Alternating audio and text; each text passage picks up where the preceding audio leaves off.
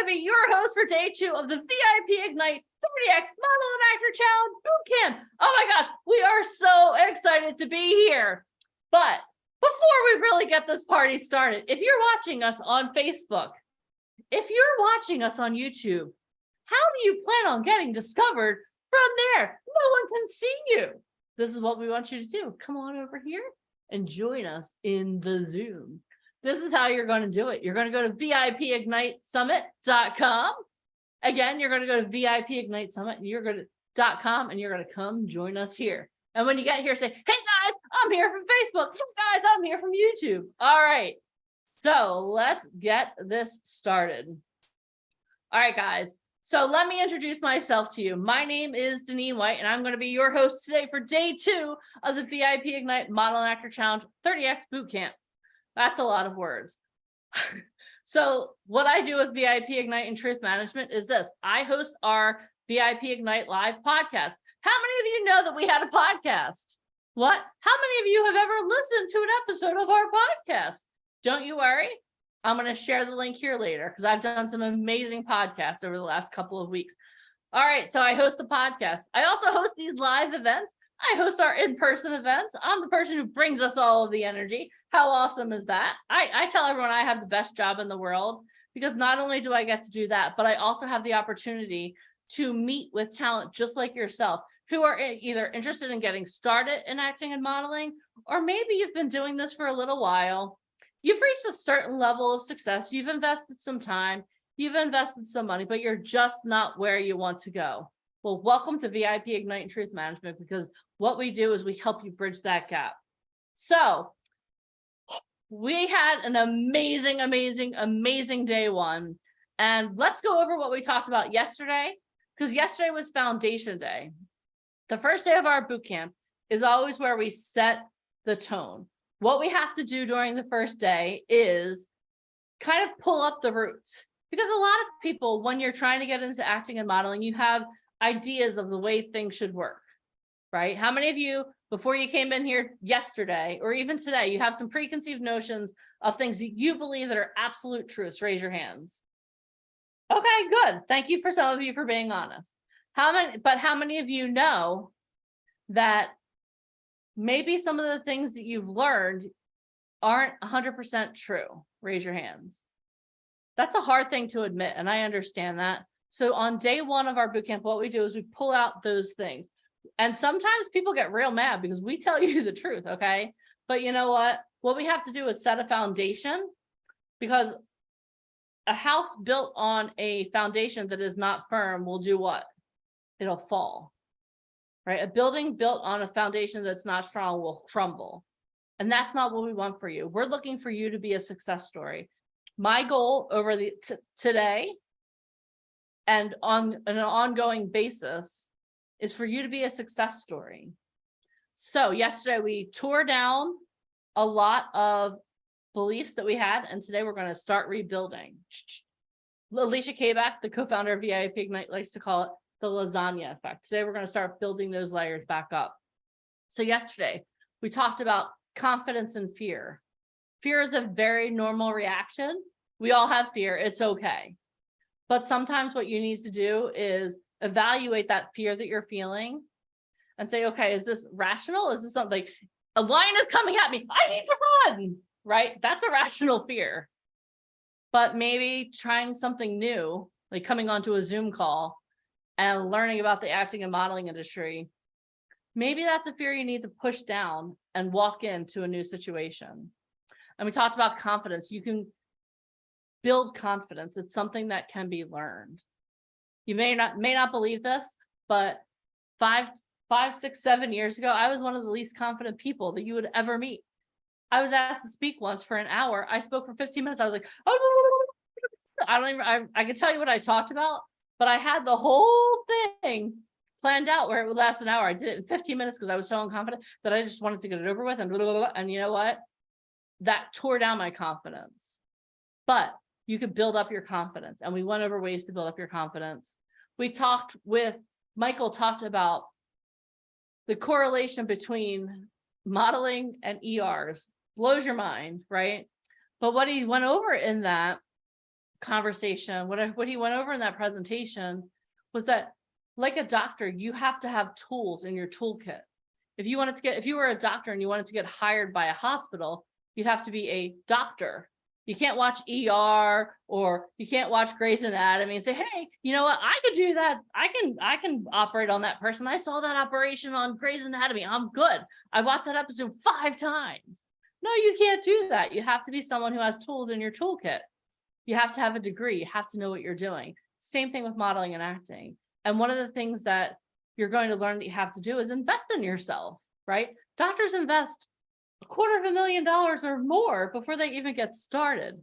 Same thing with modeling and acting. It doesn't have to be $250,000, but you have to be willing to invest in yourself. And by investing in yourself, you have leverage in your own career, which, can we all agree? You want leverage in your career? Yes or yes in the comments. We talked about, we had a publicist come on and she talked about how you can be your own publicist. And for those of you that were on here yesterday, she did send me some resources. I'm going to drop them into the Facebook group by the end of the day today. So you can go in there and you can get some templates on how do you really start moving yourself forward? How can you start being your own publicist? We had the opportunity to hear from a casting director from Apple TV. He talked about the casting process. And one of the biggest takeaways that we had from him was that casting directors are your cheerleader. Type in the comments, casting directors are my cheerleader. They literally want you to succeed. They literally want to cast you. And what you need to do when you're submitting yourself out for a casting is give it 150% of your effort. Because even if you get a no, if you do an amazing job, they're going to remember you. And there's going to be an opportunity down the line for you. So never, ever, ever, I'm going to curse right first thing, never, ever, ever half-ass anything in this industry, because you are always on stage. I'm so proud of you. I heard that. I know you were. I know. I was like, okay, she's going to be so proud. Good morning. Happy Sunday. Okay. Good morning. Happy Sunday. Awesome. Alicia K-Back is proud of I was not going to miss that. I was there. I'm here. This boot camp is officially over. Goodbye, guys. Have a great day. Thank you for being here. Just kidding. We got a lot more to go, people. All right. So we talked about casting directors. We had the opportunity to learn what type of modeling we qualify for. We all know now. Congratulations. Pat yourself on the back. Pat yourself on the back. Give the person next to you a high five. Give the person next to you a high five or a high 10. I don't know what that's called. Give me one. We all qualify for modeling. Congratulations. And I want you to think about that, because so many times when I'm interviewing talent, they're like, I only want to be an actor. I only want to be a model. Well, why wouldn't you want to do both? I know I would. If I were in your shoes, I would want to do everything I could to get on set. All right. So we talked about that. We talked about the actor's cookbook.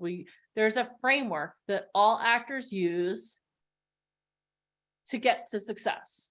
And Michael literally gave you the roadmap. He literally wrote down step 1, step 2, step 3, step 4, step 5, all the steps. So now it's your job to start following the steps. But we also talked very heavily yesterday about how you can't do this on your own. How many of you understand you can't do this on your own? If you understand you can't do this on your own, type in the comments, I need a team. I need a team. Because you know what? I've talked to a lot of people in the entertainment industry. I've had the opportunity to interview the man who discovered Lady Gaga. I've had the opportunity to interview some of the biggest people on Broadway. And not one of them ever said, hey, I did this all on my own. Captain alone. No, you need a team. Finally, we had the opportunity to talk to Ryan Colby, who did Model Garage. And he broke down for a couple of the talent what they qualify for and things that they can do to start moving forward in their careers. At the very end of the day, we talked about our talent success plans. How many of you filled out your talent success plan? Put up your hands. Raise your hands. Ooh, don't lie to me. If you didn't do it, don't raise your hands. But this is what I want you guys to know. I want you to understand that if you want to be successful in the entertainment industry, you have to know where you're going. You have to know why you're going there. My example I used yesterday is I'm going to Beverly Hills in a couple weeks. I have two options. I'm flying, okay? But if I were going to be driving, I wouldn't just hop in my car and hope I knew which way was west and start driving west and, dear Jesus, please get me there. No, I would have a GPS in my car and I would go. I would follow the GPS. I want a roadmap. I want to know where I'm going. I want an address and I want to know the target that I'm trying to hit. And I want you guys to understand this. That's what the Talent Success Guide is. It's a way for you to create a roadmap. This is where I am. This is what I need. This is how I'm going to do it. And this is my plan to get there. And again, oh, good. You did it in your head. I want you to, thank you for doing it in your head. That's awesome. That's great. But there's some power in writing things down. One thing that I am thankful for, I am so thankful that I didn't go to school today. I'm thankful that I went to school before I was able to bring this piece of plastic with me. And before I had all that crap, all the pads and all of that. And I'm not saying the technology is not awesome. I love technology. But what I want you to understand is that when you write things down, you sear it in your brain. I feel bad for anyone that's like, oh my God, I don't write things down. No, write it down. And there's actually a principle that I can go over later about why you need to write it down. All right. So that's what we did yesterday. Do you think we covered a little bit yesterday? Oh my gosh, we covered so much yesterday, but that was foundation day. Today, what we're doing is we're going to start building. We're going to start building. Okay. Awesome. All right. So let's talk about where we're going today. And then we're going to get moving. All right. So today, in a couple minutes, I'm going to share some stories of some talent that we work with. It's really cool for me to talk about what we've done, right?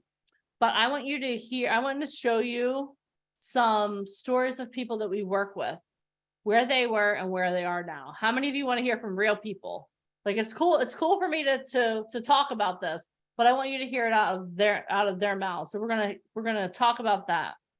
We are going to talk about the path to Hollywood. How many of you yesterday were freaking out? Everyone was talking headshots. How many of you were like, oh, what do I do? Oh my gosh. I know a lot of you were, because I was reading the comments. Today, we're going to start our day by talking about how to get the right headshots and what are the right headshots, right? We're going to talk about that. We're going to lay that down. We're going to help to build that. We're going to build on top of that for you. We're going to have Ryan Colby come on. Alicia's going to put him on the hot seat.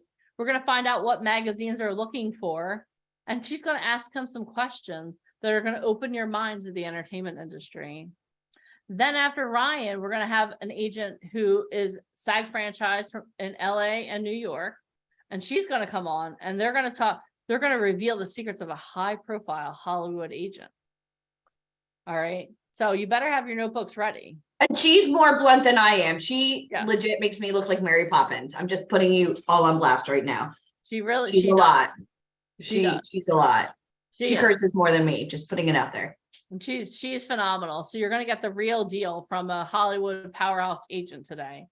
You're also going to, how many of you have been hearing all this AI stuff? And you're like, how many of you are a little bit afraid of the robots taking over the world? It's okay if you, I used to be. I'm still waiting for Rosie the robot to come clean my house. When that day happens, I will know I have arrived. Okay. But we're going to talk about how to supercharge your auditions with the latest in AI. And to be completely transparent with you, we've been changing a lot of the things that we do and the contracts that people sign because of AI. What we're doing is we're upgrading everything that we do here at VIP Ignite. We're going to go over that with you, but we're harnessing AI, but we're also going to be here to protect our talent from people using you in AI. You're going to understand when we go over that topic. All right. We're going to talk again a little bit later today. We're actually going to hear from some of our talent that we work with, because I want them to tell you their experience. Again, I could tell you all the stories, but I want you to hear it from their voice. Then how many of you this is really cool. I'm really enjoying this, but you know what? I'd really like to do this in person. How many of you would like to do this in person? How many of you would like to actually meet us in person and like be like, okay, let's do this in person. We're going to talk to you a little bit later today about how you'll get the opportunity to do that. All right. We're so excited about that. Then we're going to talk about the ultimate casting call, becoming the leading role in your own journey. How many of you want to take the leading role in your own journey in this entertainment industry? Raise your hands. Raise your hands. If you want to take control, you want to be the leading person in your own story. You should all be raising your hands. All right. We're going to talk about that. And then at the very end of the day, we're going to do one of my favorite things, and we're going to do an exercise called transformation. It wouldn't be transformation day if we didn't do a transformation, right? So at the end of the day, we're going to do a transformation with you guys. So what I want to make sure is you guys stay on until the very end of the day, because we have a lot of surprises for you. I'm giving you the literal itinerary, but we have so many surprises for you. So make sure that you stay on till the very end. So this is what I want you to do. In the comments, and you're not committing this to me, you're not committing this to Alicia, you're not committing this to Michael, you're not committing this to any of the agents or anyone that's on here. You're making a commitment to you right now. Okay? This is the commitment I want you to make to you. I want you to say and commit to yourself that you're going to be all in today. Don't type all in the comments yet. Do not do that yet. Stop. I want you to understand what you're committing to. You're committing to be here until the very end when we turn off the Zoom at the end of the day. You're committing to being on camera as much as you can throughout the day. If you have to go eat, go use the restroom, please, by all means, go and then come back. Okay? Turn off your cameras. You're committing to participate. And don't tell us you have to go potty. I didn't get to that part yet. Yeah. We're not in second grade. So if you have to go use the restroom, just turn off your camera, go, and then come back. Okay. Can we just raise your hands if I'm not in second grade, I don't need a hall pass to go use the potty. Okay. Thank you. Thank you very much. Okay. So you're committing to that. You guys are laughing, but literally in the comments, I'm going to the restroom. Stop. No, my favorite is my phone's dying. Be right back. Well, we don't care. We can't help that. Care. We can't help that. All right. So you're committing to that. You're committing to participating. You're committing to not sharing your personal information in the box.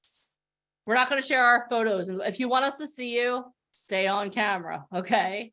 What else are you committing to? You're committing to participating. So if I ask you to stand up, you're going to stand up. You're going to be all in today. So, one more thing. You're committing to your future self that you're going to be all in today because you know that by being all in and listening to all the speakers and asking questions and being here, that by the end of the day, you're going to be a brand new person, a person who's one step closer to that Grammy, one step closer to that Academy Award, one step closer to that magazine cover. So if you're willing to commit to all of that, what I want you to do is in the comments type, I'm all in. If you're willing to commit to all that, type, I'm all in. Awesome. All right, guys, you guys are all in. So I'm committed, Deneen. Wait, let me interject. I'm committed to introducing you to everybody that can make that happen. But the question is, will you make that happen when you get the introduction? That's why you're here. All right. Well, let me officially introduce the Miss Alicia Kabak to those of you who were not here yesterday. All right. So I just want to introduce Alicia. Then we're going to go over some of our talent success stories. Okay. So Alicia Kabak is the co-founder of VIP Ignite, which allows talent to network and connect with high-level industry professionals in modeling, acting, and music. She has launched multiple seven-figure businesses. She has executive produced 5 Broadway shows that have won 38 awards, including 6 Tonys. She had a successful radio show on CBS Digital. She opened NASDAQ with the cast of her Broadway show, Dinner with the Boys, starring Dan Lauria from The Wonder Years. She is a Guinness Book of World Records holder. She is the co-author of the book Finding Fame. She emceed the Israel Film Festival in New York City with the Prime Minister of Israel in the audience. She has been featured in Forbes, Huffington Post, and Entrepreneur. She has shared the stage with such greats such as Bill Walsh, Greg Reed, Russell Brunson, Lee Steinberg, Brandon Steiner, and Les Brown. Her first movie, Target, is streaming on all streaming services, and her second movie is about to start filming, which is Night of the Living Dead 2. She is a Fox News expert. She currently manages Francis Ford Coppola's protege, and she has helped over 10,000 talents successfully get signed and book work through her program. Everyone give it up for the one and only Miss Alicia K. Back. Morning. Hold on. When I introduce someone, I expect a level of energy that is commensurate with how you want to be welcome to the stage. Everyone give it up for the one and only Miss Alicia K. Back. Reginald, I'm looking at you. Okay. I'm looking at you. All right. Awesome, Alicia. Good morning. Hi. How are you? I'm awesome. Still getting text messages from you guys to me while you're on here, while we're hosting an event. Stop texting. What are you most excited about today, Alicia? Well, I'm excited about a lot of things. It's funny because you were talking about the navigation system going to Beverly Hills. 90210, Deneen. That's gonna take you to Beverly Hills, and I can't wait to see you in 2 weeks. Okay, so I'm really excited about a lot of things. I'm excited for the people on here that has been on a journey for a while, and maybe they've tried and haven't quite. How many of you guys have been trying to do this for a while, but it's like Wizard of Oz? You've been asking people that probably don't have the answer which way to go. If that's you, type that's me, right? Anybody here been getting some bad advice on how to get to Hollywood, right? When I say Hollywood, it could be in anywhere, TV, film, right? Okay, or I call them the bad boyfriends of the industry. But Deneen, you know, what we love most is transparency. And I know I have a really big mouth and it gets me into trouble, but it also really, I mean, the company thrives on transparency, and that's really what we strive for. So I especially enjoy putting one of my besties on the hot seat today. And I know she's a big agent, and I know I'm supposed to fear her, but I can't, because she wants to help people as much as I do. And how many of you guys are looking for an agent, like a theatrical agent? So she books, hi, Mike Trash. She books talent, Grey's Anatomy, The Walking Dead, All American, Outer Banks, Tim Burton's Wednesday, $60,000 a freaking episode. While we were hanging out with her at the pool, just like a couple of months ago, she was literally booking somebody for 6 months on Outer Banks, like $1 million deal, just while we were like drinking Zinfandel. And I was like, dude, right there. And like, I'm drinking coffee and like, what? So everybody wants an agent. So the question is, when she comes on live and she goes through the thumbnail, she won't even put her camera on for like 15 minutes. She'll literally go through and she'll text me like, who is this person? Who is this person? So if you don't think a Zoom call could change the whole trajectory of your future, you better like slap yourself around right now. Go throw some water on your face, because you are on stage right now. Type it, I'm on stage. Because even right now, while I'm speaking, some of you, I'm not gonna sugarcoat, you don't impress me. If you are not sitting up, if you don't have your shoulders back, if you don't look like you actually want to get a real casting, then don't be on this call. Go enjoy Netflix, because we're gonna be booking people on Netflix. Capiche? This is not for the weak. This is for people that are tired of the impersonators. This is for the doers. So the fact that we're on Zoom, this is huge. You guys, without traveling, are going to get to talk to one of the most coveted agents in the world today on Zoom. And you know I'm going to put her in the hot seat. I have so many good questions for her. I think I'm going to scare her a little bit this morning, and I'm cool with that. I love doing it.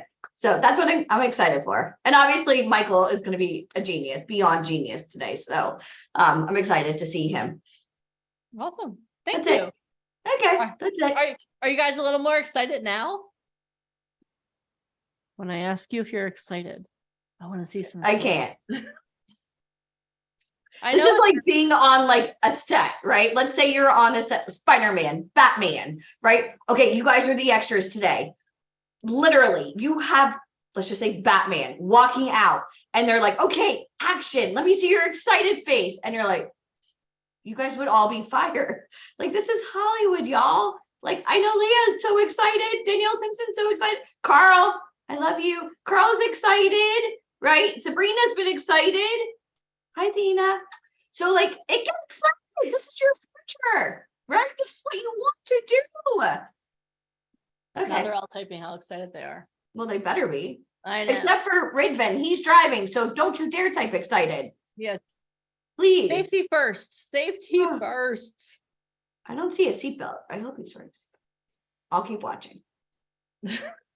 Update us later. Breaking news. Breaking news. All right, guys. Seatbelt is on. Seatbelt is on. Okay, good. Thank God. All right. All right, guys. So, what I would love to do now is let's kick off our day with the amazing Mr. Michael Fompkin. Let me introduce him, and then we're going to learn about how to get the right headshots. Are you guys ready for this? Again, we did a test with Alicia. I'm not letting him get on to talk to you unless you're like through the roof excited. Okay.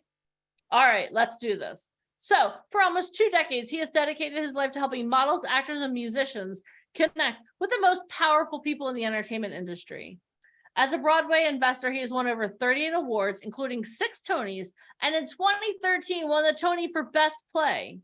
He is also the founder of Truth Management, the fastest growing talent management firm in the USA, with placement of talent in a range of TV, films, and fashion shows around the world and in the US. His company has helped free over 3,500 kids from sex trafficking worldwide in partnership with Operation Underground Railroad. He has over 10 years of experience in online marketing and is an expert in branding and marketing. Are you guys ready for the one, the only Mr. Michael Fompkin? Hey, good morning, good morning, good morning. Can everybody hear me? Yeah. Yes. Awesome. All right, good. Hey, if one of my team members, I know we gave out some free gifts yesterday. I know we gave out a copy of Finding Fame. We also gave out a couple of books from our new partner, Mark Victor Hansen, who wrote Chicken Soup for the Soul. So if one of my team members could drop those in the links, because I noticed a couple new people on today. That way, I don't want anyone to miss any of the free gifts that we gave away yesterday. So with that thought in mind, let me keep this boat going, and let me share my screen. Okay, can everybody see my screen? Not yet. You can? Yes. Okay, good. Yeah, now we can. Thank you, Reginald. Thank you, Allie. Okay, great. Yesterday was a great day. Today's going to be even better. We got a full lineup today. Got some surprises for you guys. I know a lot of people are always curious about attending our events or working with us, getting signed to Truth Management and so forth. And I always do something really special on these events because obviously we only have so much time. So I just want to kind of go over a little bit. I'm going to talk a little bit about getting the right photos. I noticed yesterday a lot of people were kind of chomping at the bit to go get photos. So I'd rather kind of walk you guys through the process of how to do it the right way because at the end of the day, your photos are going to make a really huge difference, especially early on in your career, having the right photos.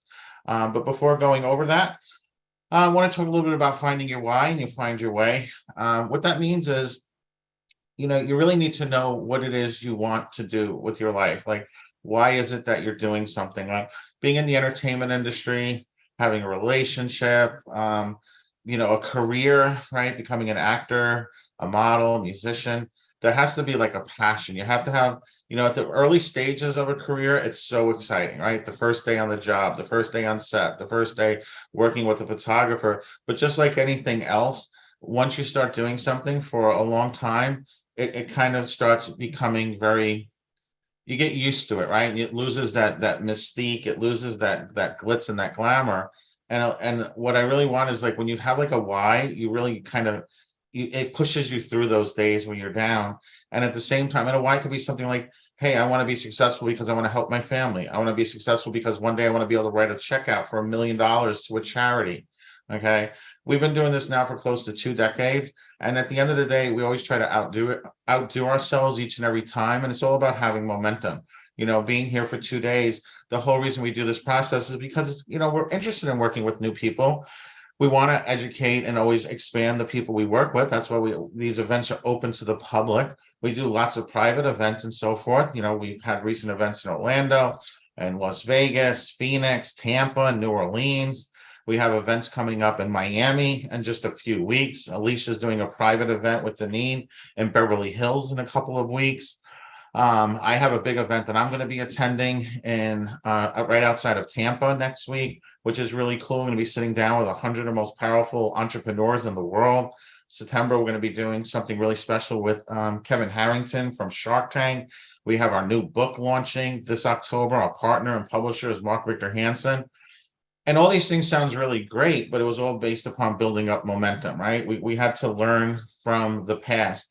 And, you know, in today's world with AI and artificial intelligence, the world's going to be changing a lot faster. So definitely make sure you're here all day, especially later on today. I'm going to be doing a really great foundational training on artificial intelligence, on some new tools that I've been using, and why I think these are going to really even surpass ChatGPT and a lot of the other tools that you might be familiar with. I'm actually going to show you some stuff that's really on the cutting edge.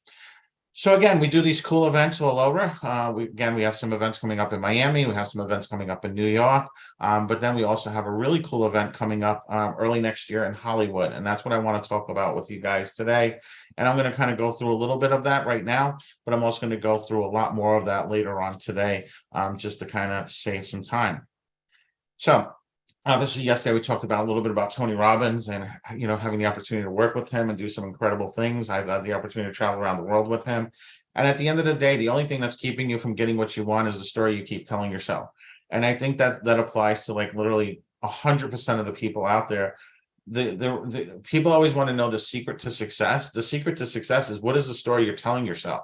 If you're telling yourself that you feel you're too old, you're too young, your location is the wrong location, you're telling yourself, I'm never going to get the right training, I'm never going to do this, I'm lacking confidence and fear. You have to change your story, right? And sometimes it's as simple as, okay, asking a better question, right? It's saying, okay, what do I need to do to overcome this? What do I need to do to learn this? Who do I need to surround myself with? Or what mentors, guides, coaches do I need in my life to really get to where I want to go, right? And once you kind of have that why is what pushes you.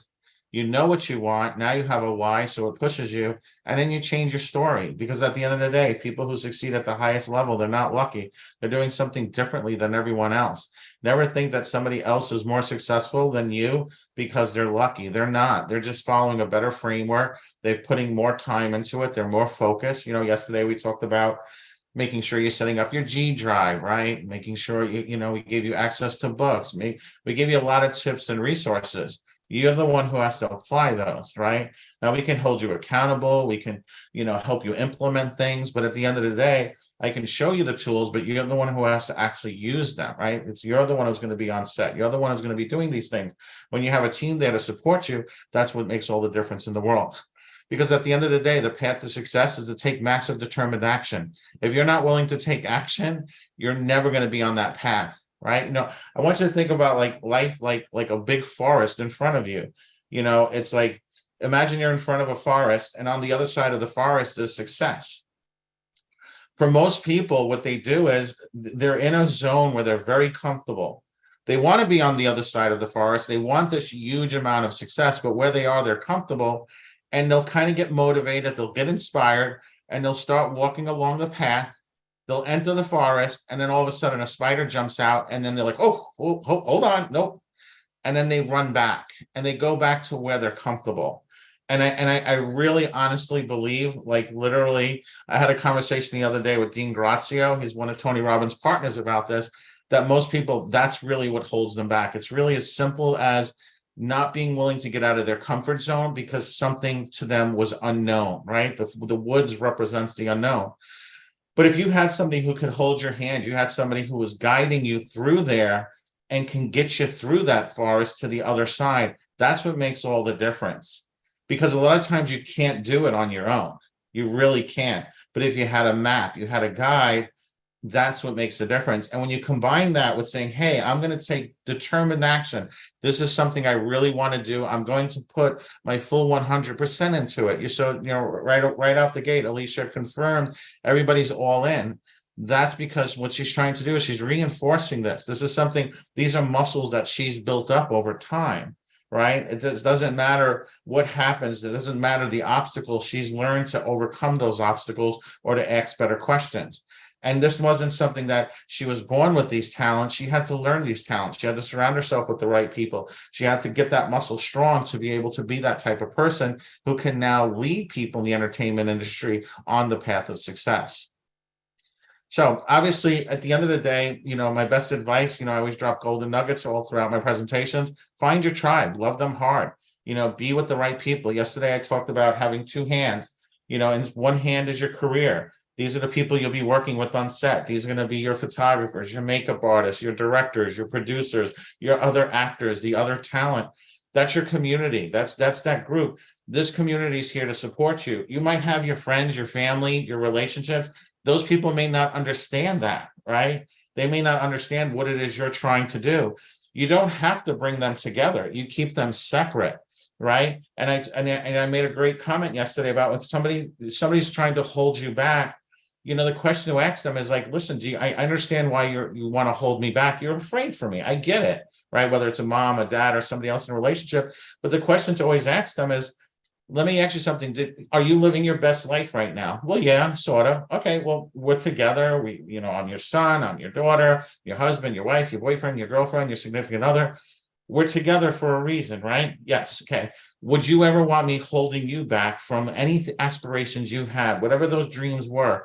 Do you think it's right for somebody to hold that person back and not let them live their best life? No, of course not. Well, then that's what I ask of you right now. Let me live my best life. Let me pursue the dreams that I want to pursue, right? Because at the end of the day, when you're able to express and explain things better, right, and see it from their perspective. We talked about that, right? Yesterday, we talked about being that charismatic person, how to communicate with others, making eye contact. But it's also about having empathy and understanding their value system may be different than yours. What they value is more important. They're going to value different things. Some people value being on time.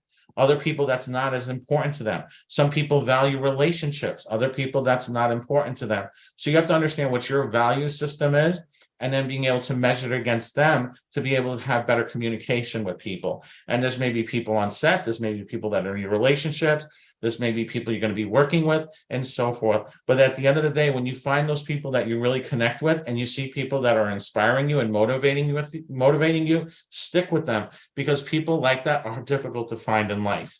It takes a lot of hard work and effort to be able to find those types of connections and relationships. And we've been doing this for 2 decades, so we really understand the whole concept of building relationships. And at the end of the day, we see ourselves as family, right? You see so many companies, people can just want to register, sign up, whatever they're calling it. We go through a process. The people, I've reached a point in my life, I want to work with the best. I really want to work with only the best people. Time to me is my most valuable resource. I just recently lost my mom, and, it made me appreciate how short life can be. So if I'm going to spend time in educating and working with people and developing people, and even myself, I want to be around people I can learn from. I want to be with somebody I can pitch the ball back and forth with. That's why we created what's called our inner circle. And our inner circle is our highest level of talent we work with. We do the coolest things with them. We go backstage at Warner Brothers. A lot of our inner circle are going to be in Beverly Hills at a private lunch. We have all kinds of cool stuff planned out for Miami. We'll go backstage on Broadway, hang out with the cast of the Phantom of the Opera, whatever it may be. We want to really open up the doors to people to have incredible experiences and meet with the most fantastic people in the world. Because at the end of the day, it's about family, right? You have to look out for your family. You have to treat them the best way you possibly can. And when you're doing it from a business setting, the way I see life, and hopefully you guys will all agree with this, is that you want to be able to work with people that inspire you and you want to be inspired from. So again, we see this as family, and that's why we do these types of events. So our next big event that we're going to be opening up to the public, we just did this a couple of weeks ago. Normally, I never do 2 back-to-back, but I had a long conversation with Greg Reed. He wrote Chicken Soup. I'm not Chicken Soup, but he wrote 3 Feet from Gold. Mark Victor Hansen wrote Chicken Soup for the Soul. But I was having a conversation with Greg Reed because he was just recently on a podcast. And I've known him for 14 plus years. He's, incredible, sold millions of books. He's a producer, director, writer, actor, motivational speaker. He's connected with some of the most powerful people in Hollywood. And we were talking about, our events. He's like, well, listen, you guys are coming out to Hollywood. open it up. I know you guys are doing a big boot camp this weekend. He couldn't be on it this weekend, but he's like, you know what? Give the people that are going to be there this weekend and just trust me on this. And I said, you know what? I look up to you as an inspiration, and that's what I'm doing. So our next big event that's going to be open to everybody on this call is going to be in Hollywood. The official dates of it are going to be May 24th to the 26th. This will be the first time that we're back in Hollywood in the past 2 years. Prior to that, obviously, with everything that was going on in the world, Hollywood was kind of shut down. But what's great about this is going to be timed perfectly with the strike ending and now that backlog of productions going on. So for those who have the opportunity and are familiar with the company, you read Finding Fame and really understand what we do, this is like our big event. Like there's 2 big events we do. We do smaller satellite events where it's really about prepping and learning and training. But our 2 big events, like these are like the WrestleMania, World Series, Super Bowl of events. This is one of them. Okay. The next big one we have is going to be in New York in the fall. This will be our spring event. This is the opportunity where you get to sit down with a council of some of our most powerful individuals. These are the people, when you walk into the room, when you meet with them, they snap their fingers and change your life in 30 seconds or less. So I'll go more over that later on today, but I just wanted to kind of put that out there. So for those of you who really are serious about taking your career to another level, there's a whole process in this. It's not like, hey, Mike, I'll see you in Hollywood. No. You actually have to go through a process, and I'll explain more in depth about that process later today. But again, if you've never been to Hollywood, Hollywood's where the magic happens. Alicia, like I said, in a couple of weeks is going to be in Beverly Hills. Make sure you're following her on Instagram. You'll get some behind the scenes surprises of some of the things that we're working on are going to be revealed during that private lunch. But it's going to be a really transformational opportunity for everybody who's in Hollywood, because, like I said, we always outdo ourselves, and we now have close to 2 decades behind us. So this event's going to be one of the most powerful events we've ever done, and just the opportunity to be in Hollywood, to meet with people, to experience it. It's taking massive action. It's getting on that flight, coming out there, being prepped, going through all the entire process we go through. But it's something that's, once you step through it, we there's a reason we have so many success stories and we work with so many wonderful people, is because our events are legendary. These are like legacy events, and this Hollywood event is definitely going to be something that's beyond incredible on what we're planning for it. This is going to be like literally the pinnacle of our biggest event that we've ever held. So really excited about it. Obviously, as we get closer, there'll be more reveals and more drops. But right now, I do want to keep the curtain a little bit closed, just have you guys have a little peek behind the magic. But as we get closer, we'll reveal everything. Obviously, like I said, we've been doing this for close to 20 years now. There's a picture of Mark Victor Hansen with his wife, Crystal. Absolutely great partners. There you can see Mr. Ryan Colby. He'll be coming on shortly with Alicia. We've been working with Ryan now for close to 2 decades.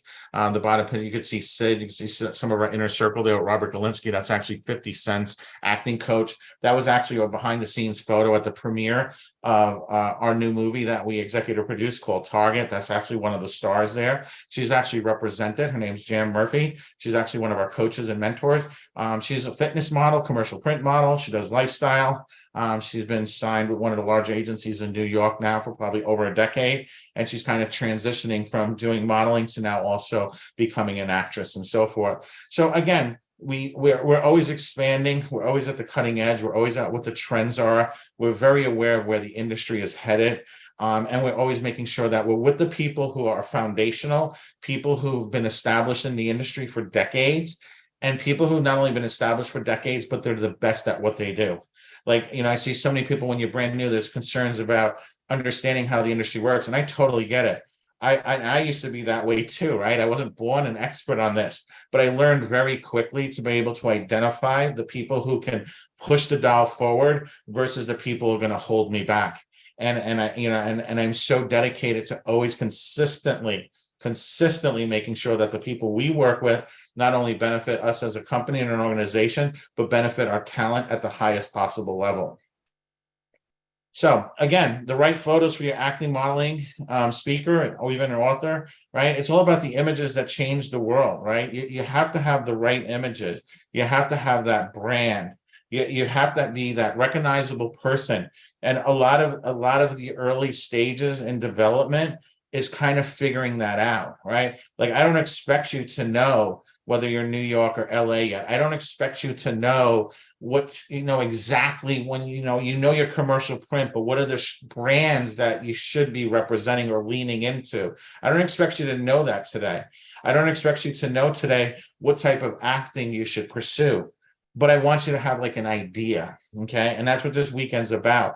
That whole process of really dialing it in, it takes time. It's getting you on set. It's getting you working in our coaching program. It's getting you to be introduced to people and feeling things out. Because at the end of the day, everyone on this call is unique. Each person's career has to be handled slightly differently. Okay. So, but again, it all begins with having the right pictures, whether this is something you're doing with us and we're partnering up with you to lead you in the right direction, or this is something you're trying to do on your own. I think doing it on your own is a lot more difficult. Okay. And I think over time, it becomes quite a lot more expensive because you have to measure things in time. Don't always measure the investment you're making into yourself, because the investment you make into yourself is always going to be the best investment. That's without a doubt. We talked about that yesterday a lot. But I want you to realize something too. Every moment that you're not engaged in this craft, that's money that you're losing off the table, right? Not understanding AI, not understanding the relationship, how that's going to change with clients. We'll talk about that later today.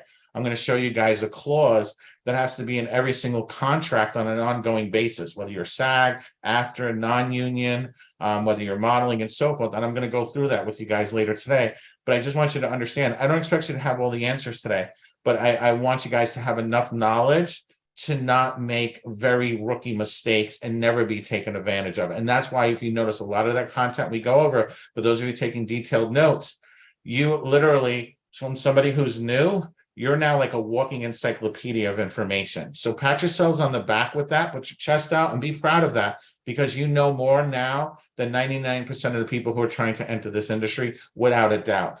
Okay. So again, our next event is going to be in Hollywood.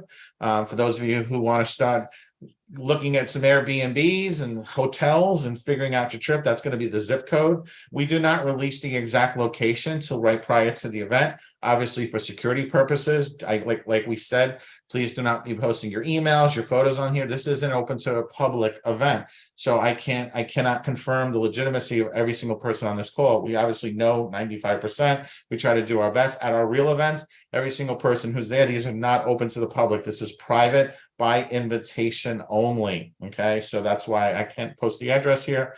I can give you guys the zip code, so that way, for those of you not might have been in California, I don't want you staying in San Diego or San Francisco or in Hollywood. So I'm not going to do a geology lesson today, right? We talked about that yesterday. The geologist with 3 feet from gold. That's not necessary for this call. So anyway, when we do our photo shoots, it's all about getting the right look. It's not about the glamour. It's not about the glitz. It's about having what it is casting directors are looking for. And this is something we take extremely seriously. We bring in the best people. We do our shoots at the best studios possible.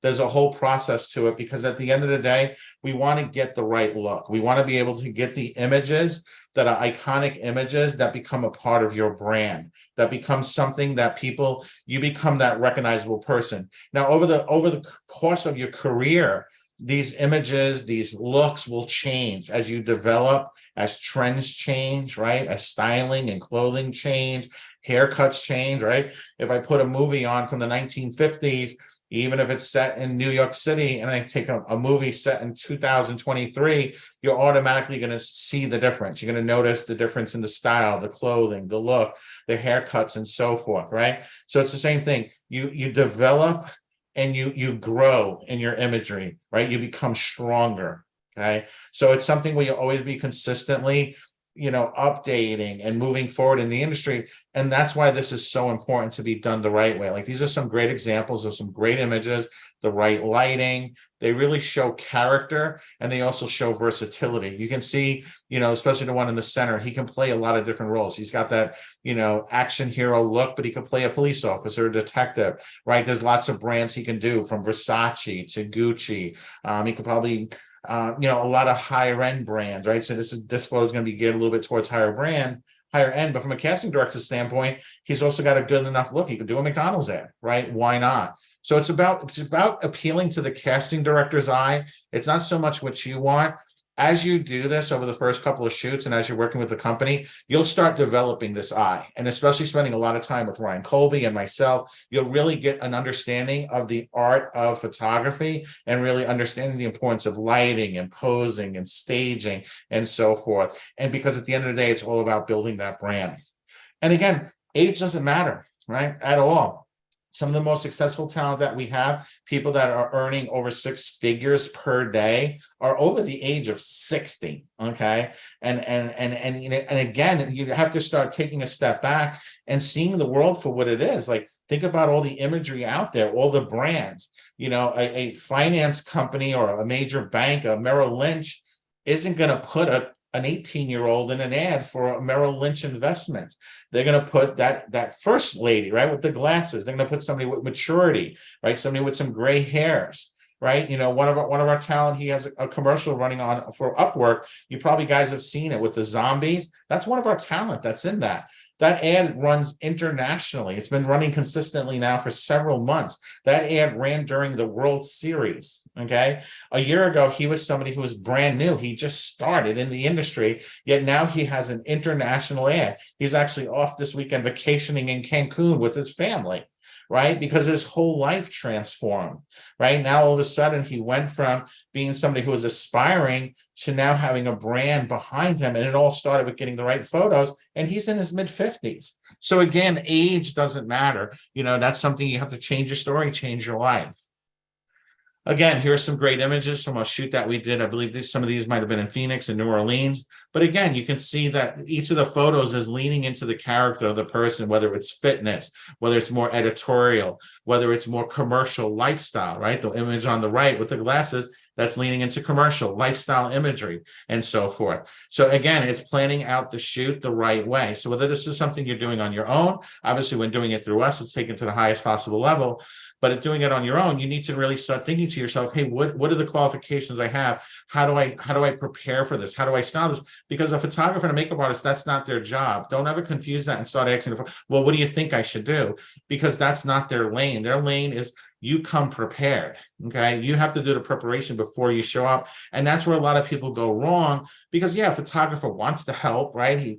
He's selling you a service, so he wants to kind of help, but that's not his lane. So the advice he may give you may not be the best advice. Don't believe just because somebody's a high-end $100,000 a day photographer means that they're a stylist, right? Or they understand branding. They understand photography and lighting. That is what they're there for. Right? It's the same thing we talked about yesterday, right? Asking the right questions to the right people. So again, a lot of times when people are brand new, these are the mistakes they make because they're asking the wrong questions of the photographer when they should be asking a stylist or a brand manager or something like that, or their agent, right? But they may not have an agent yet because they just haven't made that right connection. Again, here's some great images. So again, you can see these are leaning into commercial print, lifestyle, and so forth. And again, these are showing characters. They're showing really great lighting. These are the kind of images that casting directors are looking for. Like if this is what you're trying to do, this is the expectation, right? This is where the bar is set here. You have to be at the bar or above the bar. Okay. And again, it's a process. Like you have to have the right shoots. You have to have the right the studios, right? The studios we get are usually $1 million studios. They have the right lighting, the right equipment. They have the texture to make the shoot come alive. Right? You're not shooting this in somebody's apartment. You're not shooting this at some like temporary rental studio or something. You're shooting at places, the places that we shoot at. These are the biggest brands in the world use the same studios that we use, from Disney to Coca-Cola, to major celebrities, to major multi-million-dollar ad campaigns, because we know we're going to the best. We're going to the best because we know when you have the best and you do it the right way, it limits the amount of mistakes that can be made, right? I'm leveraging, right? I'm pushing for success. I'm tipping the scales in my favor versus trying to make something work that's not designed to work that way. Okay. And again, we have celebrity makeup artists, we have celebrity photographers and so forth. And it's not because we're trying to impress anybody. This is what I want to impress upon you. The reason why we do this, it's because we're building your brand up right out the gate. right? Because now all of a sudden, think about this. When I hire a photographer, it's $100,000 photographer, he's, worked with Pitbull, he's worked with major celebrities. Same thing for these makeup artists. They worked with Beyonce, they worked with Rihanna, they worked with Prince, Michael Jackson, like some of the biggest names ever. They know what they're doing at the highest possible level. They've been doing this for years to be able to get to that level of experience, to be trusted by these brands. But even more importantly, their social media is literally a yellow pages, for those of you who don't remember the yellow pages, but literally a network of some of the most powerful people in the industry, which means when you're working with them, just by your association, your proximity to them, sharing their images and tagging them, now it's seen by their entire network. It opens up the door. So I literally take somebody who's brand new, who's now had the opportunity to put on their resume, I worked with such and such photographer. I worked with such and such makeup artist. I worked with the former art director of Vogue magazine for 40 years as my personal stylist, who's handled some of the biggest names in the industry. When you put that and frame that into the right conversation, the right social media post, every single person you know is gonna be like, whoa, how did you do that so fast? And literally, this is just getting your makeup done. Okay, this is the level of prestige that I take the talent I work with, because this I know works. It's a framework that I'm following, because at the end of the day, a picture is worth 1,000 words. Casting directors see thousands of photos every day. They have the ability to know who can book a job, not just by looking at their portfolio. So if you want to stand out from the thousands of freelance models that are discarded every day, you must make sure your photos are of excellent quality and they grab the attention of the casting director or client. So again, having it done the correct way, the right lighting, preparing things in advance, right? These are some great examples of some great photos. Again, showing the versatility, showing the correct lighting. It's showing the character of the person. So when a casting director sees this, they know you're on your A game. They know that you have representation, right? A lot of the back and forth stuff is out of the door, right? Because now so they got representation. I know this person will show up. I know this person's got the right tools. This I can send to my client. This is a package now. I can say, hey, this gentleman, this young lady, this person is perfect for this role. Let me send you over everything you need. There's no second thought, right? So that's the level you have to be at. We talk about this, the whole weekend, everybody wants an agent, right? And I'll offer you the opportunity to be signed by our agency. We'll manage you. I have no problem with that, but you have to be willing to become the person that a higher level agency would want, right? Because my goal is to get you signed, not only just to us, but to get you signed to local representation, international representation, to be able to make this into a career, okay? So again, at the end of the day, this is about grabbing the casting director's attention. It's not about the glitz and the glamour. It's about doing things the right way. Okay, having that image, having the right look, whether you're editorial, whether you're fashion, whether you're commercial, and so forth, right? Even something as simple as just taking digitals and Polaroids, right? Just showing the person in a natural setting. What do they really look like? Their hair pulled back, right? So it's about having a combination of the right photos, the right headshots, and so forth. Again, these are some great examples of some great headshots, right? Each one of them show clarity. They focus on the person. There's nothing that's distracting and taking away from who this person is, right? If you were a casting director and this was placed in front of you, your eyes are scanning through, trying to find that right person for the job. Obviously, when working with an agent, my job is, or Ryan's job, or Tanya's job is to send over the right people to the client, right? Saving them time, because again, in this business, their time is their most precious resource, right? Projects have to be met. Deadlines have to be met. When the strike is over in the next few weeks, it's going to be a plethora of opportunities. So the time to strike is now.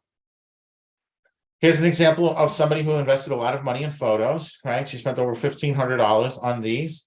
Okay, and these are done wrong, right? Look at the difference where your eyes were drawn here versus here, right? Your eyes probably, I can't say for everybody, my eyes went immediately to the red stripes and then they went right to the yellow sweater. I didn't get to really look at her, right? On the right, she looks like Popeye for some reason. That's what I see, right?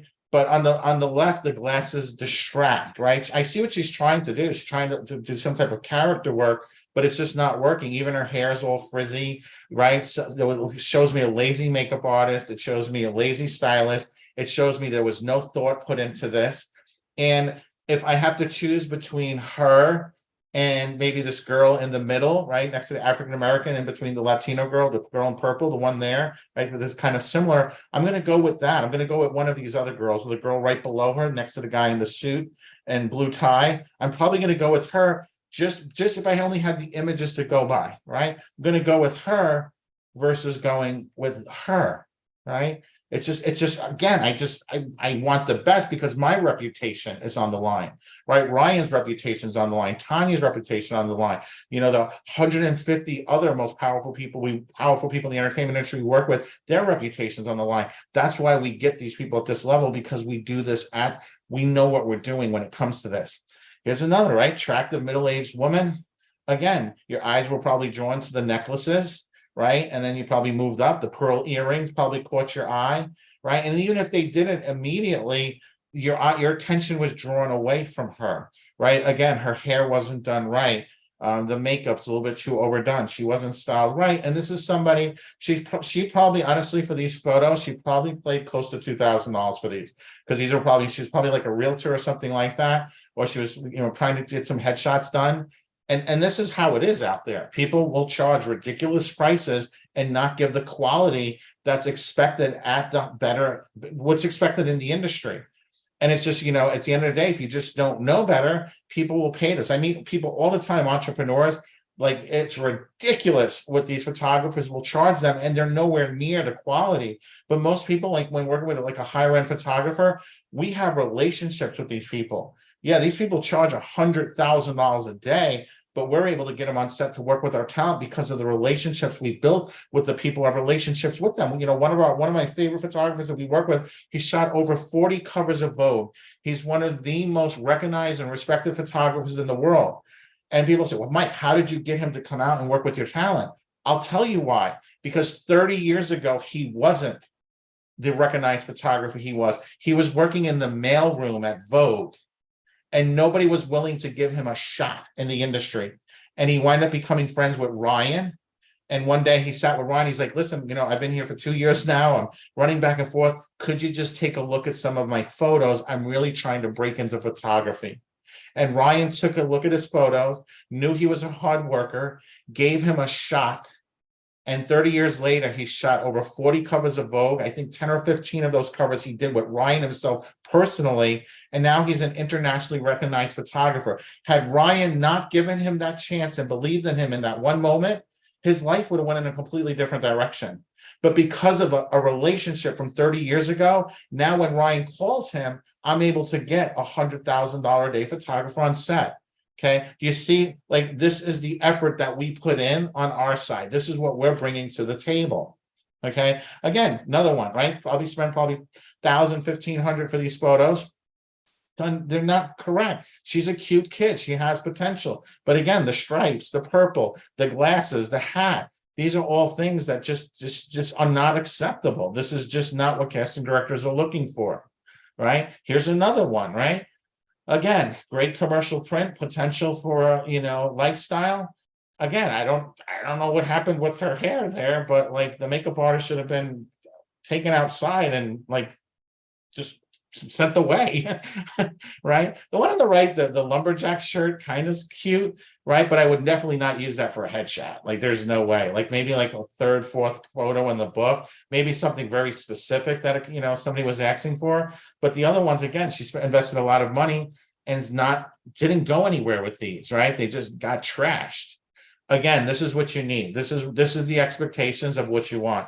You want, again, showing character, showing versatility, the right lighting. You notice here, there's nothing distracting. There's no brands. There's no logos, right? This is all thought about. This is a process to make these things happen, right? We work with some of the most powerful people in the entertainment industry for a reason, because we learn all the time how to do things right. And we hire the best people for this. So again, it's all about having the right process, the right studio, the right lighting, the right makeup artist, and so forth. And again, just as a reminder, the next event that'll be available is going to be Hollywood, May 24th to the 26th.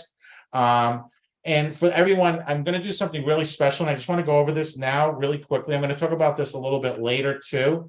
But for those of you who start given the opportunity to work with us, I'm going to be doing something live on Zoom. It's going to be a little bonus. And this is available for everybody. So even if you're with the company, you're like freaking out, like, oh my God, you guys will have the chance to be a part of this. Don't worry. But I'm going to actually do a whole thing. I'm going to do a live training on Zoom. It's going to be broken down into a course. I'm only going to do this one time live. Okay. So everybody who's on here as a bonus, you'll get to be on this when it's being filmed live. So you'll actually get to be on this live. It'll be edited, cleaned up, transcribed, all the fun stuff. And then it'll become a part of our online training modules. But it's going to be all about branding. So it's going to be talking about really going deep into how to create your brand, how to create your image, how to harness the power of social media. We're going to talk about controversy, right? How do you create posts that attract, become viral, right? Without going too far, that you're not pushing clients away or you're not pushing people away. But how do you do that? If you notice a lot of imagery, a lot of posts have something, right? It's kind of like clickbaity, right? How does that work, right? Clickbait's taken as like a negative word, but yet there's $1 billion industry around it. So we're going to really talk about that, the problems, but how to utilize that, right, to become like a headline and so forth. We're also going to talk about collaborations, and this is something we haven't done in a long time, but I feel that it's really necessary now. A lot of the changes happening in the world. A lot of people are interested in doing like brand endorsements, but they don't understand what a brand ambassador is. This is about actually working with brands for sponsorships and endorsement money. So this is at a higher level. I want you to think about like the NFL, the MLB, and so forth. So we're going to talk about that. We're going to talk about creating dream collaborations, and then also how to monetize your brand. So this is something we're going to go really deep on. So this is not only having an opportunity for representation, but being able to come to clients as a brand, like think about like a Mr. Beast, right? He's got his own chocolate. He's got his own, think about all these celebrities. They got their own alcohol companies. They're partners with these guys. They didn't create the rum. They didn't create the tequila. These are $1 billion opportunities. 50 Cent made over $1 billion from that water drink, right? Because they wanted to affiliate with him as a brand, and he made $1 billion off of it. So what I'm saying is there's billions of dollars out there, right? They're called micro influencers. So we're going to talk about that, like how to leverage who you are as a brand, really go deep into creating the social media followings and really understanding this at a very high level. So this is going to be something that's going to be really cool, super valuable. Like if this was something I was doing outside of this organization, it would be like $10,000 value. You guys are going to get this as a bonus. Like I said, you'll get to be on it live during the recording, right? So you do have to be there, but you also get lifetime access to the recording once it's done. So this is something I get to do one time, and then it gets recorded, and then people can enjoy and learn from it on an ongoing basis. So definitely celebrate. We will be going through everything later on today, just to let everybody know. Because of the fact this is something other than the little surprise bonus that I did offer before one time, this is going to be extremely limited. Our events are very small. These are not 5,000 people. These are like 125 people and less. Okay. And literally probably close to 60-70% of our talent will actually be at the event. So the openings for new people is going to be very, very small. But I just wanted you guys to be aware of that. With that thought in mind, I'm going to turn this back over to Mr. Neem because I do not want to go over my time. I might have. I'm not quite sure. Yes, I did. And I do apologize if Mr. Ryan Colby's waiting. Oh, I'm sure I'm going to get a text message. But again, just wanted to bring this to you guys. And I hope this was educational. You guys learned a lot. And I will see everybody later to talk about artificial intelligence. Bye, guys. Oh, my gosh. How awesome was that? Did you guys learn a lot?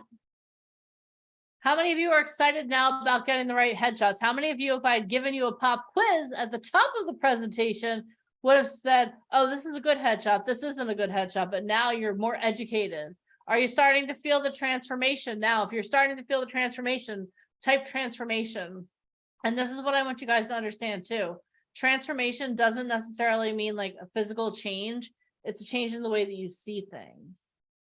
I'm going to say that again. Transformation doesn't mean that you physically change. It means it's a change in the way that you see things. Are you starting to see the world a lot more clearly now? Yes or yes in the comments.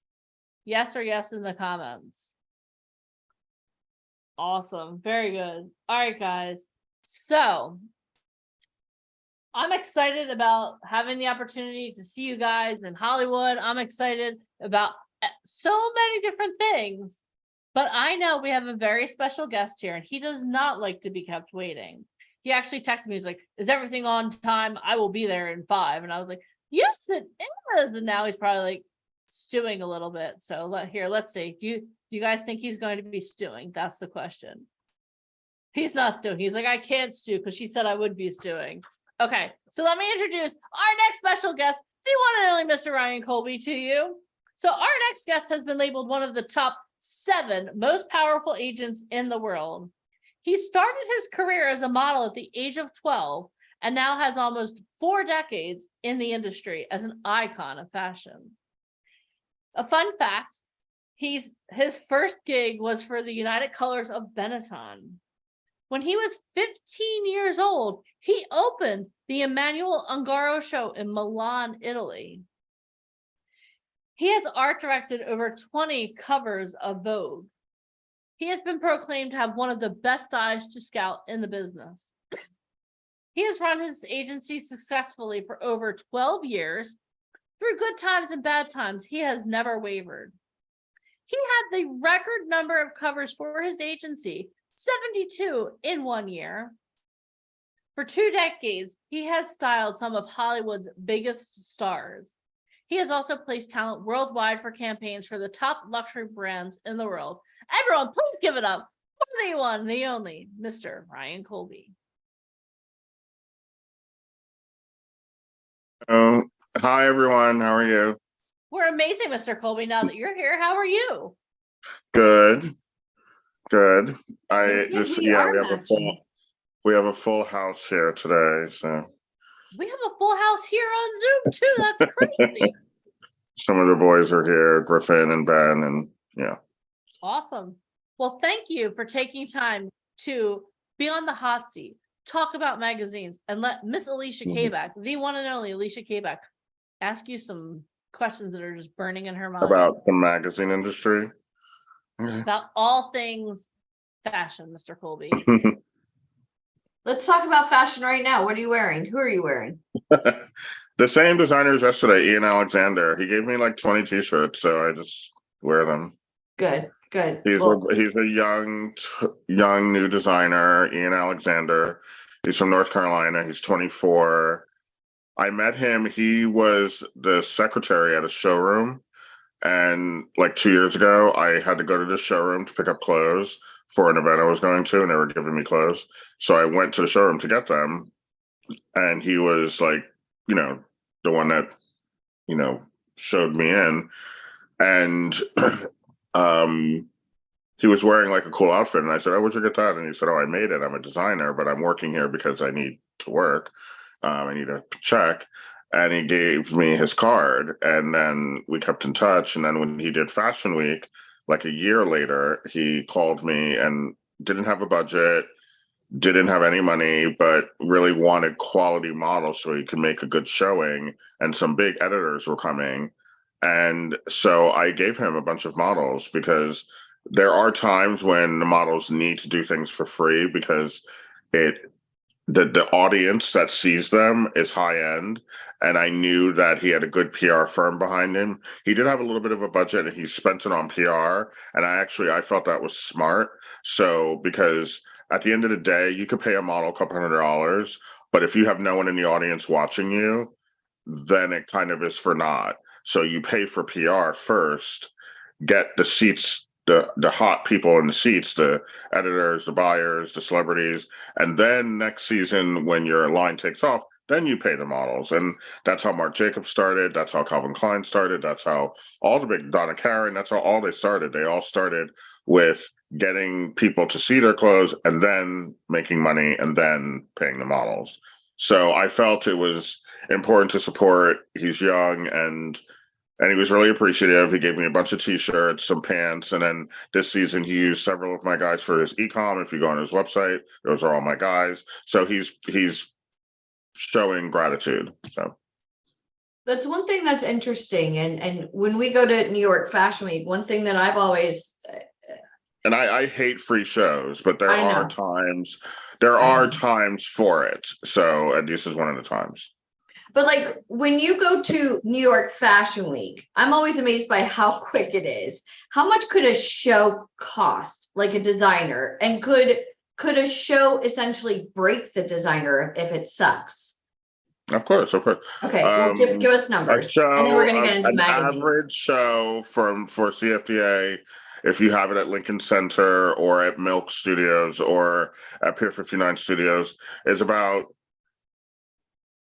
I don't know, 100,000, 125, 150,000, depending upon what space or who you can get for free, hair, makeup, models, lighting, DJ, all of these things, you adds up.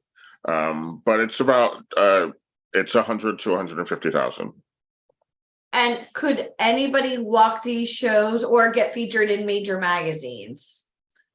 No, you can't. You have to be presented to them. They have to pick you. It's a whole process. And if the designer isn't strong, or if the clothes aren't strong, or if the models aren't strong, yes, it can break them, because if you get bad press, then the buyers don't want to touch you. The reason why you spend the money is because you make that back when the buyers start buying in bulk. They buy 10,000 pants, they buy 20,000 coats, they buy 100,000 dresses, they buy this, they buy that, they buy this, they buy that, and you make that 150 back and then some. But if they don't buy, then you make nothing. So it's a crapshoot, and some designers get tired of it.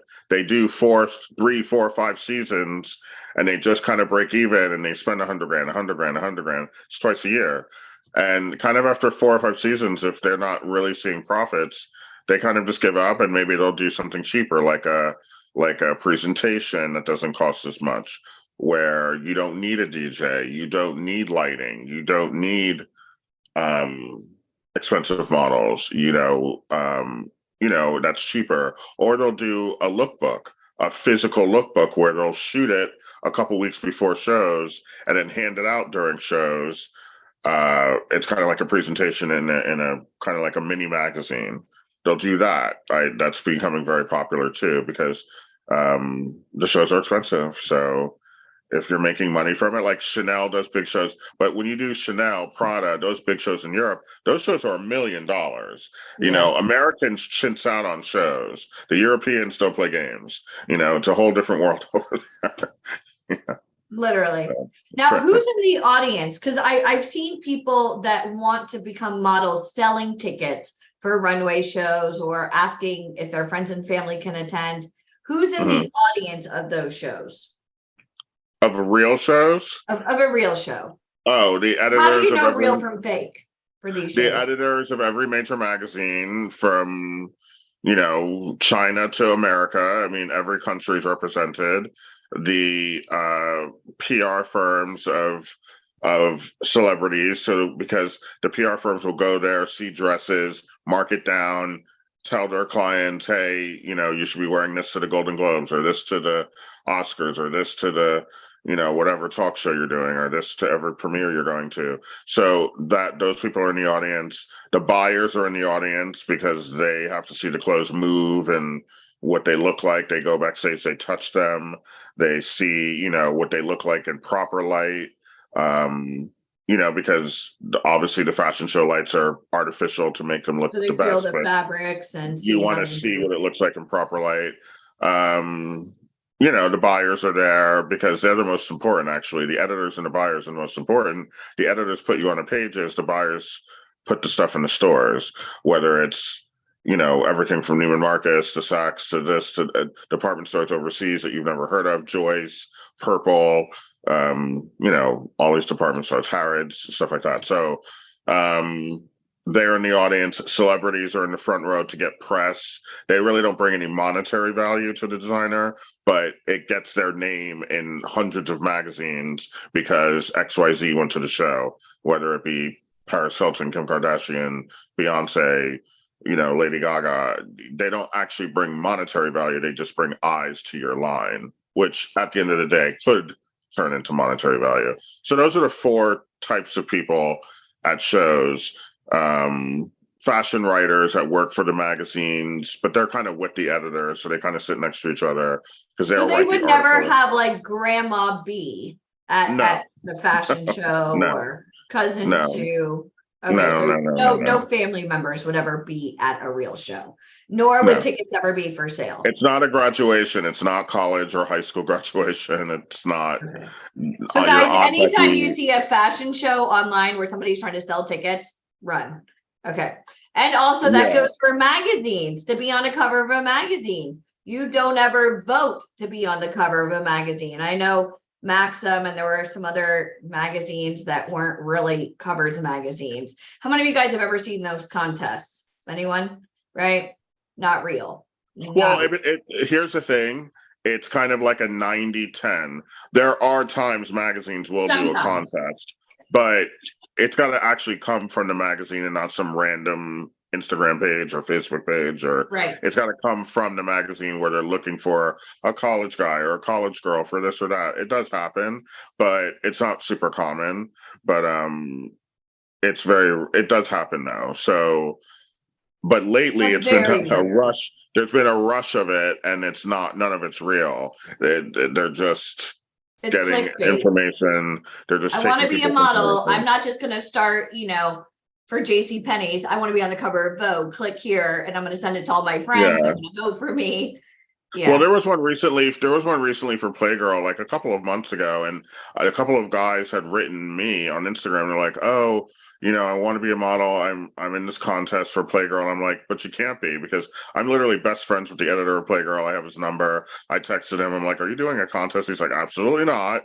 He's like, "I don't know how it started, but I don't know how to stop it, so I'm just letting it run its course." So I know the editors of these magazines. I can just call them and ask them, and they're all say, "No, we're not doing that." I have 8 boys on the cover of Playgirl for the past year and a half. I know them very well. They would never have a contest. The editor is probably one of the pickiest, bitchiest men I've ever met, and he would never do something like that. He needs to examine the model he picks from the top of your hair to your toenails. Like, he's not doing a contest. And who gets, back in the day, they used to have beautiful people on the covers, but now it's kind of geared towards celebrity, correct? For covers of magazines. So can you go over about like the evolution of magazines and kind of like, where are magazines these days? Are they? Well, there are magazines. Magazines are making a teensy bit of a comeback. Obviously with the phone and the internet, a lot of print newspapers and magazines suffered greatly and are still suffering, going out of business, are available on digital, and people don't physically touch magazines anymore. But the evolution was, obviously in the 60s, 70s, and 80s, actresses did not want to appear. They did not want their photograph taken. They're serious actresses. They don't get dressed up. They don't wear gowns. They don't wear pretty clothes. They're serious actresses. They do their movies. They do their TV shows, and they, go to bed. Like, they don't do these things. So models became superstars because the magazines had to have somebody on the cover. So models went from being only in person, where you would try clothes on them, to becoming stars because they were being photographed. They're some of the most photographed faces in the world, Brooke Shields and Cindy Crawford, and all of these girls in the 80s became stars because the actresses refused to do any advertising. We're not doing something for the Gap. We're not doing Coca-Cola. We're not doing this. So get the models to do it. And, models were nameless for the most part, and they didn't speak, but you recognized them worldwide. But then, in the 90s, actresses started, wanting, a little more recognition. So how are you going to get that? You need to be on the cover of Vogue. You need to be on the cover of W. You need to be doing runway shows. You need to be doing perfume ads. So that started with Halle Berry and Julia Roberts, and they started doing Lancome and Estee Lauder and, Revlon, and it slowly shifted where the models were starting to get pushed out, and the actresses were coming in doing the big 6-figure, 7-figure makeup deals, cover after cover after cover of Vogue. Maybe one month a year they would give it to a model. The other 11 months were actresses or political figures, or they started putting first ladies on the cover of Vogue, and talk show Oprah, like they just started completely changing the game of what was in vogue, and now it was more celebrity. So the models were kind of getting the short end of the stick. Rates would drop because they're like, well, we don't, if we're going to pay 20 grand, we're going to pay it to an actress who's in a hit movie and not some 18-year-old girl from Poland. We're not doing that. So they would start going to the actresses. So it's really hurt the models. I mean, but the Europeans kind of never went on that bandwagon. They kind of did a mix. They would put actresses on covers, but they really kept true to the models. You look at British Vogue, Italian Vogue, German Vogue, Spanish Vogue, you'll very rarely see an actress on those covers. It's all models. So the Americans became obsessed with celebrity and paparazzi and celebrity, and they kind of went a different direction, where Europe isn't so crazy about that, and they kept the models. That's why the magazine industry is a little stronger over there. You have the kiosks in Milan and in France and in Germany, where the magazines are still reigning supreme, and you walk to work and you pick up your magazine and you go to work, and just like you used to do in New York. Tell me the last time you saw a magazine kiosk in New York. I can't even remember. Maybe 8-10 years ago. They just kind of disappeared. But in Europe, they're still strong, and the magazine industry in Europe is growing. There are several new magazines coming out a couple times a year. Some survive, some don't. Depends upon the editor, depends upon the photography, depends upon lots of things. But some survive, some don't. And in America, are still obsessed with celebrity. It's a different market over here. So the models tend to leave America and they go to Europe or Asia for months and months and months at a time, because you can get covers over there and tear sheets and advertising that you can't get over here. So that's kind of where it stands right now. And the people marketing inside the magazine, they're spending top dollar. So of course they don't want an unattractive figure or somebody unknown on the front cover, because then nobody's going to buy it. Correct? That's the reason. Yeah, I mean, they want a named person on the front cover because that's how you get the magazines printed and sold. So, when I worked at Condé Nast, I mean, unfortunately, thank God this did not happen yet. Otherwise, I would never have worked there. I like models on covers of magazines. I'm not a fan of actresses on covers. I mean, there are a select few that know how to take a picture and they're fine, but again, it's a select few. Most actresses on covers really should just stop, And there's a soundbite for the next boot camp. Actresses should just stop. But you I'm worked, not a fan. you saw Anna Wintour herself. I've never been in support of it. Yeah. But when I was there, this wasn't happening. And plus, I was doing more of the international Vogues, and I think in the 3 years I worked there, we never shot an actress. That's not true. We shot Minnie Driver and a bunch of actresses, but for the inside, for a story inside, never for the cover. It was always models for the cover. And the very few times they did propose an actress, I completely lost my mind. And I said, I'm not doing it. And somebody's asking, Christine is asking, what are you saying? Actresses can't model? Is that kind of what you're saying? Or is it about I'm not a model. Is it about the posing or the fluidity? They just don't know how to model. Can you show us? Is a model. Actresses are not models. There are a few that are. Yeah. But most are not. That's it. It's that simple. This isn't difficult. Actresses are not models. They should never model. And I've never been a fan of it. I've never been in support of it. I've hated it since it started. And there's nothing I can do about it but put up with it. But I am not a fan. I do not like them on the covers. I find them completely useless on covers. And they don't know how to sell a garment. They can do a movie, they can, do dialogue, and they're great, but they should not be on covers. But that's just my opinion.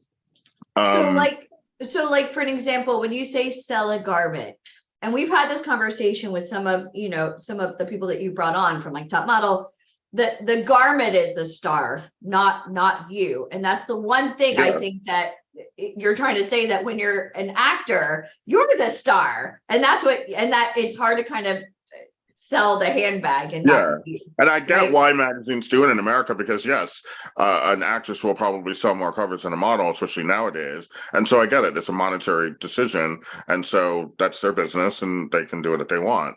But I applaud the Europeans for not jumping on that bandwagon and keeping it real and keeping it the way it should be. Is models are models, and if you want your clothes modeled, you hire a model and not an actress.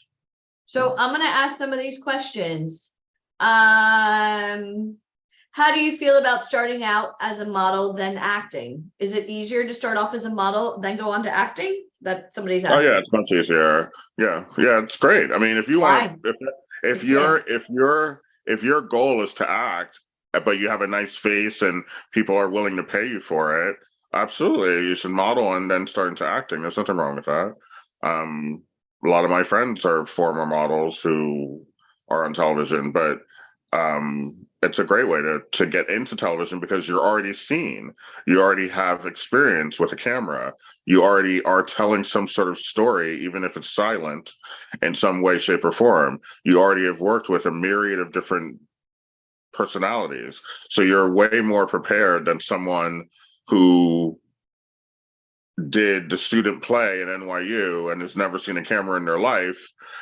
But if you've been modeling for 5 years and someone says go on set, you're more likely to fare better than someone who's never done that. So yes, modeling is a great way to get into television and to get into acting. Yeah. And Solange says, isn't the craft the same? Isn't acting selling the story, production, and a model selling the clothes or other merchandise? How is it different? It just is. I don't know what to tell you. That's the end. It just is. It just is. It's just like you have, okay, there's similarities. You have a Chihuahua sitting on your couch, or you have a Cane Corso. Are they the same breed? I mean, are they the same, animal? Yes, they're a dog, but they're not the same. So you can't treat it as the same. So yes, there are similarities. Yeah, you're an actor, you're selling a story, you're doing dialogue, but it doesn't mean you know how to sell a $20,000 gown. So models do. So it's just something that I feel, as a former model, I didn't like it when the actors came in and started taking over things that they didn't know what to do. You know how many times I had to work with actors? I worked with big actors, and I have to stand there and teach them how to wear a suit because they don't know what to do. And it's frustrating because if we had models doing this, I wouldn't have to say anything. Okay. I'm gonna ask another question. This is Renee. I'll let you answer this one.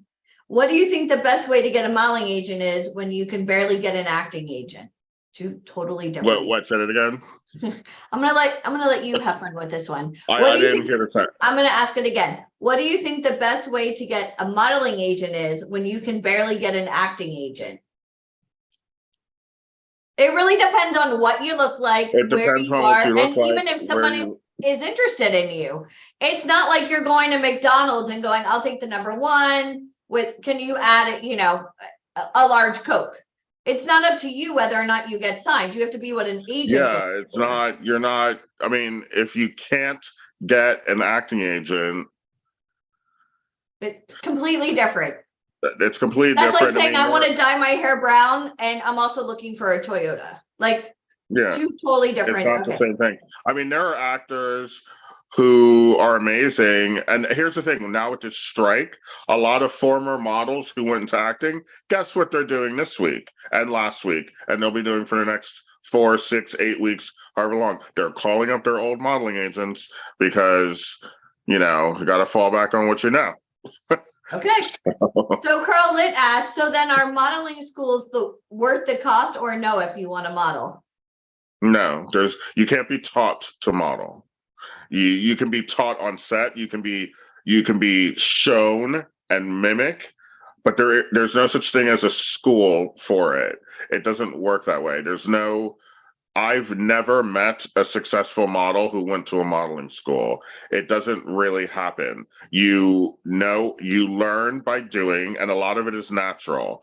I hate to say it, and people don't like it when I say it, but a lot of it is natural, and but then you can enhance it, because there are some things that are unnatural about this industry that you do have to learn, but you don't learn it in a school setting. You learn it by working with other models, working with top photographers, working with people who tell you what to do, and then you just do it. And so it's kind of like a quick school, but you kind of have to be quick about it because you don't get weeks and weeks, you get minutes, like literally 5 minutes. It's not like, oh, I'm in law school, I have a whole semester to learn about foreign business law. No, you have 5 minutes to get this pose down, or we're finding somebody else.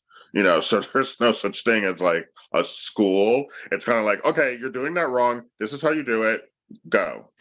And Amanda Hall, you've been on so many of my calls. She asked, is Barbizon a scam? And I'm going to answer. The answer is no. You're getting what you pay for. So kind of like if I paid money for a hip hop class, I can't call it a scam if I got the services, but I'm not naive enough to think I'm going to be a backup dancer for Dua Lipa this year because I took a hip hop class. They will take money from anybody. All you need is a pulse and a credit card. So you're getting tangible services. But if you think that by spending money, you're going to be a high fashion model, well, then I would take that money and buy therapy. Yeah. End of story. Yeah, it's not a scam because you're right. You're getting exactly what you pay for. Unfortunately, if you pay for shitty photos, that's what you got. You got photos. You can't call it a scam. You got what you paid for, but nobody's ever going to see them. Yeah, they do sell the dream that if you take these classes, you'll end up on the Prada runway, and that's where they make the mistake. Because if they just said, "Hey, we're going to teach you how to walk the runway," great, sign me up. That helps with self-confidence and walk into a room and own it. And I mean, think about like in life, that could help. I mean, if you had somebody that like could barely look up and make eye contact, if I had not Caden, of course, because my kid's a superstar, but if you had somebody that maybe lacked self-confidence and Barbizon charged, let's say $3,000 for modeling classes, and your kid could barely even say hello to somebody, here's my American Express. Okay. Wow. Look at that. All of a sudden my kid walks into a room and can say his name. Great. Money well spent. But so is a theater class. I mean, think about what you're spending money on. I mean, think, people don't just be quick to call a company a scam. So it's kind of like when these companies sell photos. Okay, great. Now what are you going to do, rocket scientists? Put them on websites? Casting directors don't go to websites to hire. We already know this. Real castings are not posted. Ryan, Fashion Week castings, are they posted on websites? No. Why? Because there's only 20 girls in the show, 20 guys in the show. Why would they do that? Like there's thousands and thousands and thousands of represented models in New York. They have unlimited sources to find a specific type of model: redheads, blondes, blacks, Asian. Like they can find whatever they want. Why would they go to the public for that? Well, not to mention, most people wouldn't show up. They would lie about their height, their weight, their measurements. I mean, but just think about it in a simple sense of, if you knew, okay, say you're friends with, a bunch of, guys who know how to fix cars. Say you have a bunch of, auto mechanic friends. Why would you put an ad out being like, I need my car fixed? You just ask your friends. You have 10 of them, find one. I'm sure one of them will do it. It's the same thing. Like, why would you go outsource when you already have, these designers have 50 friends that are agents? Why would you go outside that to look for a model? It just doesn't make any sense. So when people fall for that, it's kind of bizarre to me, because why would you think Marc Jacobs would want to? It's bizarre to you because you're in the industry. You're fully immersed. I mean, you've been in this industry for years. So to you, it's bizarre. But for somebody that maybe is brand new, I want to be a model. Click here. Oh, wow, I could be in a fashion show. All I have to do is buy in, and then I have to get all my friends and family to buy tickets. Not real. Not real. Okay. Ryan, let's talk about, could brand ambassadorship ever potentially ruin future bookings for like a Nike or for a cosmetic line? Would that ever happen? Yeah, it happens. Brand ambassadorship. Actually, it's funny. I'm in the middle of a deal right now with a company from Vancouver called Burmel. It's a leather and jewelry line, and they're looking for brand ambassadors from the low, medium, and high. Low following, but loyal following, medium following, and a high following. So we're in the middle of negotiating several of my guys. But they did it the right way. They emailed me. We had a Zoom call, the normal way. But brand ambassadorship is great when it works, and when it's done properly, it's actually a great thing. It's really easy. You can kind of do it yourself, and it doesn't take too much effort, and you get paid for it. And you can get a percentage of whatever sales are made based on your name. So it's great. But the problem is that it has to come from the company. They physically have to approach you, and you do a deal, and then you start doing it. You see it with celebrities all the time. They're putting they're pushing water or makeup or lipstick or a sneaker or a shirt or a bra or whatever. Believe me, they're getting paid very well to do that, but it was done through their agent or lawyer, their manager, whatever. Or maybe even themselves. Like sometimes a company will go to a celebrity and be like, hey, do you like our stuff? We'll give you boxes of it if you promote it, and they can do a deal on their own. That's their business. But it's still done the proper way. Now, when you get a blind bot item saying, hey, do you want 40% off this, protein shake, and, we'll send it to you, and you can put it on your page and tell your friends to buy it, you're basically just like going to the mall and getting something on sale on the left rack. I mean, because when you're going to the mall and you see a sale rack, it's 30% off, 40% off. You're buying that pair of jeans, but you're not a model because you bought a pair of jeans. You're just a person, and you're not a model, and you're not a brand ambassador, and they don't know who you are, and they don't care who you are because they sent that message to 10,000 people. You're just one of the people who answered, A lot of times it's not even a real person, it's just a bot. And then what would happen? So let's say Danielle Simpson, I can't see everybody, but let's say Danielle Simpson decided, okay, I'm going to go ahead and work with this cosmetic line. I like the lipstick, and then I'm going to be the face of this. Is there ever, like, when you're a brand ambassador, is there ever like a contract that they sign for like a year, or are you pretty much a brand ambassador? It depends. Like, the one I'm working on, this Burmel company, it's kind of just by post. There is no contract. It's like they'll do a post a month or a post a week, depending upon how they feel about the model. So it's individually based. It's not a set thing with everyone. If you do have a contract with a company and you're with, say it's a lipstick and you have a contract with them, unfortunately, if another cosmetics line comes up in a year or two, you won't be able to do it. But if you negotiated your contract with the first one right, then it shouldn't matter. But what if you didn't get a contract? What if you and then now you're promoting it all over your Instagram, and then now let's say you sign somebody like Danielle Simpson, just go with it, Danielle, and then now you're promoting Danielle for L'Oreal. What would happen then when L'Oreal finds out that Danielle... It happened with one of your talent like 2 years ago with someone who did a beauty blend gig for like $500 or $1,500. Thought it was no big deal. But then it bit her in the ass a year later when a big company, Laura Mercier, was coming along. They loved, but then when they saw the beauty blend, they were like, sorry, can't use her. Because so she lost out on that huge job. It was a conflict of interest. It's a conflict of interest. So they couldn't use her because of something she did a year previous with good intentions. It wasn't like, a crappy product. It just wasn't high end enough, and Laura Mercier didn't want any part of it. They didn't want any affiliation with the brand lesser. Okay. No. All right. Renee's asking, so if it's not open to the public, then what's the best way to get a modeling agent, since the best way to get modeling gigs?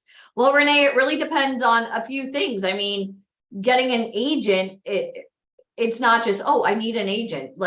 I'd like to buy one, please. You can't purchase an agent. You have to qualify. So Ryan primarily is, I mean, Ryan, you do high fashion. You typically book males. You do some commercial print, some catalog, correct? Mm-hmm. So so for you, can you go over the different components that you look for before you I first have to see what people look like. I can't see anybody on this call, but I'd see what people look like, then see their demeanor, how they photograph, where they live, how old they are, what their attitude is like, what their real life is like. Are they in school? Are they married? Do they have a boyfriend? Do they have a girlfriend? Do they have children? How many dogs do they have? All of these things are factors. You know, when you have 2 dogs, can you even leave town? Can you, all of these things are factors, because if you can't leave town for long periods of time because of your children or your dogs, you're not a good candidate for this career. So all of these things I have to know, and I put all those things in my head, and then I come up with an answer. Is this worth my time? And sometimes the answer is yes. The reason why he's saying that, guys, it's about liability. Everybody says, I want an agent. That's awesome. You should, for sure you should. But the question is, if Ryan were to submit you, are you going to show up? Oh yeah, I promise I'll show up. Really? Are you really going to show up? And Ryan, obviously, when you extend a contract to somebody, they're indebted. You now have clients that expect you to have the best. I mean, there's a lot at risk for you. One bad and all of these things I said they may sound silly, but they are factors. When you have a boyfriend or a girlfriend or a dog or a cat or this or kids or early, yeah, you can't have any of these things be a factor in a decision making. I don't care about your boyfriend or girlfriend. I don't care about your silly dog. I could care less. I deemed you here and put the dog in PetSmart. Don't care. And if you can't put the dog in PetSmart, then you need to find another agent. What about someone who's constantly like moaning about not having financial stability? Would you ever sign somebody like that? I mean, they're constantly telling you they don't have money or no. I mean, yes and no. I mean, lots of people don't have money, and it's a sucky subject. No one wants to talk about money, but I mean, you got to get crafty and figure it out. I mean, you have to be resourceful. Yeah, you totally have to be resourceful. Yeah. So guys, here's the thing: if you're struggling financially, don't like talk about it, because don't talk about it. I mean, there's red flags that you may or may not have your cell phone on. You may or may not get up on time. You may or may not show up. Like it's already showing us that you're not one to be trusted. Even though we are #1 cheerleaders, we want you to be able to make money. Don't do that. Don't do that. And please don't talk about who scouted you guys. Don't do that here. Don't ever advertise, because I'll tell you right now, both of those companies, not real. Don't ever advertise on my page, ever. Whoever did that, apologize or log off. What do you look for in a person that can model? Julio Bustos. Hi, Julio. What are some of the things that you look for, and what are some of the things that turn you off? Well, I decide if you can model, not you. And secondly, because my mom says I can model. Is that sweet? What agency is she with? I'm sorry. And what is she done? I'm not a fan of people that think they can model. I will tell you when you can model, because 90 times out of 10, you're wrong and you can't model. So I will tell you if you can model. If the answer is yes, then we moved on to step 2, which is getting you groomed up for it. No one is ready to model. There's always a grooming process. There's something wrong with the skin, the hair, the clothes. There's always an issue that has to be fixed, which I expect. So it's fine. I'm used to it. But when someone says, I just want to model or something like that, it's kind of like, well, who told you that you can? So the word entitled. I would love to be a NASA scientist. That's really cute, but is it happening? You look so cute in a little jacket, these little glasses. Super cute. It's not happening. With Michael to MIT, you guys can be like it's not something that you can just desire. Like, you have to qualify, you have to have the features, you have to have the, desire, you have to have the willingness to sacrifice. It's just not, it's a much harder career than you think. So. And it's not all dependent on you. There's a whole other facet. Ryan, I'm gonna ask you to break something down, because I know Michael went over this yesterday. There's a whole component that if an agent really wants you should never pay for anything. Can you go over, is that a true statement? I mean, what are models? I mean, well, you don't just roll out red carpet and throw rose petals. The industry has changed. I mean, that was a really, really, really, like, here's the thing. Agencies back in the day, in the 70s, 80s, 90s, and even up until the maybe early 2000s, would front massive, massive costs to get you to America or to get you to Europe or to get you ready to see the big dogs. So they would have you do 10, 12, 15 gorgeous test shoots. They'd give you gorgeous clothes from, cute little boutiques and, stores all over the city. They'd make you look like $1 million with your hair color. They'd do some dermatology. Whatever it took. Whatever it took to get you ready, they would pay up front, because the budgets back then were so bountiful that, we spend 10 grand on this girl, we're going to make it back in 30 days and then some. So let's spend it. Get her that plane ticket from Brazil, put her in an apartment, get her some clothes. We have 10 shoots lined up for her for the next 10 days. And then it's recoupment. It wasn't free money, because Ryan, a lot of people come on my calls. Oh, if somebody really wants me, I shouldn't pay for anything. Bullshit. Not real. Free money. You pay for everything, whether upfront or out of the back end. You pay for it in the beginning. Yeah. You pay for it. They pay for it in the beginning. And the second you work, all of that is brought up in the computer, and it's deducted one by one until it's paid back. And that's the old way. That's the old way. But the new way is what? The new way, you got to pay for everything in the beginning. The agencies don't do that anymore. For a very select few, if they so choose as a company, they get together and they're like, we have 10 grand. This girl is a superstar. Let's do it. But for the most part, 95% of the agency has to pay for it up front on their own, meaning like you're going to buy photos. And I want you guys to think about it. It's kind of like driving for Uber. I want to drive for Uber. I want to make sick cash. Okay, great. Do you have a car? No. Okay, how are you going to drive for Uber? You have a cell phone? No. Do you have insurance? No. Do you have money for gas? No. Okay, so you need all those components for an agent to submit you. So Tara, not a dumb question. What are you talking about? Is this about modeling or acting? And we're talking about modeling right now. Modeling, you have to cover all of your own expenses. But you also have to cover your own expenses with acting for too. Acting. So acting is a horse. And it's actually much worse. Yeah. It's actually much worse with acting. It's way more expensive. Yeah. So it's the same thing for both careers. It's way more expensive though for acting. So now the agencies, you have to kind of come ready, and you have to come kind of ready. I mean, obviously the agency will tweak and do whatever they want, but they no longer shell out 10 grand per model like they used to. They don't cover anything. They don't really cover anything anymore. That has photos, like professional photos. Do you ever see professional photos and you're like, no, girl, they suck? Like, why? Like for us, like when we do photos, why would you say our photos are like superior? Because I know a lot of people. How many of you guys have gotten photos done in the past? Why would you say, like, for anybody that's ever gotten photos done, would you ever use photos from anywhere else, or why do you expect people to have? Well, I very rarely do. I'm not saying I've never done it, because I have. Even recently, somebody came in from. But they have to be at a certain level. Yeah, not just because level. I feel bad that you spent money. I'll put my name and submit you out to Chanel because you spent money on photos. I don't give a shit. I care about me submitting and booking you work. So I better have the best photos possible. Yeah. Yeah, I don't care where you got them from, and I don't care how much you paid for them.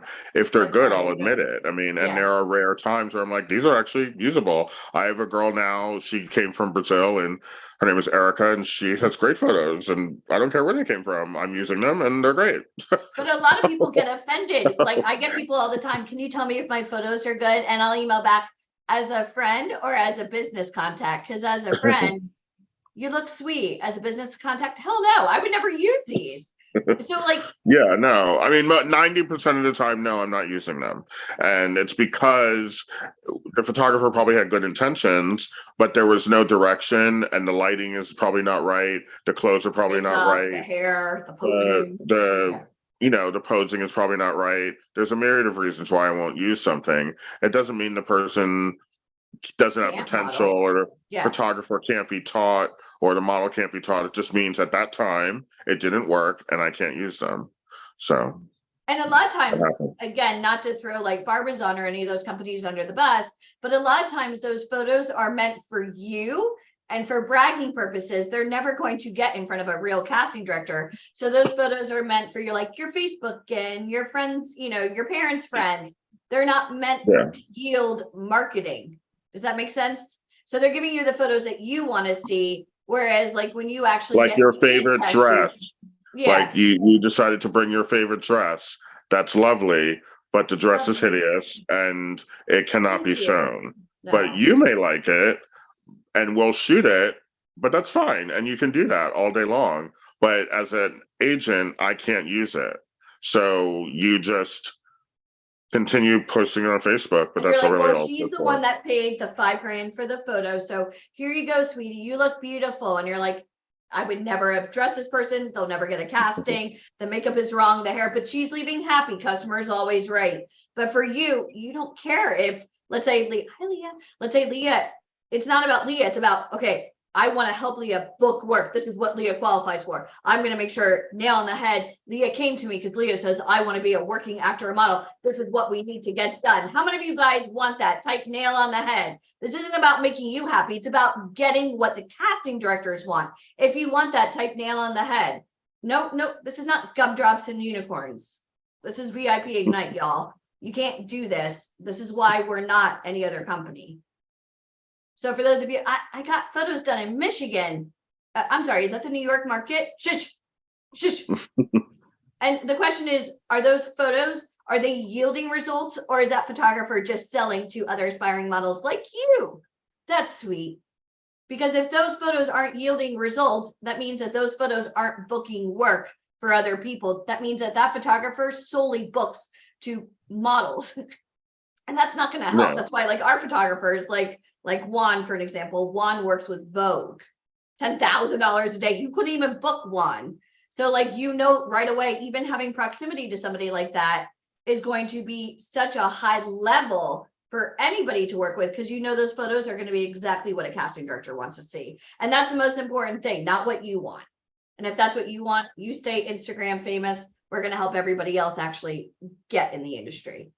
So every company has their criterias. Well, yes and no. Okay. Ours is the industry standards. So, okay. Ryan, this was very eventful. Can I ask one more question? What was it like? Have you ever been in the same room with Anna Wintour? Yes, 100 times. Okay. Well, I've seen Devil Wears Prada like a billion times. What was she really like? Was she scary? Exactly like the movie. Do you think I could handle her? I would be scared to death. Yeah. But she's exactly like the movie, but I loved it because I have similar qualities to that. And so therefore I have no problem with decimating somebody verbally. I don't care. Like, you chose this life. If you can't stick up for it and be in it, then if it's too hot for you, get out of the kitchen and go work at Wawa. Okay. All right. I think that was our first Wawa reference of the day. I'm surprised you waited till the very end. Go work somewhere else. I loved her bitchiness. I thought it was amazing. I got several lovely sentences from working there, and I use them to this day. I never cared. People would cry in the hallway. I'd be like, why are you crying? So. And then now we all feel closer to Anna Wintour just knowing you. That's awesome. Yeah, no, I had no problem with her whatsoever. People bash her and say that she was mean, and I thought she was amazing. I could care less. Especially the blue sweater. Because You didn't pick I the blue grew up sweater. that way. I grew up that way. I grew up in dance, and I had really bitchy, mean, horrible dance teachers that would just every hour on the hour, someone was dropping out of our class because they were just being verbally destroyed. And I was the one standing at the end because I could care less. Say what you want But to I me. think kids need that. I also went through that, which is why I'm a freaking leader. I think kids need that. How many of you guys I never agree? cared. So when I got an adult and I started working in the industry, that's so difficult. Yeah, there were You need days I was like, "Oh God, competitive. I hate this industry." But at the end of the day, I loved it because that's how I grew up. And so when I started working at Condé Nast, I'm like, "This is amazing." Cakewalk. Like, And somebody had mentioned blue sweater. You didn't pick that blue sweater. It was chosen for you. Yeah, I mean, I loved every second of it. I mean, it was very stressful, and I definitely had many days where it was really difficult. But at the end of the day, I wouldn't be where I'm at today if I hadn't worked there. And I also wouldn't be where I'm at today if I hadn't learned some lessons there because, you know, this is a commerce-based business, and people get their feelings hurt when it comes to their hair, their clothes, their nails. They think these things matter, when at the end of the day, this is a commerce-based business. If your nails are going to prevent you from getting a job, get rid of them. If your hair color sucks, change it. If your hair length is too long, get rid of the hair. Like, these things are changeable, and people get too attached to inanimate things. And that's why if you I love probably your hair more than your career, then you're not going to make it, because one day someone's going to ask you to change it. And if you don't, well, goodbye, because the person next to you will do it. Awesome. Welcome to Hollywood. On that note, Brian Colby, this has been awesome. I've been listening in the background. It's always an adventure when I get to hear you and Alicia go back and forth about the industry. Thank you so much for. Let him say hi to Tanya real quick. Oh yes, hold on. Okay. Okay, hold on. Okay. Hold on, Alicia, before you bring Tanya on. Oh no, I have to go pee. I'm gonna be right back. Okay. Ryan, I'll let you say hello to Tanya, but first we have to do an exercise and then we're gonna bring Tanya on. Okay. So you're gonna understand in a moment because this is one of your pet peeves as well. All right. So people here on Zoom. We're about to hear from Tanya Kleckner, who is an esteemed agent. She's SAG franchised, okay? So we're going to do a little exercise before she comes on. I want you to make the most awkward, crazy face you possibly can on Zoom right now. So just like something super crazy where you look crazy, okay? And go. Okay, awesome. All right. Now pretend you're like mid-sentence and you're like doing something like do a mid-sentence, like open your mouth. There you go. All right. Awesome. All right. So thank you for participating. I appreciate that. So Tanya reached out to me and I need you guys to understand something. Okay. Tanya loves coming on these calls and educating you. You can all go back to your normal faces now. You don't have to, no more freeze frame. Thank you, Marcus, very much for being such a participator. You're like, is this like Simon says? Brandon, good point. We'll mention that to Alicia. If you have the guts, I'll mention that to Alicia later. Okay. Anyway, so I just got back. What? Brandon said, I thought we were not allowed to tell anyone we have to pee. Okay. You can't answer that. He's right. I can't go from segment to segment and drink all this coffee. I know. You just have to take a break. I just thought it was funny because I was like, oh, that's a good point. Well, we'll take that up later. Like, okay, no, so don't go. Like, back to business. Back to business. Okay. Busted. So Tanya is a SAG franchised agent. She has worked for well over 20 years to build her brand. Can we all agree to that? Give me a thumbs up. Okay. So with that being said, do you guys want to see your pictures? Like, how would you guys feel if I like posted like this? If you could see your picture, I know it's real small online. Like imagine the worst picture possible. You're like I can't even do it. Someone will probably take a screenshot of me and share I that. just did. It's my Okay. new Christmas card. So what I want you guys to do is this. We love Tanya. Tanya loves coming on these calls. But I'm going to ask you to do not take screenshots of Tanya when she's talking for a couple of reasons. First of all, she has asked me to ask you guys not to do that. Okay. Here's the other reason. You guys, and I love everyone on this call, but there are, and Alicia can attest to this because she had someone do this to her last time, and I've had like some of the craziest photos of me taken as well. Please do not take a screenshot or a photo of Tanya and then post it online. And this is why. We're doing this to protect her brand. And how many of you aspire to work with a SAG franchise agent who can literally start booking you for 5 or 6 figures, right? Now, do you want to mess up her Piss brand? her off. Don't piss her off. No, hold on. Let's take it even a step further than pissing her off. Do you want to diminish her brand, which thereby in the long run could potentially diminish your brand? Yes or no in the comments? No. Okay. So this is what I need you guys to do. Thank you.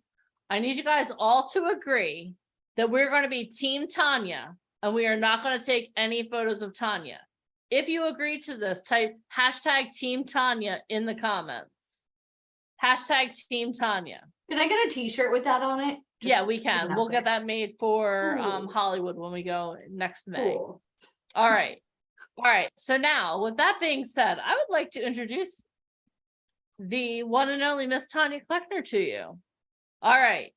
So, Tanya Kleckner, having a well-known and prominent musician as a father, she grew up around many famed and celebrated artists such as Jimi Hendrix, the Beatles, Shirley Bassey, Nina Simone, Billie Holiday, which inspired Tanya to pursue music. The power-packed combination of her ability to play many different instruments, hand-on music industry knowledge, and a college degree in music earned her a position as a sound engineer. Tanya worked in many British studios with amazing artists and legends, including Led Zeppelin, Tina Turner, and The Who. Later, Tanya decided she wanted to explore other branches of entertainment and leapt at the opportunity to work at the BBC. She successfully worked as a producer of children's TV shows, but felt that there was still something more for her. Tanya realized that if she wanted to know more about the entertainment industry, she would have to move to Los Angeles. For 20 years, Tanya worked her way through the talent agency and management system and has been wildly successful. Along the way, she has earned a reputation as a straight shooter and has accumulated a fiercely loyal clientele following. She has worked with such greats such as Kelsey Grammer, Edward James Olmos, Faye Dunaway, James Coburn, and the Coppola family. Her talent has booked numerous series regulars, including recurring roles and pilots for HBO, ABC, NBC, Fox, for shows such as Constantine, Sin City Saints, Cedar Cove, and NCIS New Orleans. Now, I'm going to let Tanya tell you where she has talent currently, but I can tell you that one of the shows that she currently has talent on is the show Wednesday on Netflix. Are you guys ready to welcome to the stage the one, the only, Miss Tanya Kleckner?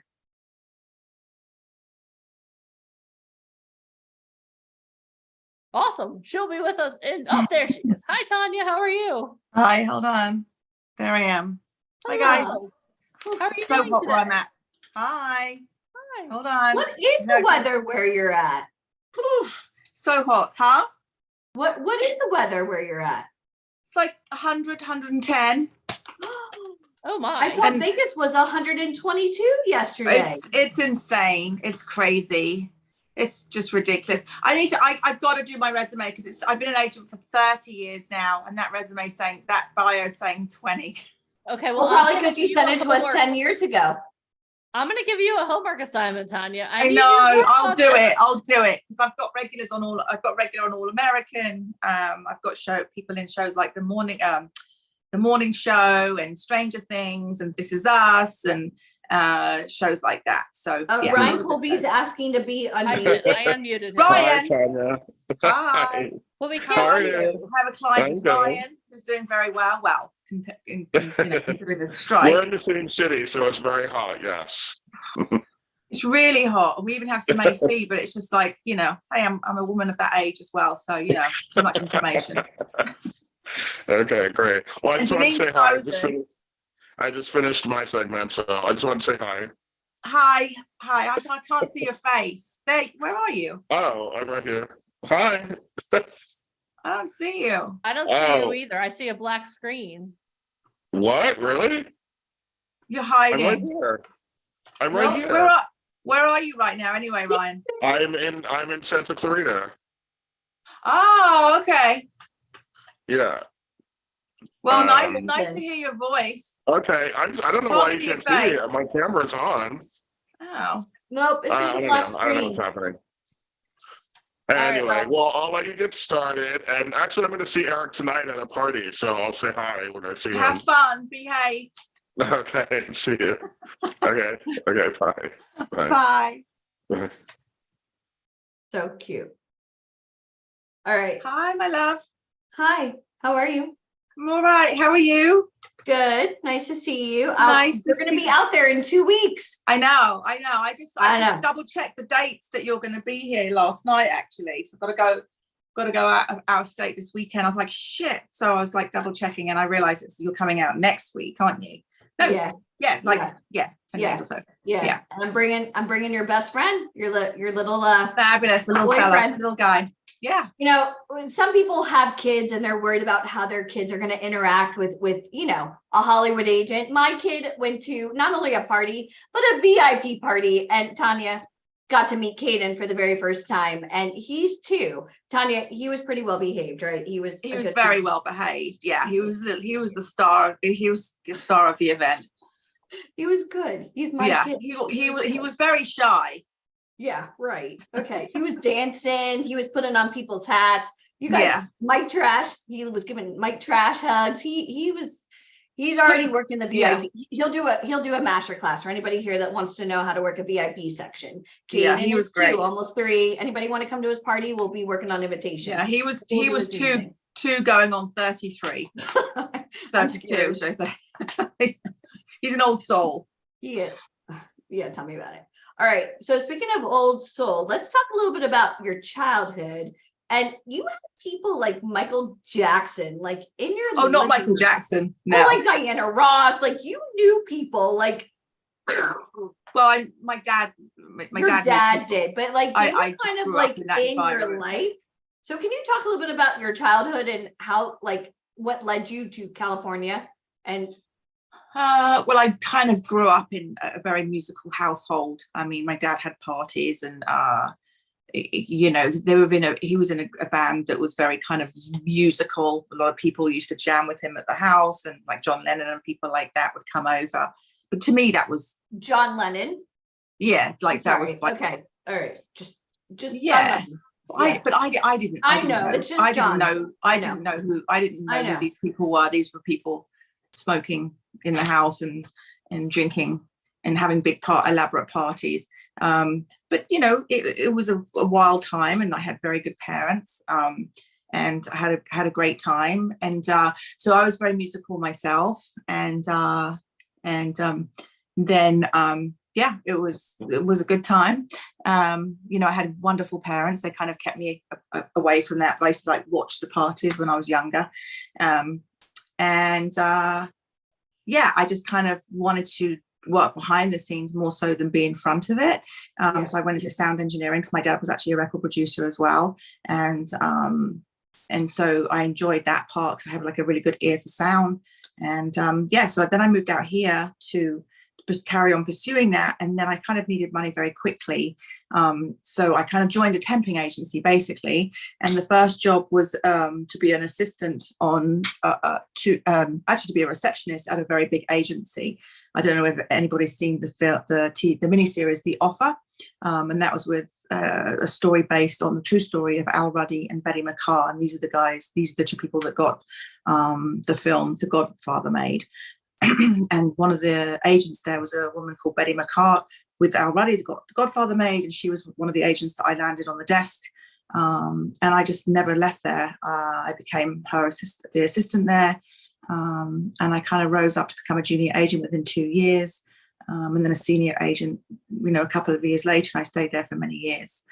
And I just realized, like, when I got there, I kind of picked it up very quickly and I enjoyed it. So I kind of just fell into it, really. And I started making really good money because especially back in the day in the early 90s, it was very commission based and we had really good clients, some money clients. So we don't really say A-list, but like money clients. Like who? Like who? Well, they were very old school. So I don't know, everybody wouldn't really know them now because a lot of them have passed away, but Paul Winfield, we had award-winning clients, obviously Davis, Ruby D. Back in the day, they had Jack Nicholson because it was Bresler, Wolf and Cotter and Michael Douglas and people like very old school actors. And I would have a lot of the independent film actors that I would put in as leads in these independent films. That would make 80,000 a week, 100,000 a week, and things like that. And then you'd be on commission, so you'd make good money back then. So it was fun. It was a good time. What did you think the job was going to entail versus what I always joke around? What the unglamorous, glamorous life? What did you think the job was versus what? I had no idea. I actually had no idea. I just needed a job. Okay. And I was on the reception. That they needed a receptionist for 6 weeks because she was on leave. And I just kind of fell into it and I just got on really well with the people that were there. And I just started watching the assistant that was on their desk. And I was like, wow, she's kind of shit. And I realized how bad she was because you have to be really. You could see why we're friends. You have to. I don't even remember her name. Her name was Dawn. She was so sweet, but she was very timid and she couldn't retain information because you have to be very quick on your feet and you have to be able to. If I could do this better. You have to multitask. You have to be able to do 10 things at once. That's very much a women's thing, I think. Yeah. Sorry, guys. Anyway, no, I'm being mean. But I was like, so I started seeing that. I was like, she ain't gonna last at that job. Maybe I can do that job. So I kept watching what she was doing, and I was like, I could do that. And so then one of the partners came over. They're like, if we let her go, do you want to fill that position? It's full time and it's permanent. And I'm like, absolutely, I can do this. You weren't out drinking with her and being super friendly with her. And then now you're like, I'm going to take your job. Yeah, well, no, I didn't. I wasn't that mean. I kind of took a step back from how I was being nice, but I could see that she was really unhappy anyway in her job. So it was in her best interest to go anyway. So within 6 weeks, that's when I got on that partner's desk, and I actually got on really, really well with the partners. They were tough because they were very old school, but I do very well with that type of personality. So there weren't a lot of women in that position back then. No, it was Mad Men. I mean, it was very men oriented, back then. But we're talking 92, 93. So we didn't even have computers on our desks back then. We had typewriters. What did you use? Typewriter, a word processor. It was an electric typewriter. So it was a good time. We had some of the best times there. It was great. And also because back then we'll go into breakdowns in a minute, I'm sure, but we would have the breakdowns delivered to us in a packet in the morning, and then we would go through the breakdowns. Courier bring you in. We'd have a courier bring the breakdowns in the morning, and then we would separate them. They walked into the lobby with an envelope. Like today, that's so. Do you guys envision this? The breakdown are the castings. Do you guys see this? And a courier is coming with an envelope with all the coveted castings, walking into the lobby of a Hollywood power agent.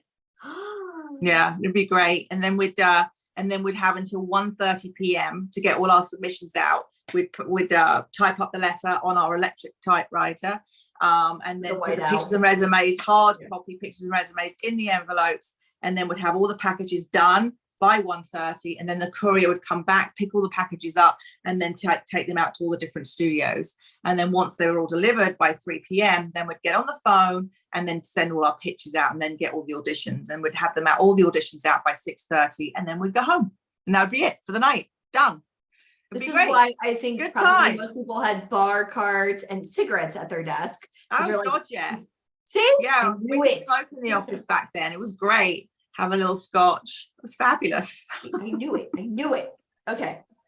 this is why we talk like this. We're getting into the mind of the agent. Okay, so you would get this courier that would come by and drop this off, and you would have your little typewriter. And were you actually the one typing, or did you have an assistant? Oh, I was the one typing, and I couldn't type very fast, but I pretended I could when I got the job, and it took me like 2 weeks. And now I just like, so I'm now a super fast typer just because of that. But yeah, so, you know, it was fine. I got the swing of it very quickly. And then within 2 years, though, they pushed me into the corner office and I became a junior agent. Of course you did. Of course you did. But back in the day when you didn't have a computer to be like looking for blonde hair, blue eyed, like you probably had photos like in your mind or on the walls? Like, no, we would literally have to pull and put into an envelope. And what was like a breakdown comprised of? That's more like a modeling agency where you'd have pictures on the wall. Okay. In TV film agencies, we didn't have that. Okay. We would have like, I'd say, looking at like this, like a piece of paper, literally like this. We'd have one piece of paper, and then we'd have age ranges, 25 to 35. And we'd have a list of who our clients were, 25 to 35, and we'd have that, you know, maybe a pack of paper. So we'd get the breakdown, 25 to 35. Then we'd go through our cheat sheet of names, typed up on the piece of paper, go through it, and then add in who we're going to add onto that role. And that's how we would do it. It would just be names, not photographs. But would you put any headshots in the envelope for them? Oh yeah. No, so then resume? once we've typed up the breakdown, then we'd go through drawers. We'd go through we'd have like files of drawers. Yeah, all alphabetical, and would pull up the picture. It would just be that all those drawers would be pictures and resumes, and then would pull out the pictures and resumes from the drawers, staple them together, and put them in the envelope. So, do you think back then? And I'm just because I've never heard this story before, and this is kind of fun. This is a whole new side, but I kind of dig it.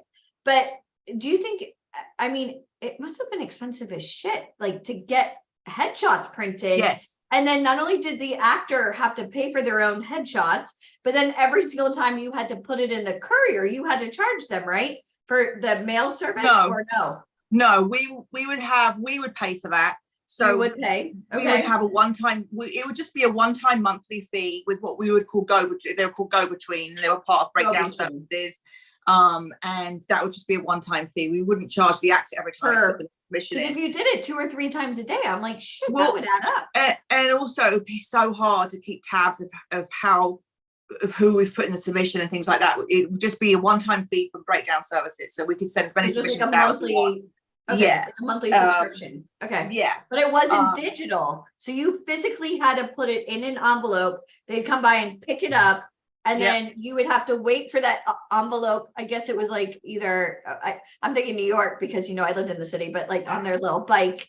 But they would drive or whatever, take it to wherever they needed to go. Then they open up the envelope. Then you had a phone call. Is that how it would work? Yeah. Then we would call them. They would sometimes then call us but they would normally call us with who they want to see. Okay. Or if we hadn't heard from the casting director, we'd call them and then we'd have them go through our submission while we were on the phone. They'd go find our packet and then they'd go through our submission while we were on the phone. And who they want to see. Everybody had to live in LA, right?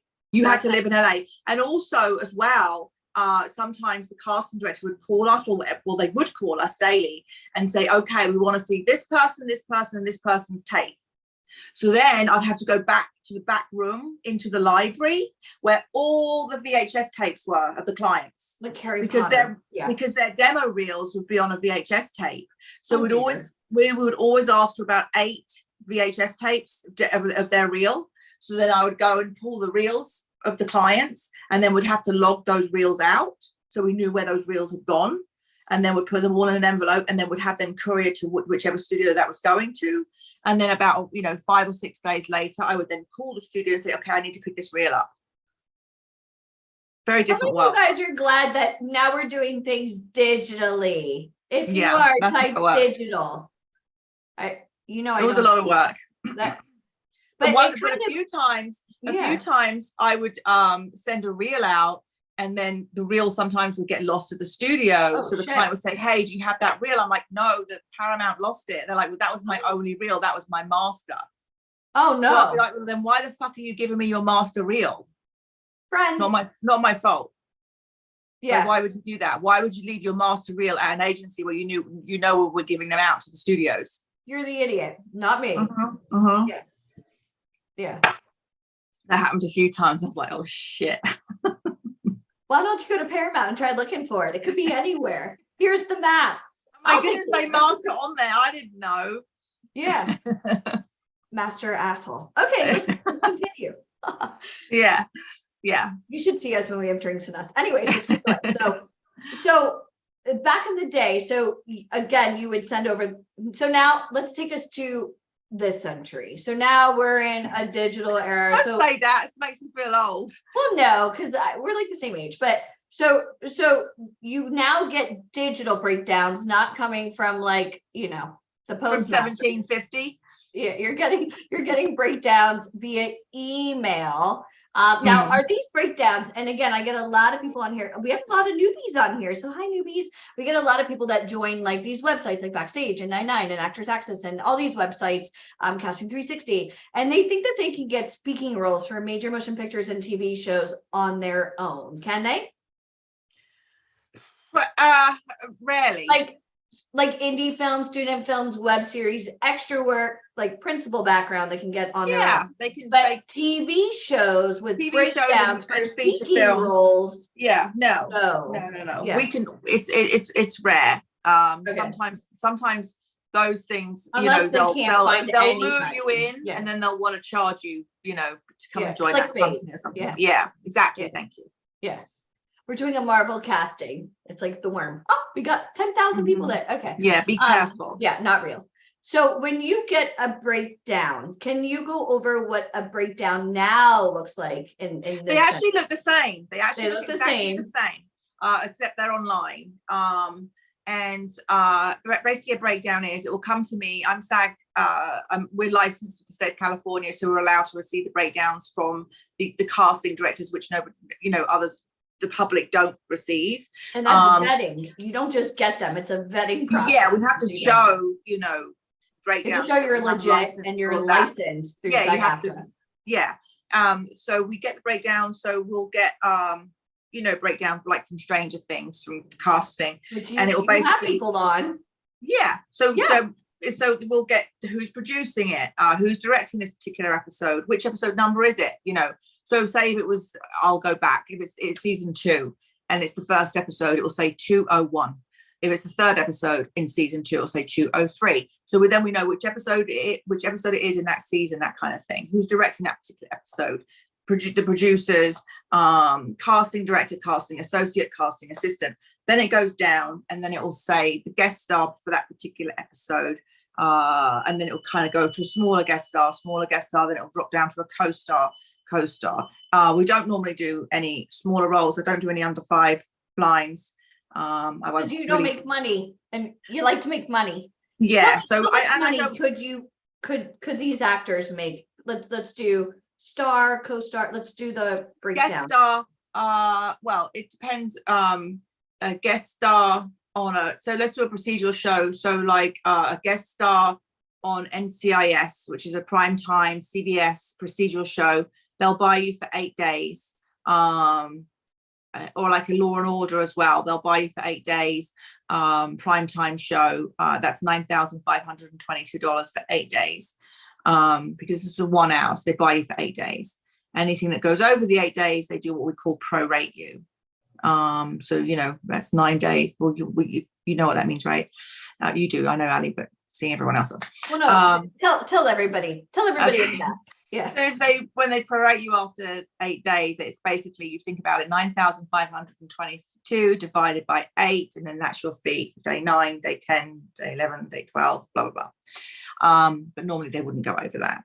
And then for a half-hour procedural, like regular show, on prime time, and having a brain fart right now. I know that I know these numbers off the top of my head. Jesus, it's like just shy of going over SAG. It's just I know that's all you. It's just shy of because we've been on strike since July 13th. So the numbers have gone out of my head.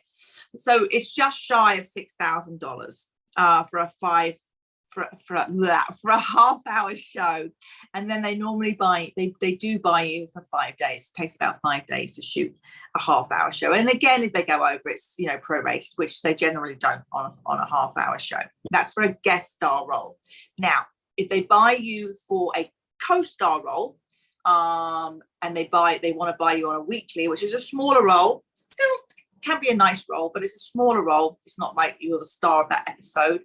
That's on a weekly scale. So weekly scale rate is $3,756 a week plus 10% agency fee on top.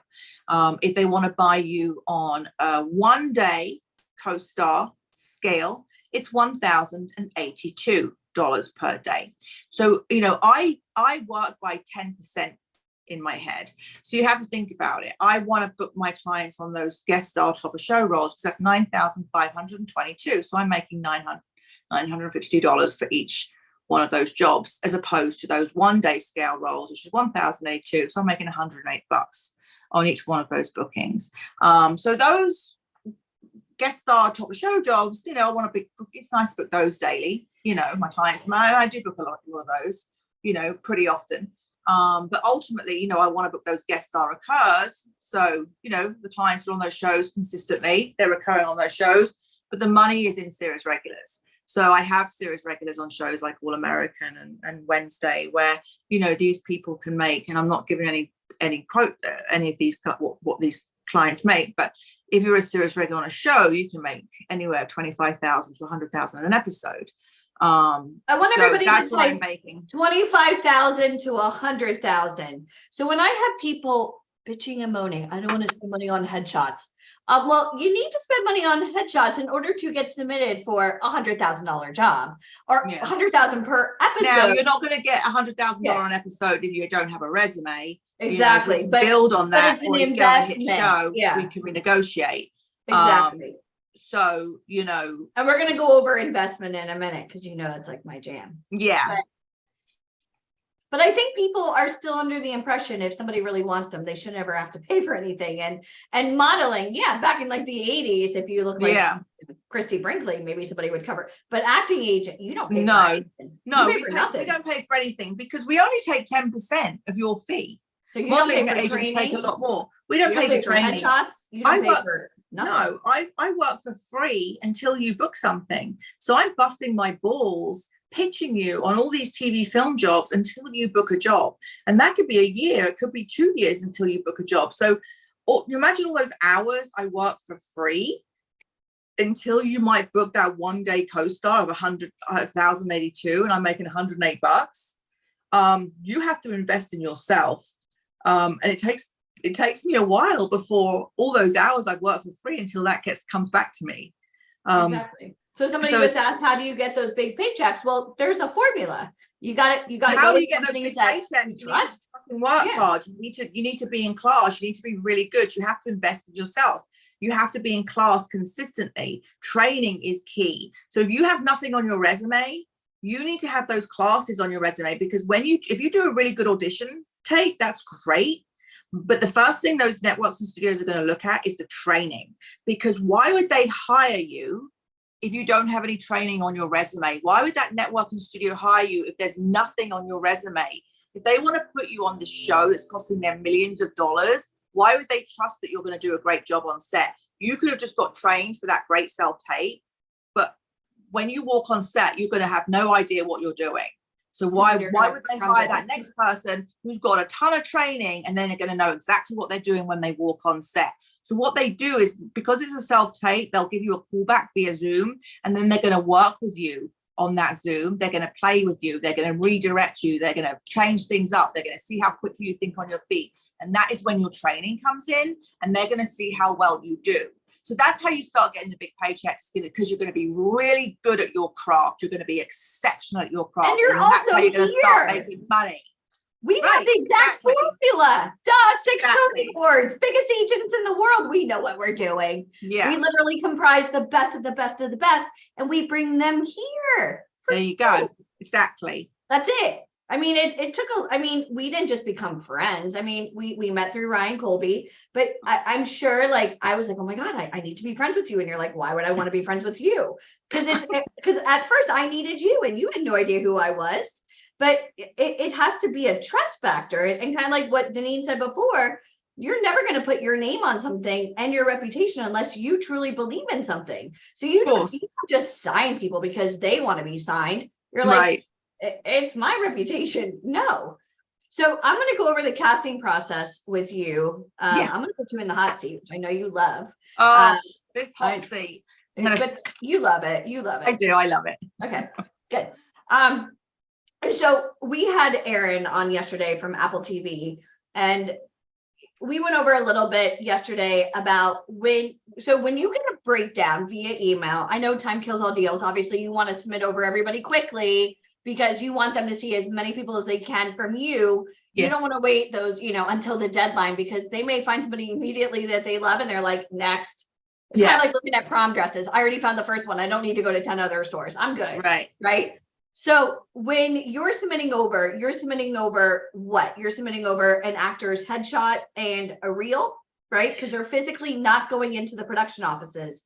Auditions live anymore. So for anybody here that lives throughout the country, don't cry. You don't physically have to live in New York or LA at this time, even though COVID is, I feel like COVID's listening. Over. I don't like to say it too loud because it may hear me and decide to come back, or some kind of weird thing will happen. But when COVID happened, it fudged everybody up. I mean, you stopped going to even though I loved your office. Guys, her office was dope. Can I tell the story really quick? For the very first time I got to go to Tanya's office, Mike and I were out in LA. And Ryan Colby's like, yeah, she works at Universal. I'm like what? Like at the rides? And he's like, no, she has her office at Universal Studios. I'm like, I still don't get it. So Mike and I paid for admission. We go into Universal and we're like, oh, we'll go on some rides, get some lunch. And Ryan's like, where are you guys? Tanya's waiting for you. We're like, we're at Universal. Like, I'm like literally like wearing like a suit, like a t-shirt, Universal Studios Hollywood. And he's like, no, she's on the back lot. I'm like, you mean where the trams go? And he's like, she's actually on the part where the tourists pay to see where they make movies. She's where they make the movies. I'm like, no shit. So cool. So Michael and I had to leave the parking lot, and here Mike and I were driving the rental car to like where they actually film movies. And Mike and I are like tourists, right? Back then I think we were using maps. That's how long we've been friends. Maps, paper maps. And so we're there and we're like, wow, I've never been on a real movie set before. I was like, this is I went to like film school, so I'm like freaking out. So I'm like, wow. So the guard gates there, they raise up the thing and they do this like sweep under your car, like as though like we have a bomb. I know, but again, I feel like I'm working in an airport. A bomb. They're checking, like sweeping cars. Here we are. We don't have like one of those like stickers to say like you're okay. So like Mike and I are like, this is cool, right? So Mike and I parked the car and they have these like trailers. We're legit on a real movie set. Mike and I parked the car and he's like, get out of the car. And I'm like, why? He's like, I've got to take a picture of you waving. There's a tram passing by and all these tourists are waving. And here I am with my big sunglasses and my Starbucks and I'm waving to the tram. I'm like, that's right. We're making movies now. And I'm like, where is she? So then we walk into your office and your trailer, you actually have a trailer on a movie lot. Coolest thing in the world. And who did you see all the time and who was in your trailer? Because it was an actual like working studio. Like, it was the old Twilight office. My friend highlighted Twilight. I'm like, my friend is the producer of the Twilight film. So we went and moved over there. And then obviously then the trailer opposite us, the Vin Diesel was hanging out there all the time. We'd see him. Yeah, it was fun. And then the New York set was right next to us. So we'd always, if you look to the right, I don't know whether you saw that. It was right there. Yeah, I was right there. It was fun. It was so cool. For a long time. Yeah. I still have my picture. I'm sitting in your office and I'm reading the Hollywood Reporter and there's all the pictures of Twilight. And it's actually, I need to get that picture framed. But, I loved it because I was like, whoa. So that was like the first time Mike and I, we had a from New York to LA. I think our show had just won the Tony. So Sigourney Weaver, from Alien and Avatar, we just won the Tony. So we're like hot shots now. We're about to, open up the show in LA. And that's why we were able to get the meeting with you. Cause obviously we were building, the branch out there. And I'll never forget, like, just the fact, and then you were like, oh, well, I have a desk here if you ever come out here and you need to work. I'm like, I'll move right now. Let's go. I know, my friend's so like, have you ever like, seen, yeah, he's like, have you ever seen Twilight? I was like, I've never seen any of them. Of course you haven't. And I'm like, I know every line, right? He's like, you got to see the films. I'm like, it's not my cup of tea. See, she's British, not my cup of tea.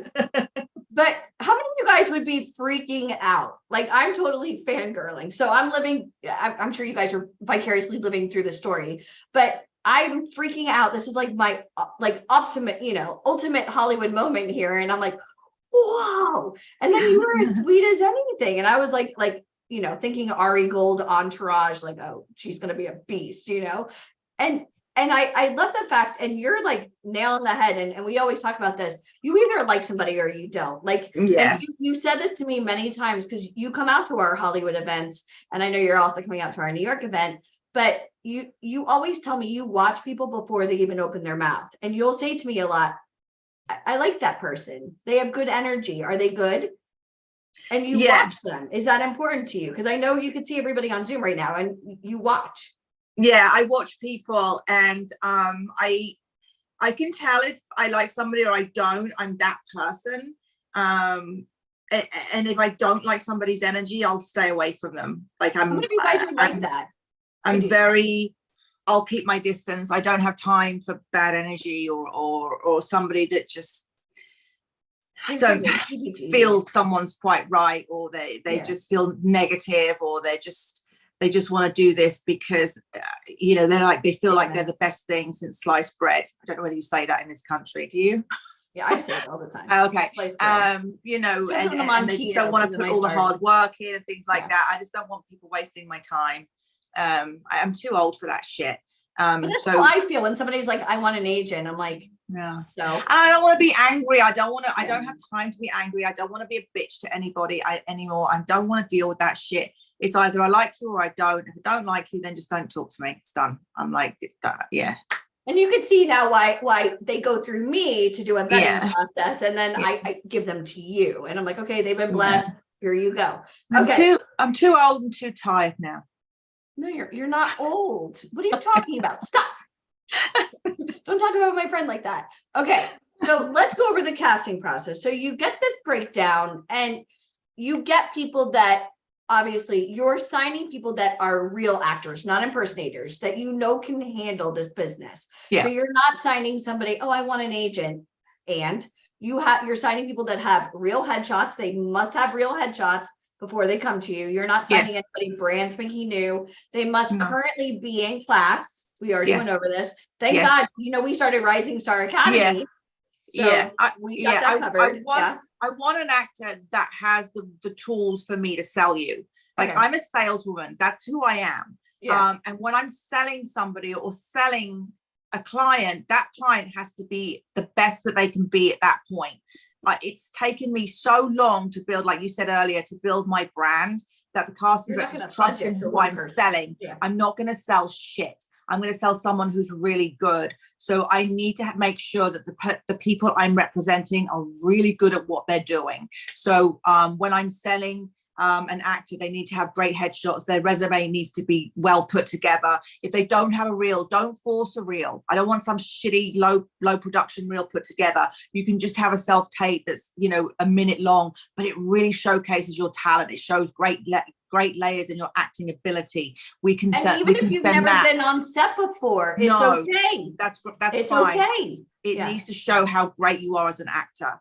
I can send that to the casting director, because I've been doing this for so long, I have really good relationships. The casting directors come to me and they'll say, hey, I've got this role that's just come out. Who have you got for this? Send me your 3 top people, and I'll send you the material over, and we can have them audition for this role on this big show, because they trust that I'm going to send them some good actors. Not 30 years in the business and you send somebody crappy. Bye-bye. Right, because I don't want to represent people that just don't give a shit, or don't give me good quality stuff.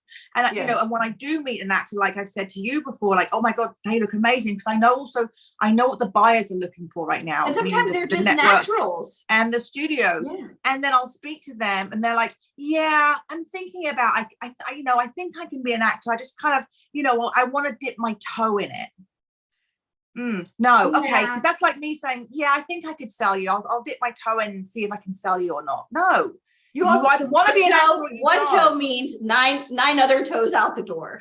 Right. And I can't have somebody that works like that. I need to have somebody that's in it, 150%, because that's all I do. So I'm selling actors, all day long, every day. If the client I'm working for is not even sure they want to do this, then what's the point in me working with you? Exactly. So that's really important. Yeah. So you send over an actor's headshot and you send over an actor's reel just to show that that actor can act. Yes. And then from there, if the casting director is interested, then they send over sides. Then the actor must know how to do a proper self-tape. Yes. And you're not there to train how to do that. No. Which is why we come in and we're like, hey, let's do it all. And you actually just came out to Orlando and showed them how to do a proper self-tape. How do you guys think that would be invaluable or priceless? Type priceless. Type priceless. To have somebody of that type of level be like, hey, I've worked with some of the biggest names. Let me tell you what they're looking for. Just because I work with Tanya doesn't mean it's going to automatically get a booking, but I know what they like and what they don't like. Listen to me. Heed the warnings. Priceless. Okay. And again, not to brag, but we're the only one she would ever do it for because she doesn't have time. And I buy Starbucks, sushi, wine, whatever it takes. Okay. Anyways, so when you send over, you get the side, that talent has to do a proper self-tape. So you expect them, are they doing it horizontal? That way, horizontal. Yeah. And do you want a slate vertical or what? Whenever you do a self-tape, whenever I send a self-tape, write this down, guys. It's going to have all the instructions down. Okay. So it will, the casting director will say, we want a full slate. Do we want a full body slate where you pull the camera back? Do we want you to turn to the side? Do we want to have your full name? Do we want your location? Are you above 18? If you're under 18, we need to have your full age. We need to have your age. Are you bilingual? Are you not? Things like that will all be in the instructions. So whenever we send you a self-tape, you need to read all the instructions. Read instructions. Read instructions is very important. So do all the instructions, and then you need to be off book, which is very important because I think, when you're doing a self-tape, what does off book mean? Off book means memorized. Okay, so you can't hold it up or read it over to the side because we can see your eyes moving. We can see. Now, do you want somebody looking this way or do you want them looking? No, I like you looking in just a little above the camera. Not too much, like look, not cross-eyed. Like that. But so we can connect with you because self-tapes are hard. They're not easy. I mean, trust me, I can't do them, but then I'm not having to do them. So it doesn't matter. I say, not as I do. But we're not in the room with you, so we can't engage as well as we would like. So you have to figure out a way of how we can engage with you. We need to be able to connect with your eyes. So the way you're framed right now is kind of the way we want to be framed. Obviously, there needs to be a plain background because we want to be focused on you. We want to be connected with your eyes. So when you're playing that character, we're really looking at you. We're really getting into your eyes. You know how when you're watching a TV program or a film and you're in the TV with them and you can't figure out and there's nothing around you, right? That's how we need to be with your self-tapes, because you have to remember that a casting director is probably receiving about 50 to 100 self-tapes for that one role, a lot, right? And those self-tapes are going to be on one link because we're uploading those self-tapes onto that link that the casting director gave to us. So when they're going through those self-tapes, they're probably only watching about 30 seconds of that self-tape unless you capture them. So you need to capture them with that self-tape. It's very important. Got it. And how much, so when you're sending over a self-tape, essentially, how much of that is the casting director actually watching? Well, about 30 seconds. Okay, everybody that's what I'm saying. 30 seconds. Unless 30 seconds to win them. So they'll probably watch, unless you capture them within the first 30 seconds, then they'll continue watching it. So you really need to have them engaged, get them engaged with you. So if you're boring as shit, if you're boring as shit or you're just generally rubbish, so you wouldn't even manage if you were boring. It wouldn't even get to her desk. Yeah. I mean, and like I said before, I have clients that have self-tapes that are so incredible. They're so amazing that I actually use these self-tapes when I pitch them for other projects. Are you listening to me? Yes, I do. Inside track. I do. I'm answering. People are on this call. I'm still texting. It's the craziest thing. So you get a self. So then you send over the self-tape. So let's say somebody doesn't live in LA. Then what? Then what? When do they then, find then I'm not working with you. I'm kidding. If you don't live in LA, you have to have an address in LA to work with you. You do. Yes, you do. And it's becoming more apparent now. If I needed to develop you, small heart attack there. What happened? Oh, probably me. Oh, my phone. Oh, okay. Because I'm just. I hope someone's okay. So yes, if I want to develop you as a client, and you're brand new, to build your, sorry, my brain just went there with that, to kind of build your resume, I really would like to, when I'm working with somebody, for them to be able to have an address here in LA. It can just be a friend's address, a family member's address, somebody, or somewhere around LA or close to LA. It helps a lot. Because a lot of these local shows like an NCIS or All American or shows like that, that are LA based, they do need to have an LA address on the contract per SAG, because they have to hire LA local actors. That being said, when you audition for these shows for a guest star or co-star, if you do book it, you'd need to be able to fly here and be able to put yourself up on your own expense.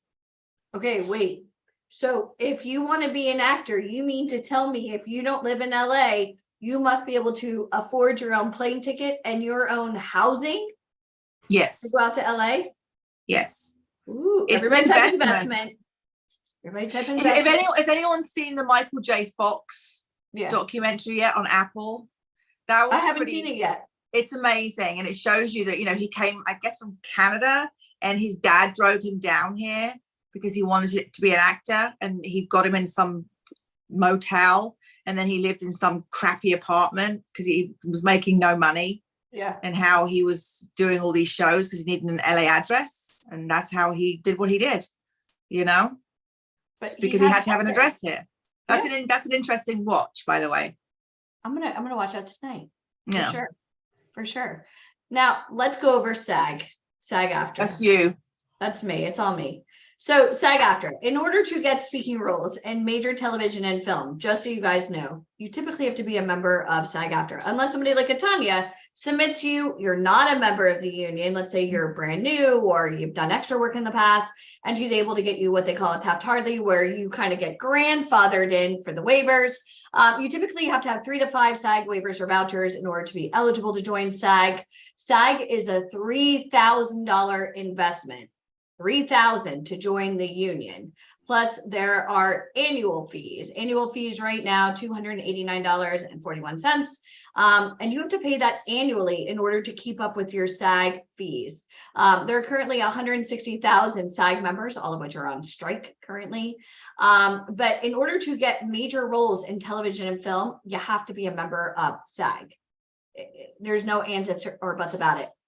So for anybody on here whose friends and family don't think you have to spend money to get into show business, that's sweet. Are they an actor? Because acting, you have to have a headshot. You paid for it. Training, you paid for it. SAG, you paid for it. But you can't join SAG like Netflix. You don't just put a credit card in.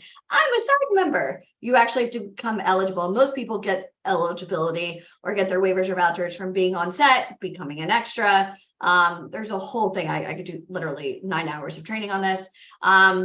But actually, you only pay $3,000 one time. Yes, correct. But then you have to keep up with the annual fees. And then you have to maintain a $26,000 a year working in the industry in order to maintain your health benefits, which is why there's a lot of crap going on right now with the strike. SAG, SAG, SAG-AFTRA. SAG is film, AFTRA is TV. So the two unions merged, SAG-AFTRA. And Fran Drescher, the nanny, is currently the acting president. And I think she's doing a great job. What do you think? Yes. Yeah, I think she's doing a great job. Yeah, she's doing a great job. And they're currently on strike. Do you want to talk a little bit about why they're on strike? Well, they're on strike because of the AI component of things and the residuals. We need to up. There needs to be a pay hike in all areas, basically with SAG. and the residuals and streaming services and AI is starting to take over a lot of aspects. So, and they're very, very far apart right now. We're not sure how long it's going to go on for. I was on with the union. When was I on with the union? On a Zoom last Thursday. And I don't know. Are you just at a standstill right now? We're at a standstill right now. They've reached out to AMPTP, and they haven't responded to SAG. Is there anything taping right this second? Soap operas, game shows, nothing? Soap operas are exempt. And there is the independent. There are some independent films that have now an interim agreement, which means they're allowing. They're getting waivers. Some projects. They're getting waivers. Viola Davis got a waiver for her new project, but she said no, because the indie films are agreeing to the terms that SAG want. So that's why they're getting the interim agreement. Yes. And then can you talk a little bit about like the streaming wars? And I know obviously like CBS, like the way we grew up, like actual like cable network. I mean, that's where the money is, right? Because they have like 20 episodes for like an episodic. Do you want to go over pay for like those shows versus? Well, the shows are, I mean, with Netflix and the streaming services, they do fewer episodes. So obviously, you know, but they're paying more or less the same. So if Netflix are doing but it's less shows. So if Netflix are doing a series right now, it's like they're doing 8 episodes. It used to be 10, but now it seems to be cut down to 8, if you've noticed. So, and they're holding exclusivities. So, you know, but then they're doing 8 episodes, whereas you've got, you know, an NCIS, for instance, or All American, when they're doing 22 episodes a season, which is around, and they're paying around the same amount of money per episode, and they're holding exclusivities. So you're getting more than double the amount of episodes per season with the same exclusivities, if not more, from the streaming services. And with your knowledge, which streaming service would you say, when they're normally filming, which one do you like working with the most, or which one pays? Well, they're all bad. They're all their exclusivities are really, really tough, and I know they're trying to work on that right now. But Apple, I find generally plays a bit more. Because if you're on Netflix, you can't work on other, right? No, they won't let you work on any other streaming services. And also, you know, you have to also remember as well that if you're on Netflix and you're doing, you know, 8 episodes, and then they won't let you go and do another show on another streaming service, it's only a guest star or it's a recur on something else. It's like, hold on a minute, I've only done 8 episodes on your show, and I've got all this other time. I want to go make more money to make up the other money that I'm not making. So, you know, and it's nothing like the character I'm playing on this Netflix show. So, you know, everyone's making a lot of money, but they need to figure out a way we need to figure this out. Like a lot of actors right now are bitching and moaning about residuals, right? Like some of the cast of This Is Us, like Mandy Moore, for an example. I know she made a lot of money in the upfront when her show was on, you know, cable, but now that it's on streaming, pennies. So is that normal, or? It's normal. You're not making much money on streaming at all, because streaming services, Netflix is saying they're still in the experimental stage, by the way. That's what they're saying. And it's Netflix that's holding out right now. It's Netflix. So Netflix is the sponsor. Netflix is the devil right now. Yeah. So what do we do? How can we help? For anybody here, what do we do? Just sit back and wait? We have to sit back and wait right now. We're doing what we can. All of Hollywood is at a standstill. So technically, like red carpet events. Nope, not doing any. Nope. Nothing. We're not going to do anything. The only projects I'm putting my clients in are on the. You don't need to cancel Netflix right now. We're not doing any of that right now. It hasn't come to that point. But the only jobs I'm working on right now are anything that has the SAG interim agreement. Okay. Can I interject something really quickly? Mm-hmm. So for the people that are like, oh my gosh, we should cancel Netflix. What you have to understand is that if you cancel Netflix or you cancel any of your streaming services, you're actually giving them the leverage against the actors. Yeah. Because then as the profit goes down, they're like, ha, see, we really don't have to pay you. Yeah. And SAG have said, don't do that yet. We haven't got to that point yet. Yeah. So I just wanted to interject that, because from a business standpoint, like if people are like, oh, cancel this and that because they're against us. Like you're actually shooting your future self in the foot. True. Awesome. Tanya, I thank you for spending Sunday with us, and I'm excited to see you in 2 weeks. Yeah, we'll see you soon. Oh, Denise, it's going to be real hot there. It's really hot. Good. Have you got a pool where you're staying? I rented a house in the hills. I'll invite you over. We'll get wine. We'll chill. But there is no pool at the house. But you're in the hills. It'll be nice. I'm in the hills. Yeah, we're up in the mountains. So it will be nice. You're where? You're by Malibu? Lake Balboa. Okay. We'll find you. Have your people call my people. I'll text you from this phone that I text them all day. But let me ask you a question. You're very busy, and I know Deneen is going to up it from 20 years to 30 years in the industry. And it's going to be the cheesy, I got the updated. I know. I probably know her bio better than she does. She currently has cast members on All American, and we didn't even talk about like God of War, Kratos, and we didn't even go over like. Oh yeah, none of my video games. I know your bio. I've got another big video game too that's just started, but I can't tell. 2 video games. She's such a tease, isn't she? But do video games pay well?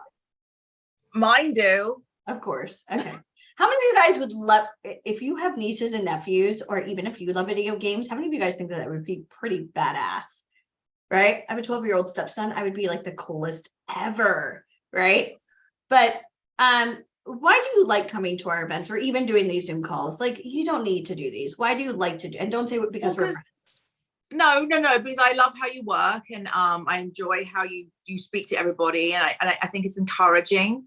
And I love to meet the actors, and when I do come out, I love to help them. Really, I just think I love how you help these guys, and this business can be really, really hard. And it can be just very disappointing at times. So it's how you kind of pick these people up and help them along their way. And it's encouraging to see that. I just think it's great how you guys help these people. Thank you. Because it's really hard. Bullshit. Yeah. It's a lot of bullshit, and there's definitely no bullshit from you guys. No. And that's what I love about you guys too, because I can't, you know what I said that earlier. It's like, I can't handle bullshit. Life's too short. And if you can help even just one person out of all of this to make their dreams come true, I mean, it just fills my heart anyway. It's something great can come from this. How great is that, right? Yeah, it's just to make people's dreams come true. I mean, I like to love meeting people, and then you help me. I want to win that $1 billion. Do you know that lottery ticket that got sold, the Mega Million? No, it was bought from where I get my ticket from every single week. And the 1 week I don't fucking go, it got sold there. I was so mad. I was like, that ticket was mine. Sorry, I'm swearing.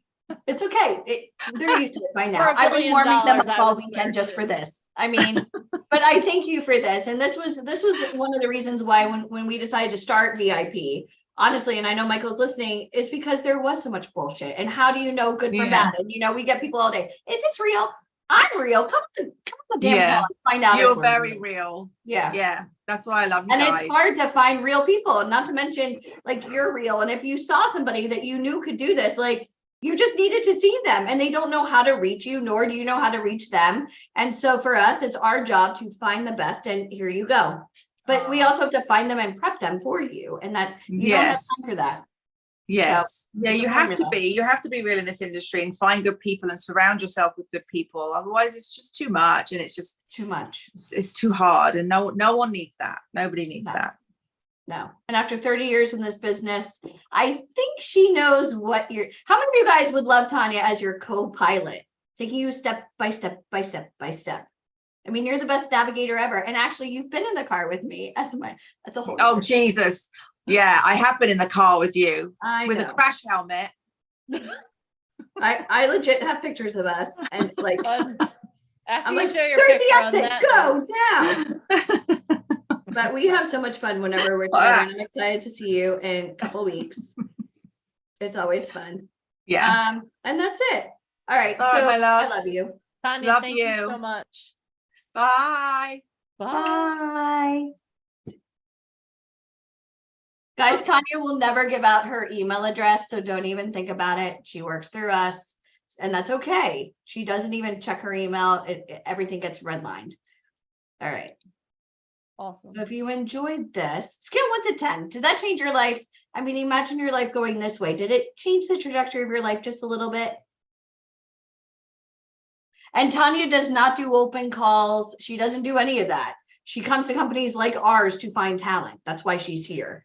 So she would never, oh, I'm interested in an agent. She'd be like, and she wouldn't even know what to do with you. And we're glad that you all know not to ask her where to find an agent, because that would be so rude. That would be like walking up to a hot dude at the bar and be like, hey, where can I find a hot dude? We don't do that anymore. We've learned our lesson. All right. You guys, how do you feel the transformation happening? Do you feel that? If you feel the transformation, type transformation in the comments.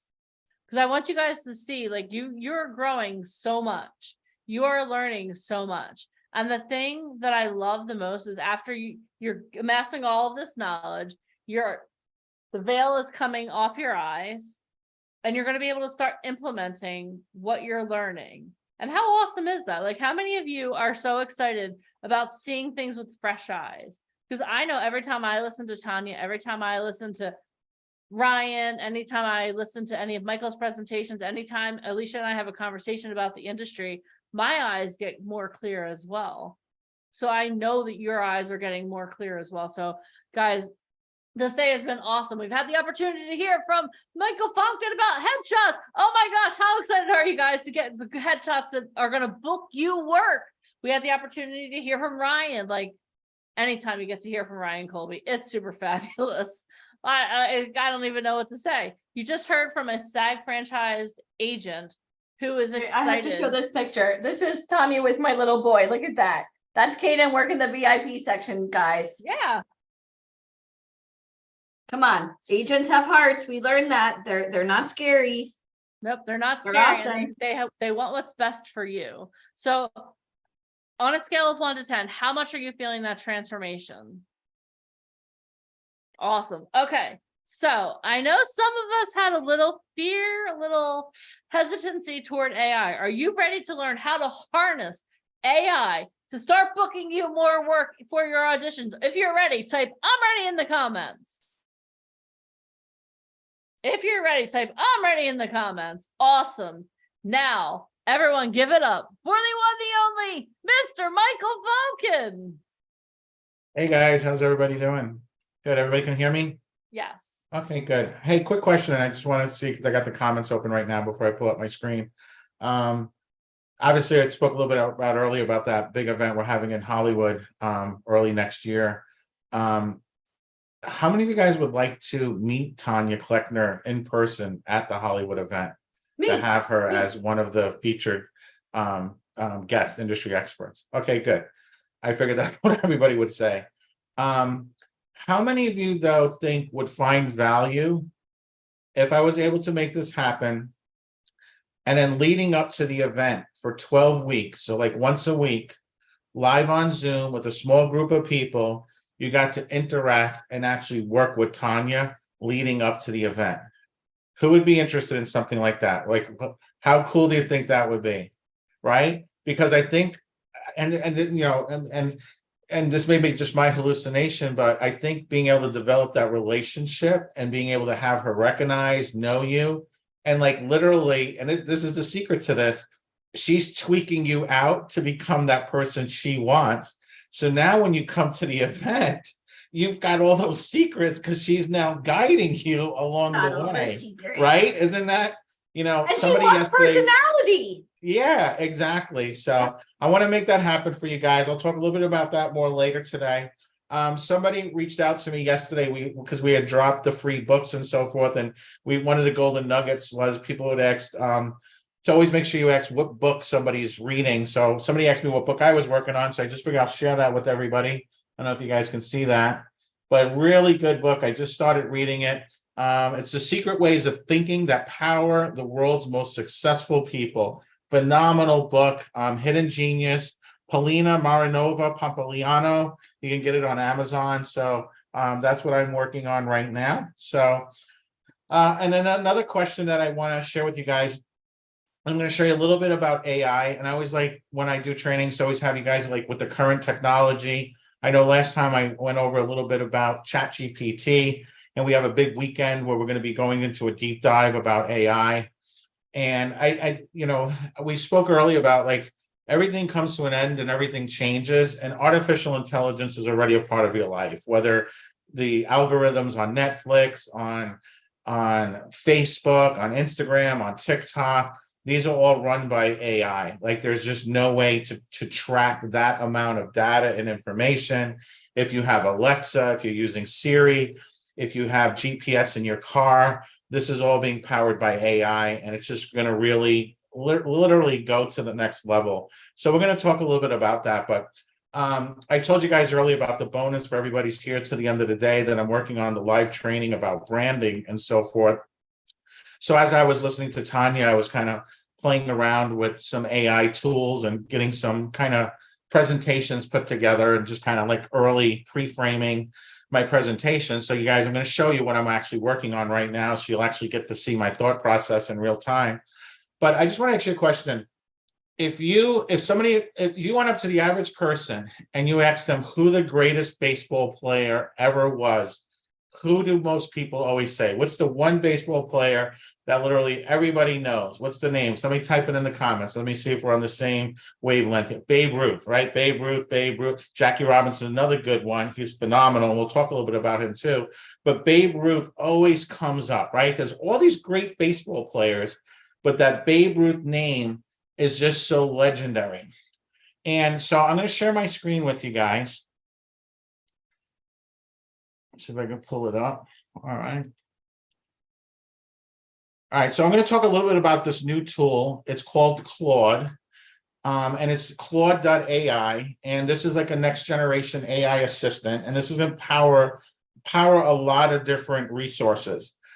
Same idea as ChatGPT, but it's a little bit more advanced. So this is actually a little bit more advanced than ChatGPT, and it can hold a lot more data.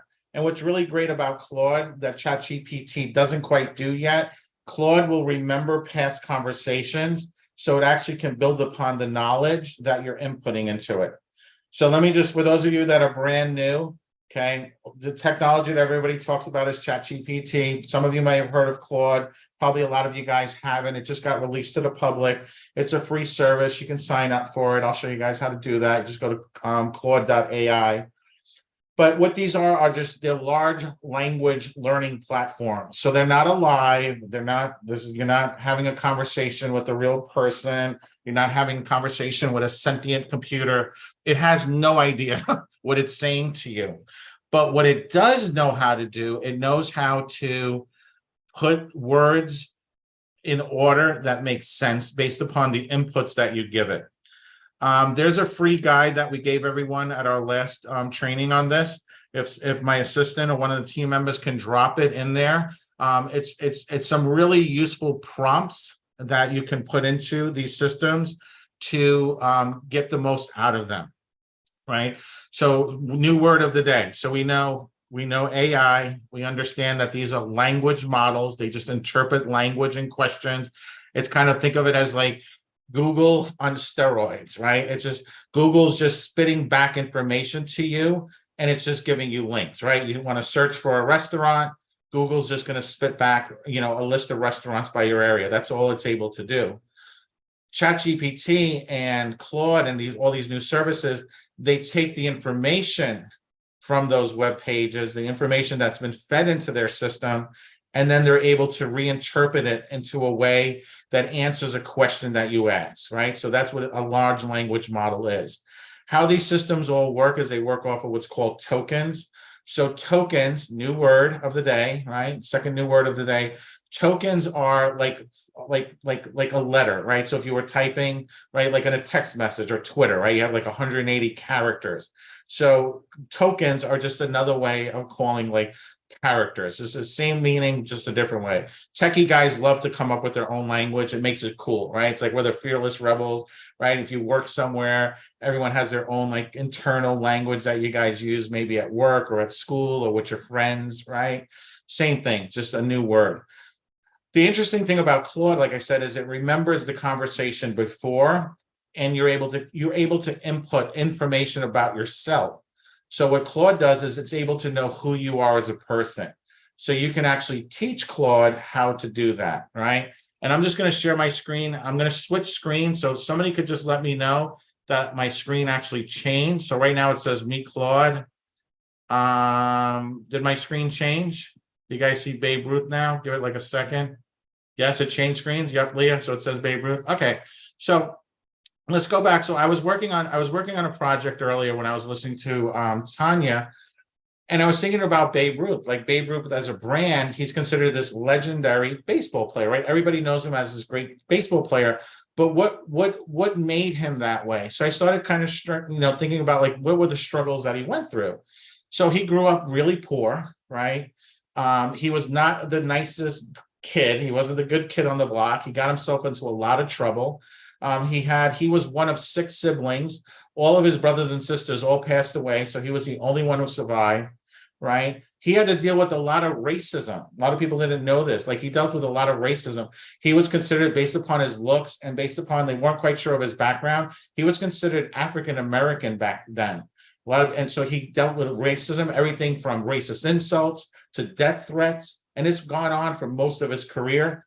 He struggled with his health and his fitness. He wasn't a healthy eater, right? He was a power hitter. He did have some strength at hitting, but I want you guys to realize something. The baseball game he played back then is completely different than the baseball he played today. 2 different games. The way they pitch today, the strength, the science that goes into it. He would have been a good player today, but he wouldn't have been a legendary player. He would have been probably a little bit above average, right? He suffered a lot with high expectations because of the fact that he was early in baseball. He was breaking a lot of records. It led to a lot of abuse of alcohol and so forth, right? So you can see here, this was also, this prompt was basically tell me about the struggles of Babe Ruth. So Claude went in and it started organizing the information. So instead of giving me web pages, it organized the information in a way that I could understand, that gave me the content that I needed based upon the question, right? I'm going to teach you guys how to do this in a moment, but I just want to show you this because it's important for you to understand. So I said, okay, great. That's some really great information. Can you expand on this? So you can see here, I didn't have to repeat my question. Claude understood that, yes, we just talked about Babe Ruth and his struggles. I just need you to expand on this. So I'm able to conversate with the system in conversational. I don't have to go really deep into it and explain to the computer what I want. I'm just able to say it just naturally. Hey, great information. Expand on this. So now it says, okay, great. Here's more detail on some of Babe Ruth's major struggles, right? Again, it went a little bit more deeper into his reputation, that he was considered a womanizer, right? He upset the team owners, the managers. He dealt with racism, in terms of his health. Hard living caught up to him, right? He gained a lot of weight, right? Agility, stamina, right? He suffered from all these various injuries and illnesses that occasionally affected his play. Right? He faced pressure to always have to outdo himself. He always had to outdo these milestones, right? And I asked it about like Babe Ruth's records, right? Are all of his records broken? And I said, well, no, there's 2 that aren't, but most of the big records he's known for have already been smashed. They've been broken. He was also part of the thing with racism that people really hated him back then was he was the one who wanted to open up the league to different peoples of different ethnicities. And that was like a big no-no. Like he literally was hated by the players. He was hated by the teams for being the person who brought that up. So here's an interesting thing. So then I started comparing it to today's world, right? And obviously you can see pitching is faster today. The average fastball in Ruth's era was about 80 to 90, right? Today it's 92 to 95. And I came to this aha moment, and this is so important. I want you guys to realize what made Babe Ruth a legend wasn't the fact that he was a great, phenomenal baseball player. It wasn't because he was a great person. It wasn't, he did all these things that are just like, he was a womanizer, he was a drunk, he didn't eat well, like all these things. But he overcame his obstacles. He overcame obstacles in the time that he was living. That's what made him a legend. And I want you guys to think about your story. How do you change your story? because I saw some comments earlier and I saw some comments yesterday where people were talking about like, I'm not ready for this, or somebody yesterday had made a comment, there were things in my past that I overcame, and somebody was really beautiful, responded back, your past doesn't make you who you are today in the present. That's so true. But at the same time, who you were in your past, the struggles, the obstacles, the things that you're overcoming make you a legend. These are the things that make you great. It's not the easy road that makes a great person. It's the hard road that makes a great person. And when you realize that, and it was something too, it's mentioned over and over again in this book, that it's the things, the obstacles that make you grow. So I want you guys to realize when telling your story, when creating your brand, creating your image online, creating your speaking from stage, or being interviewed on shows, you're standing in front of an agent, don't shy away from the obstacles. Be proud of them, because they are what's creating the person that you are. And when you realize that, you become an inspiration to others. So then as I was sitting here kind of doing this, right, and kind of putting this together to explain to people about building a brand, I started saying to myself, I said, what sets people apart, right? Why do and I asked a little bit more in-depth question of Claude. So I said, why do 99% of people not take action for success, right? Because when you think about it, most people will not take action for their own success, right? We talked about that, right? The forest and getting to the other side, and most people stay in their comfort zone. And I said, okay, well, great. I got that part. I understand people are comfortable. They're afraid of change. They're afraid of failing. So then what sets them apart from the 1% that do? And hence, why do that 1% control all the wealth, right? How do I reach that level, right? Whether it's financial abundance, success, right? Money is not the goal. Money is a result of the success that you have, right? When you focus on how to become successful, money is a result of that, right? You think about like an actor, right? Your first role may pay $3,600 a day, but then over the course of your career, you're a Brad Pitt making $20 million a movie, right? The money comes based upon his growth as an actor. Same thing for a model. So here's where Claude came back, and I thought it was really interesting. There are a few key factors that likely contribute to why a small percentage of people take action towards success while most do not. Motivation. And it was so amazing because we talked about this. Find your why and you'll find your way. The 1% tend to have an intense drive and motivation towards a goal. Whether it's a strong desire for money, status, power, or fulfilling a vision, they have a level of motivation that others do not.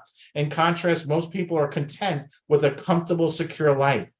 I was like, that is exactly what I spoke about. Risk tolerance. Those who take action are comfortable with risk and even failure. They know that in order to succeed in a major way, risks and setbacks are inevitable. Most people prefer the safety of inaction to the uncertainty and volatility that comes with striving for more. Sacrifice. The 1% are willing to sacrifice leisure time, stable income, and work-life balance in the short term to achieve greater success in the future. Most are not comfortable making these trade-offs. Right? It's so easy just to you have your phone, your Netflix, your cable, all these things. You're not willing to make a sacrifice, to work those extra hours, to put the time in, right? To be consistent, to be persistent. Right? There's the word persistence. When they encounter obstacles, the ultra successful perseverance while others may quit. Thomas Edison famously said, genius is 1% inspiration and 99% perspiration. The 1% represents that perspiration. And I was like, that's such a beautiful nugget. Just put in the work. Be willing to put in the work, right? How do you do that? Have a new mindset, new results. Mindset. They have confidence in their abilities and believe success is achievable through hard work and determination. Many others limit their potential by doubting themselves or thinking success is out of their reach. Networks. The ultra successful associate with and learn from others who have achieved wealth and status.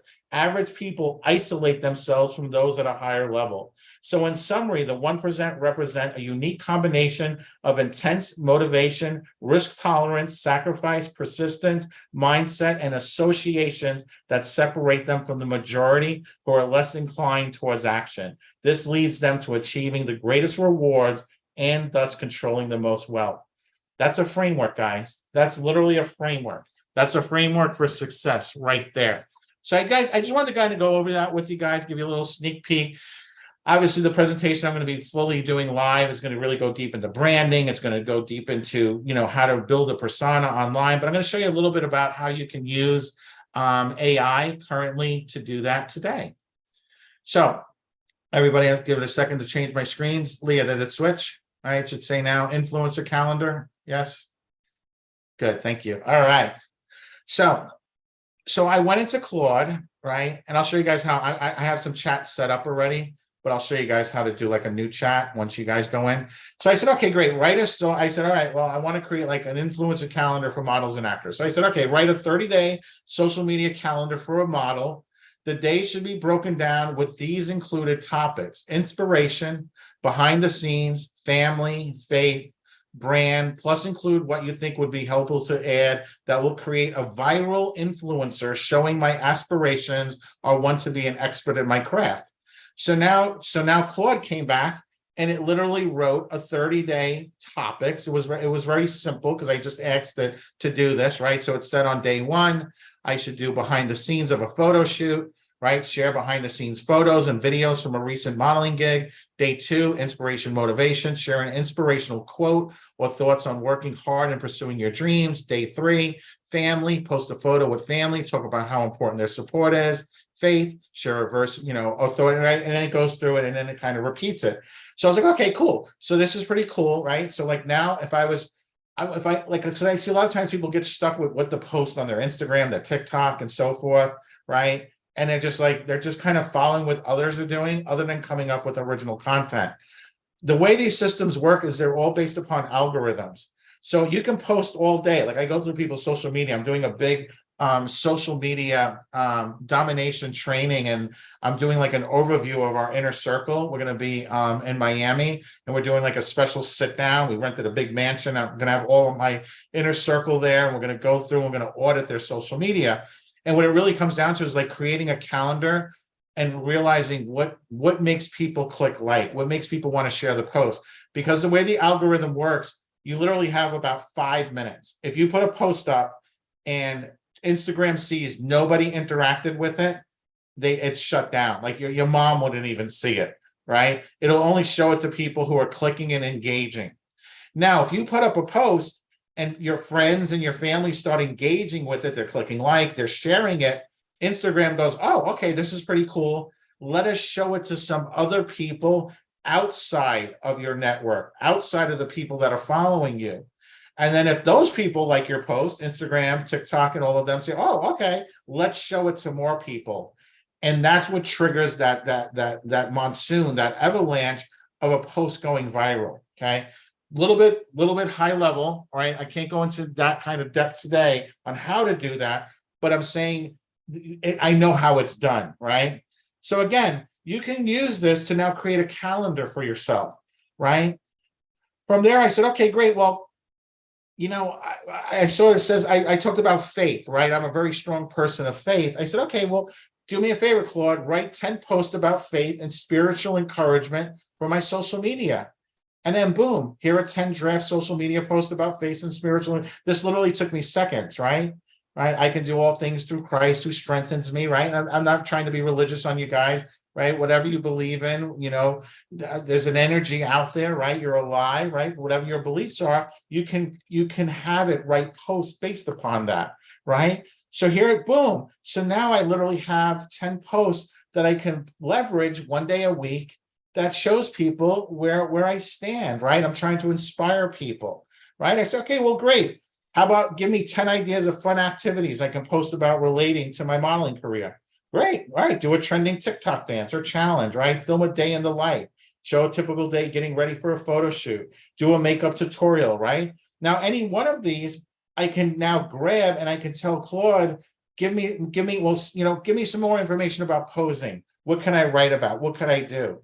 Right? I can go deeper with it, right? So for like one of the trainings we talked about was like having a manifesto, right? Using like tools like LinkedIn, right? And your bio. So when if I went to your Instagram right now, what I know who you are as a person, right? You have a bio there, but it's very short. So there's a company called it's called Linktree. It's free, where you can create a link to like additional content. So I said, okay, you know what would be really cool? Well, how about if I had my bio up there as an actor, right? Or as a model? Well, I don't really know what kind of questions do I put in a bio. I want this to be exciting. So I said to Claude, give me a list of questions you can ask me to have. You write a professional bio about myself. And I said, okay, great. Here are some questions I can ask to gather the information needed to write a professional bio. What's your full name? What city and state are you? What is your modeling niche, specialty, commercial, high fashion? Look at that. It knew the difference, right? So now here's the cool thing. You guys were all in the training for both days.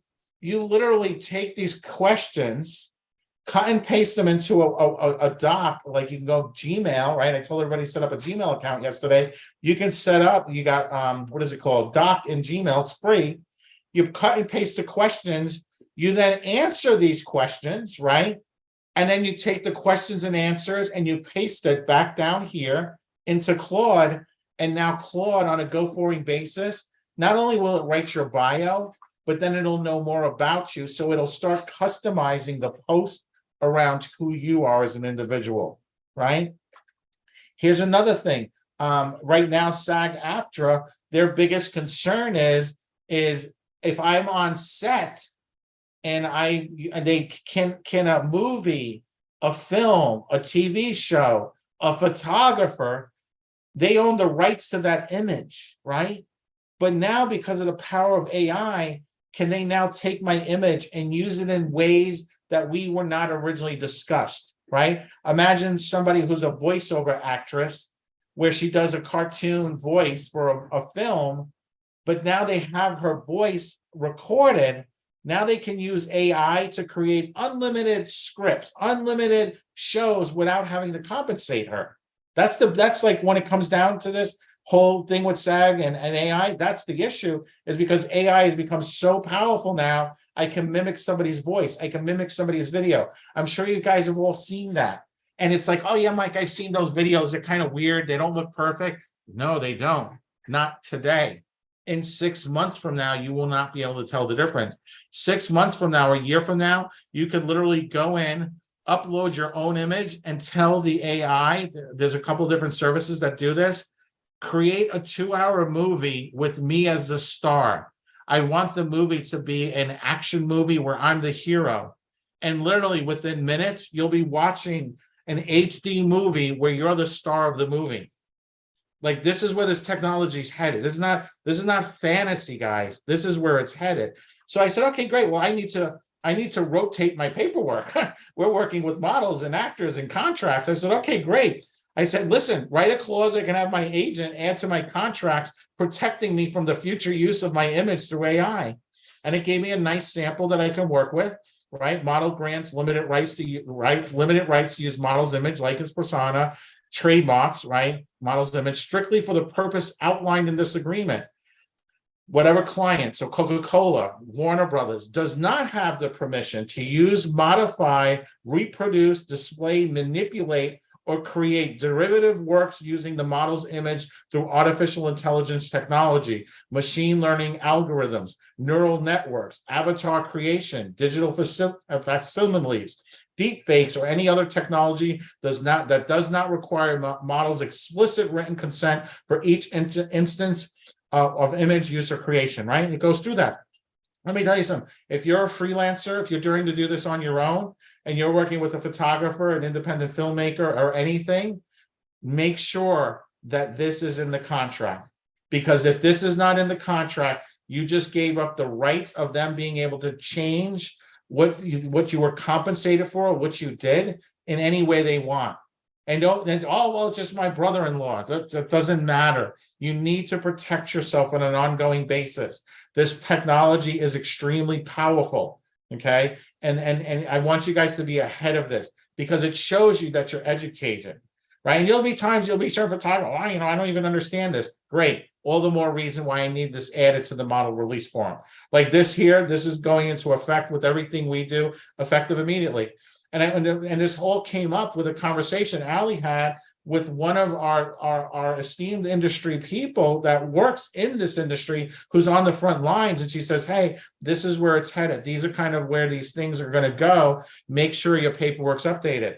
I can guarantee you, I literally had a conversation with Ryan about this. within 5 minutes, Ryan was updating his paperwork for all his contracts. This goes effective immediately for any of Ryan's bookings this week, any of his photographers, anything he's doing, they have to sign off that they cannot use this image further than what we agreed upon today, that it can't be manipulated. Because it's a new technology, which means there's no laws around it. There's nothing to protect the person unless you yourself come up with the wording. And I think this wording is like right spot on. And this is what I did this morning. I used this literally this morning. So I'm going to show you guys really quick. So I'm going to go to the chat menu. So when you first, like I said, this is free, right? So you can see here, like I was talking about Babe Ruth. If I go to this here link, this will remember those conversations, the influencer calendar. So now anytime I want to go back, so I can create one of these, like say, give you your example.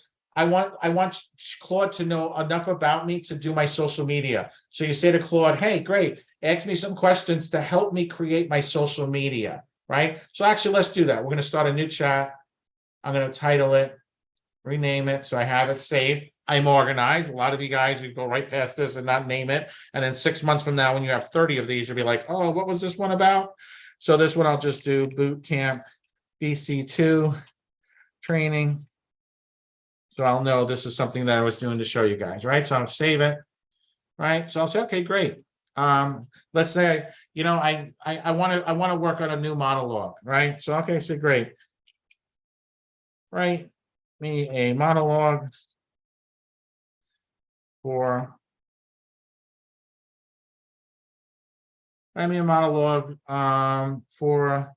a scene that is dramatic and takes, and I'm just going to be, now remember, you can do whatever you want with this, right? Write me a monologue for a scene that is dramatic and takes place on another planet, right? Just making this up, right? Just to show you.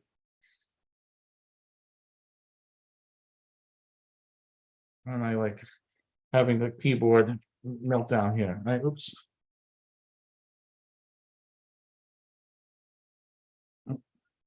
I got like so many plugins. Takes place on Mars. How about that? I'm like, my keyboard's acting all funky over here. All right, so write me a monologue for a scene that is dramatic, takes place on Mars, right? Just conversational. And enter. All right, here's a dramatic monologue that takes on Mars, right? We were never meant to survive here, right? Now I can actually, and for those of you who probably have been to my training on script analysis and also using tonality and beats, I could go back in, I could say, okay, well, rewrite the monologue, but add beats into it, right? Add dramatic pauses and so forth. But just to show you like how quick this would do that. So now I have an original monologue that I can use, right? I can tell it, here's another cool thing with this. So you see this little right here? So this is different than ChatGPT. I can add files to this. So I could literally take a script, upload a script to Claude, and then have it do a script analysis of my character. Okay. Right now, this one doesn't do it. It doesn't yet, but it will. I can perform my monologue, upload it to Claude. This is not quite there yet. Claude will listen to it, and then it'll come back to me and it will give me a critique of it, right? Or how about this? You guys are having who's learning a lot on this boot camp, right? You guys are all learning a lot, right? You know what? I want to send a nice email to Alicia thanking her. I'm not that great at emails, but let me ask Claude to help me. Write me an email to Alicia Kback.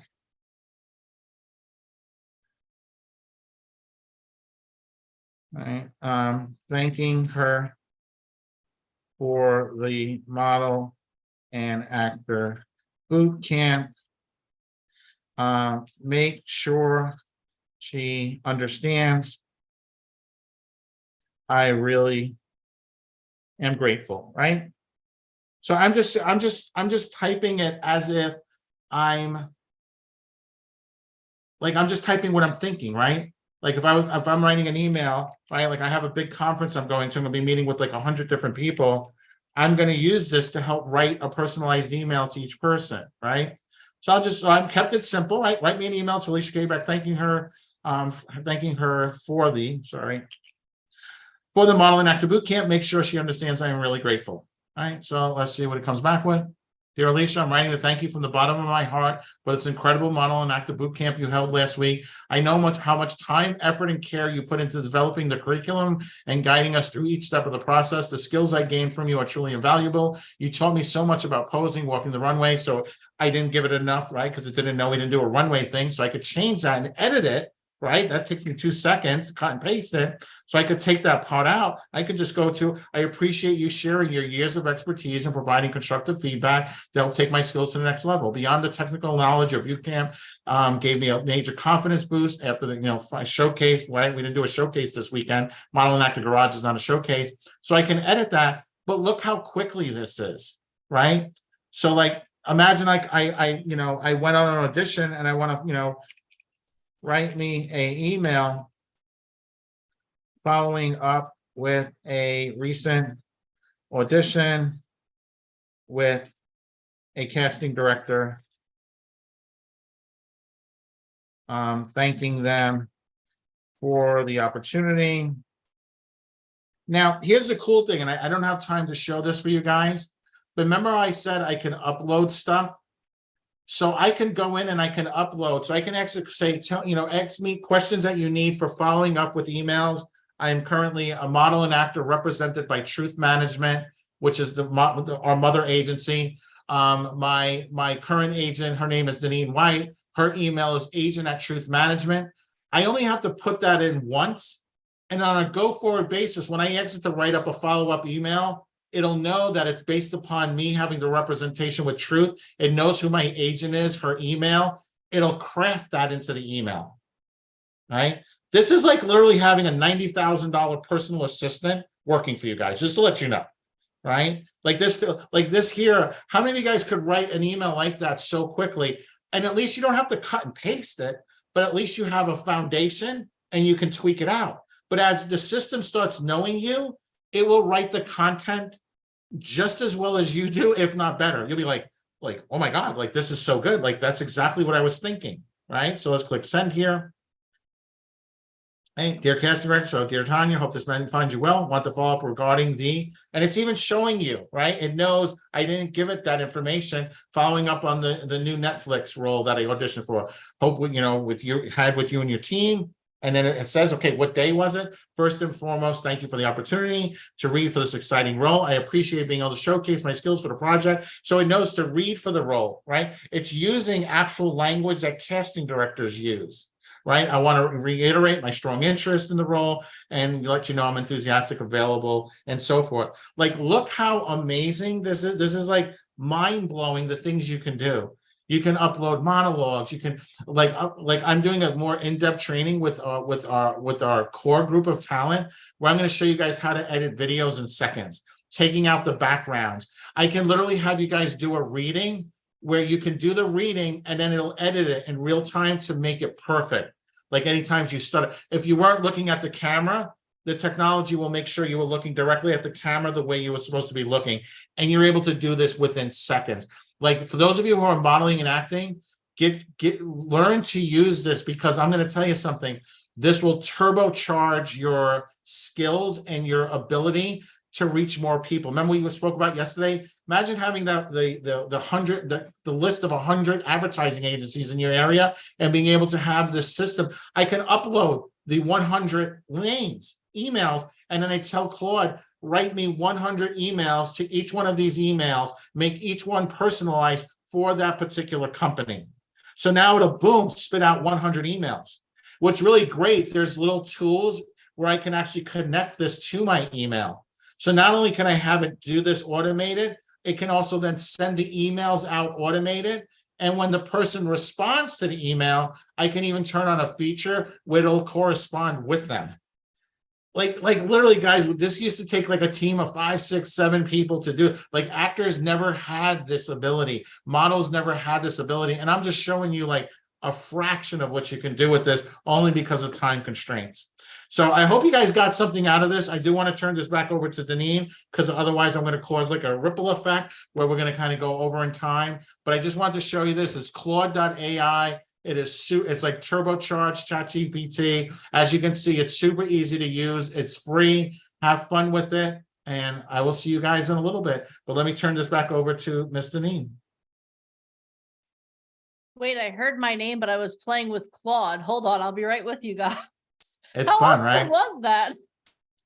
I'm like, hold on, Claude. Like my old friend was ChatGPT. I don't know. I think I may have to break up, and Claude and I might be going steady now. Anyway, how awesome was that? Are you guys ready to use AI now to really launch yourselves forward? Because let me tell you something. Like, I don't know about you, but sometimes when I sit down and I write an email, like, I overthink things.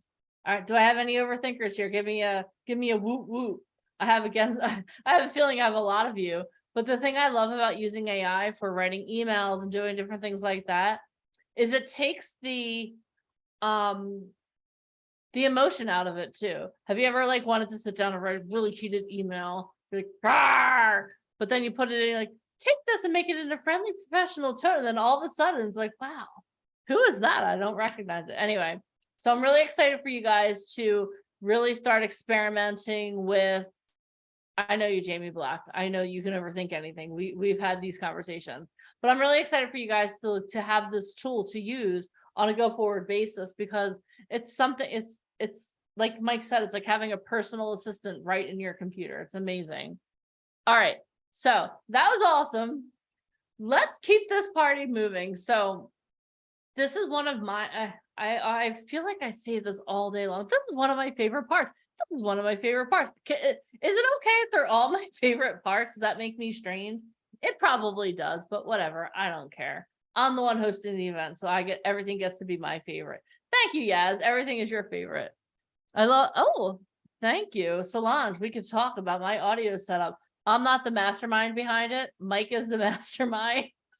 I just get to look really freaking cool on video because of him being so smart. All right. So now what I want to do is I want to open this up to a couple talent, because you know what? You've heard from me, you've heard from Mike, you've heard from Alicia, you've heard from our amazing agents that we have working with us. You've heard from an amazing publicist. Now what I want you guys to do is hear from people that actually work with us. Is that okay? Is it okay if we hear from a couple people that work with us over like the next 10 to 12 minutes? I don't want to get us going backwards, or I don't want to, we have another guest coming up shortly, but I definitely want you guys to hear from some of the talent that we work with. So the first person I'm going to bring on is the one and only Mr. Craig Bruce. Hi, Craig. How are you? Hi, Deneen. How are you? Hey, I'm right with you. I've been going steady with ChatGPT, but I'm telling you, Claude's looking pretty good. I don't know. I mean, ChatGPT has short-term memory loss. Claude seems like he remembers things. I know. I feel like the last time we talked, we were talking about how we were both going steady with ChatGPT, and here we are breaking up. Yeah, here we are. Thanks, Michael. You threw a wrench in the wrench in the process. I know. I love it when he does that. I hate it when he does that, because then I have to get used to something new, but I also love it. Awesome. Well, Craig, I wanted to bring you on because you have been working with us. Like, you've been coming and you're now a talent with us as well, but you started working with us at our last event in Hollywood. And I just want to know, like, first of all, tell everyone a little bit about yourself, and then let everyone know, like, why are you with what you do? Why have you chosen to work with VIP Ignite? Yeah, well, thank you for this opportunity. It's so cool to see so many of the talent on here who are actually having such success. Marsha Rod and others on here. It's so amazing to now be officially part of the group. I'm in a second career. The first career was really global management consulting, where I spent a lot of time traveling the air, 2.5 million miles on one airline and 1 million miles on another, and it just burned me out. And I changed careers to become what I am doing today for the last 8 years, which is a high performance lifestyle consultant. And I'm really working with high-performing executives and business leaders to help them understand that you can continue to have all the success you've had, but you don't have to sacrifice your life. You don't have to sacrifice your health, your well-being, and those relationships. That's what I'm doing now. And I met you guys through Bill Walsh's community, and honestly fell in love with you and volunteered at your first event, and truly just volunteered. And what I saw was the way you do work, what you do, the value you bring, the passion, the way you care, the intellect that you bring, the new ideas. I mean, just look at what we just experienced with AI. I don't know any other talent agency that does that. And finally, I saw the talent, and truly inspired me to see the success that they're having. Classy Mike Trash, man, he's going to auditions right and left, and that inspired me. And so I said, hey, I want to be part of this. That's awesome. I love that.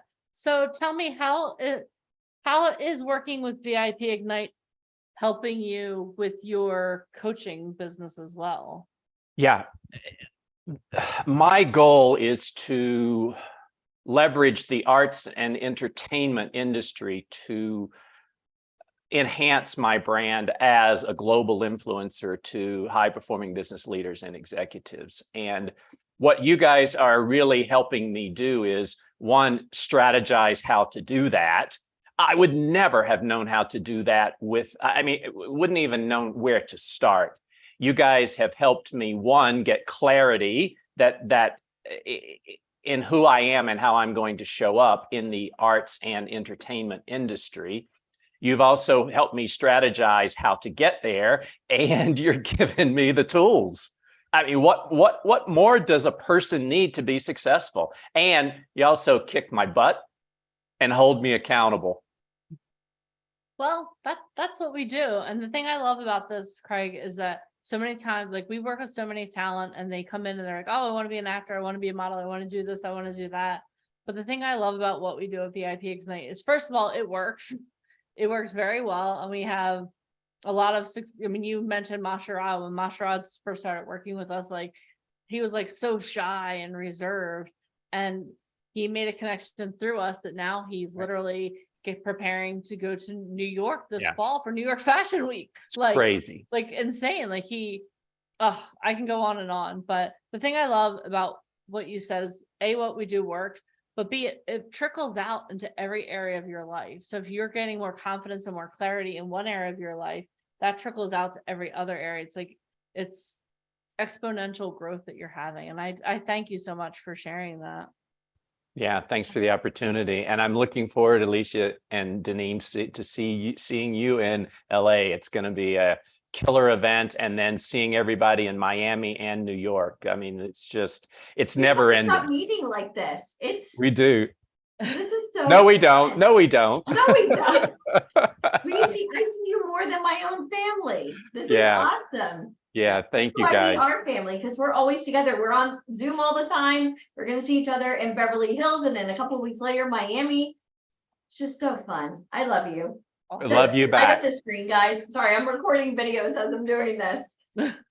Multitasking. Love you back. Thank you, guys. Thanks for the opportunity to share. And if you're on the fence about becoming part of this community, hey, just get off the fence. Push them right off. Just take the leap. Awesome. Thank you so much, Craig. That means so much. Thank you. Awesome. All right. So another person I want to call up is Classy Mike Trash. This morning, he so casually said, hey, Deneen, guess what? I'm going to be on set this week. So let's talk to you, Mr. Mike Trash. How are you? I am great. I am fantastic. Yeah, I'm going to be on tomorrow at 10 a.m. I'm supposed to be down in wherever I'm supposed to be, but I forget where it is. But it was exciting, because I've been applying for a lot of things, and I had a dry spell for the last 2 weeks. Didn't have a whole lot of things that I applied for, but when this came out of the blue, I got it off backstage. The guy called me or gave me the information. Oh, Adamstown is where I'm going to be. So that's kind of exciting. I'm going to be a Nazi. You're going to be a Nazi. Okay, so Mike Trash. First of all, a couple things.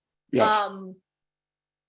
Just for everyone listening, you are able to find certain things off Backstage. We don't recommend people go on Backstage to start looking for castings, because a lot of times when they're putting castings on Backstage, it's stuff that agents can't fill. So, but you've had a lot of success doing this because you are also a seasoned professional. And not only that, but you have a knack for when you're not acting and modeling and doing music, something you also like to do is kind of like breaking down those people who like to scam people. So you have a really good knack for I like to scam the scammers. Thank you. I was trying to think of how to say that, but you said it. But you know, actually, I'm on Backstage. I'm on Actors Access and Casting Networks, and I get my most stuff from probably Backstage, but I get my second most stuff is from Actors Access, and I get some stuff from Casting Networks. But a lot of them have dried up recently. There hasn't been a lot of things.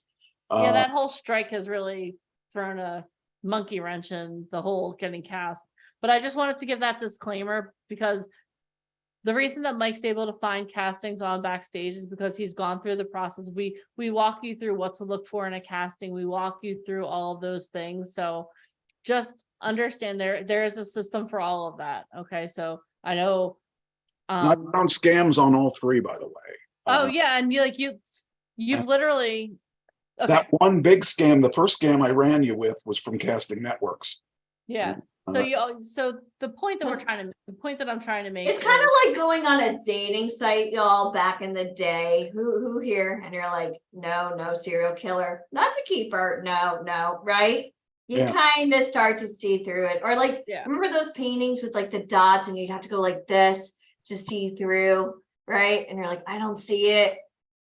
Right? How many of you guys know what I'm talking about? Right? Leah does, Isabel does, right? Kelly Walker. Hi, Kelly Walker. I'm still trying to see Jesus at my aunt's house. You have to be drunk in order to see it. But actually, as soon as that's why he could see the scams.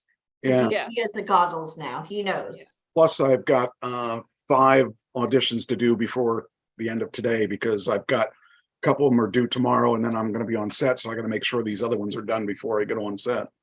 So. And you just worked with Tanya in Orlando. How was that experience? Scary. The first video I showed her, she said, it's good. I thought, oh, okay. She goes, do you got another one? I showed her another one. She really liked the other one. The one reason she didn't like the first one was I wasn't set in the frame the way she liked. But the second one, I didn't expect her to like the second one. She liked the second one because the framing was better, and I don't know. It was kind of cool. She knows what she likes. Yeah. She said the first one was okay, but she didn't like the way it was set up, the way that I had to do I was doing a newscast, but kind of a devious, evil newscast.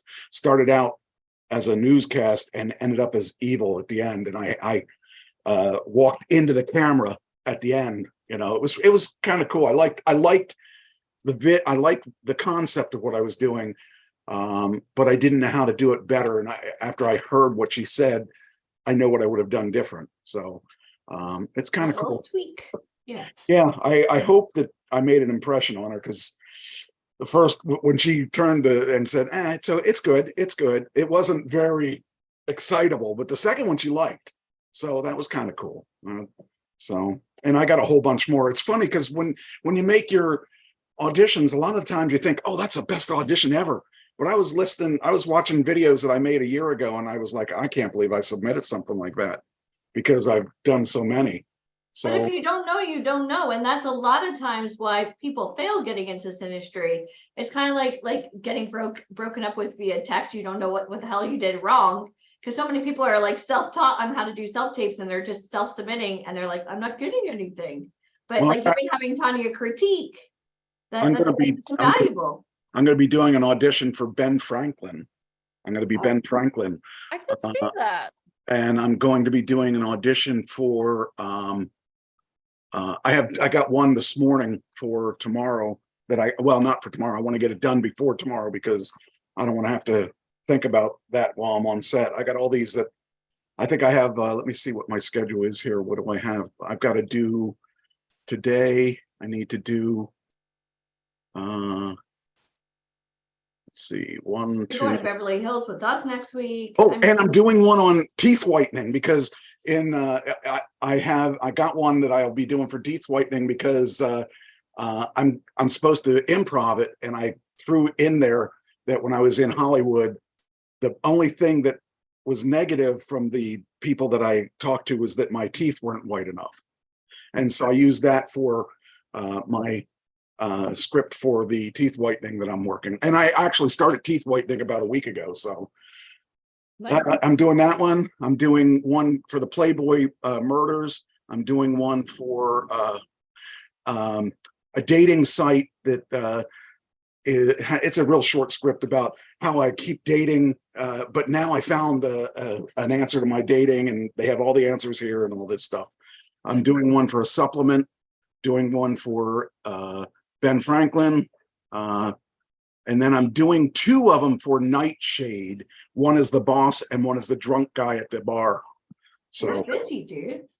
I like when you do all the stage makeup. Danina and I get scared shitless when Oh my gosh, your that face one or that your you eyes did. falling down, like with all the stage makeup. That was this so is the ridiculous, makeup. but I'm always like, are you okay? That's what I really look like. This is with the makeup. Oh, well, let me just Me ask you a without coffee. let me ask you a question, Mike. So before you started working with VIP Ignite, or even like right after you got started, I know you were very much focused on music.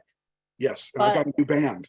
Yep, you do. Oh, you do. You have a new band too. You're so busy. Yeah, the old new band doesn't know that, but the new band does. It's Hopefully they're The not old following new us on band and the Facebook. new band. Did you well, guys? see, I need a had shirt that says I'm with the new band. well, see, the thing is, I was jamming with these guys that are old geezers. They know every song under this, and all they want to do is jam. So three of the people wanted to have a band, start a band, and I was going to start a band with them, but they don't have a guitarist yet. And I've been playing with these old guys just to keep my voice going. And I found this other band, but it took me 2 weeks to get the guy's number, and I was about ready to give up on him. And a friend of mine is a friend of his, and so I went to my friend, and she said, "No, I don't know him, but I know somebody that knows him," and she got me his number, and so that's all. Nice. But now I can't jam with them till September because I'm so backed up with things. Because we have your dance card very full, Mike Trash. But let me just ask you a question. Okay. Did you ever imagine that you would be on the Zoom call right now and be like, listen, guys, I have like to submit 5 self-tapes by the end of the day. Like, what is that like for you? Because I know we kind of like pushed you a little bit toward acting and modeling, but now it's like every time I talk to you, every time you call me, it's like, hey, I'm doing this. Hey, I'm doing that. So can you talk just a little bit about that? I just call it another Sunday, but you just another Sunday. But a year ago wasn't just another Sunday. So yeah, well, sadly, I didn't get duct taped to the chair like I was promised, and I don't know what happened to her. She said she was sick, and haven't heard from her, so I had to move on. Hold on. Let me explain to everyone this way they don't think there's some kind of craziness going on here. So Mike Trash, I was driving and he called. He's like, I need to talk to you right now. I was like, okay, well, let's talk. And he was like, I got this role and I'm going to be duct taped to a chair or to a bed. How cool is that? And I was like, what? Like I had to like rub my eyes because I thought maybe I was like, what is this? So he had a role where he was going to be, it was kind of think, what was the movie was? Kind of think Misery, like an updated Misery. Yeah, so, I wanted that because I would have been the hero there and not the bad guy, and I always get to be the bad guy. Although Ben Franklin was a good guy, so I guess if I get that, I'll be a good guy. I think the thing I love most about you, Mike, is that first of all, you're resilient. Like when Mike and I interviewed the first time, like he had wanted to interview with VIP Ignite several years ago. It just wasn't the right time. Then when he and I interviewed, like literally talk about the consummate professional. I want you guys to imagine yourselves in the situation. So I called to confirm because I called to confirm all the appointments. I'm like, hey, Mike, looking forward to talking to you. He was like, well, I might not be myself today. And I was like, okay, well, why? He was like, well, my best friend just died. I was like, oh my God, you need to reschedule. Like, he's like, I'm a professional. No, we're going to do this. And needless to say, we went through the interview. We cried a lot on the call, but consummate professional. He always shows up. And the other thing I love about you is that you lean into your character. So many times I talk to talent, they're like, yeah, I want to be famous. I want to be like the leading man. But the thing I love is that you lean into your character. And you know what? I know you're not a villain at heart, but you know what? If you're able to book work by being a villain, you do it. And I appreciate that so much. And it wasn't just my best friend. He was my music associate for 37 years. And it was like a marriage thing where we were together every week, and to not be here with him. I mean, that's the hardest thing I've had to deal with since losing my wife. It's just because it is a marriage. I mean, it is when you're really, really close to someone, and when you're really, we shared so much, especially musically. I mean, actually mostly musically, but to lose that part of you is devastating. And so, I mean, you just got to move forward, and I'll never forget him. And I've got some plans for the music, and I've got some people interested in the script, and, you know, I'm on a wait and see thing. But then when we go out to LA, who knows what happens if someone happens to be in my. I know some people. Yes, that's what it comes down to, is if the person in Atlanta waits too long, you know, I can't offer it to them. So time kills all deals. I think Alicia Kayback says that about once an hour. And I'm gonna get a deal. I am gonna get a deal. I don't know where, I don't know who. I know I'm going to get a deal.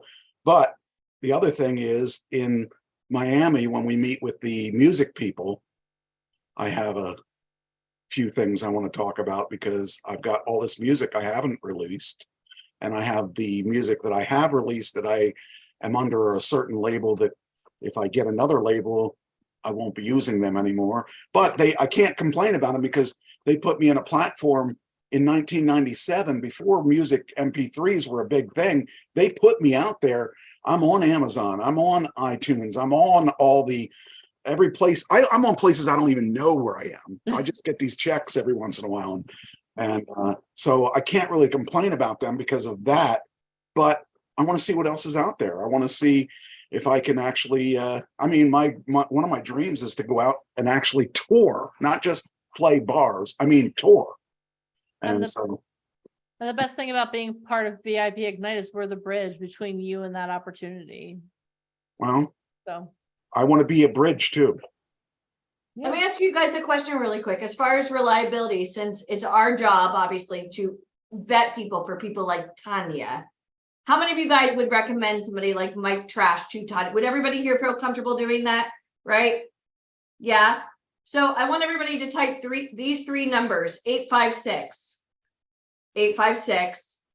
If you should have a meeting with our company and you get a phone call, a text message, a video message from an 856 number, and you don't confirm a meeting with us, nor do you show up, goodbye. I'm not interested in rescheduling, because if Mike Trash had the worst day of his life happen and he showed up, you should too. Not just showed up, inner circle.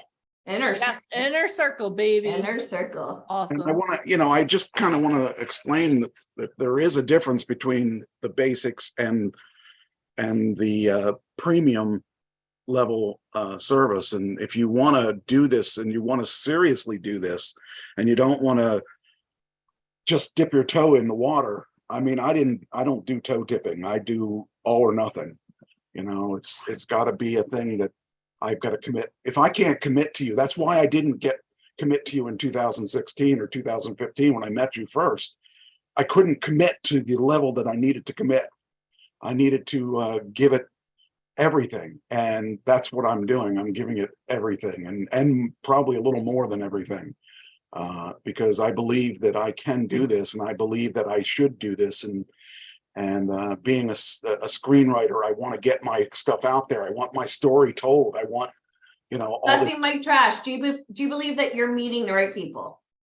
I haven't met the right person yet, but I believe that we're meeting people. And are you getting further every single day? Every single day. And I got to admit that, I mean, when I'm saying this, the downfall is not the other people. It was me. Because when we went to Hollywood, I should have done better, but I didn't. And I know that I didn't. And I know where I didn't perform.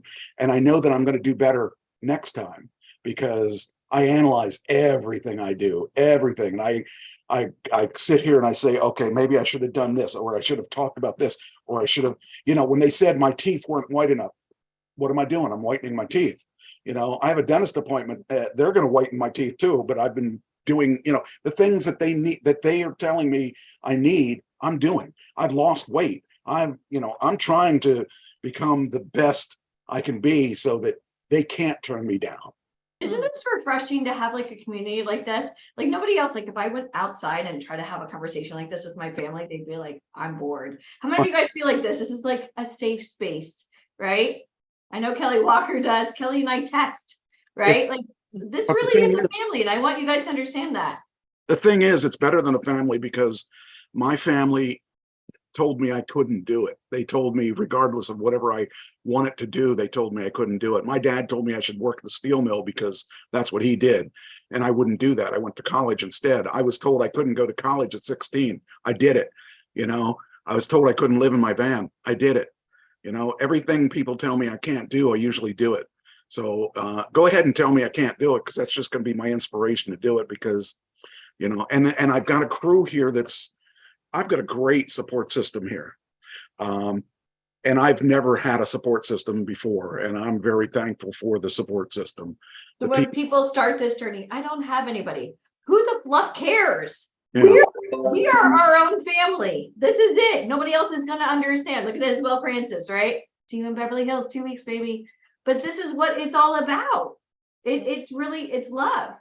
And I don't have anybody.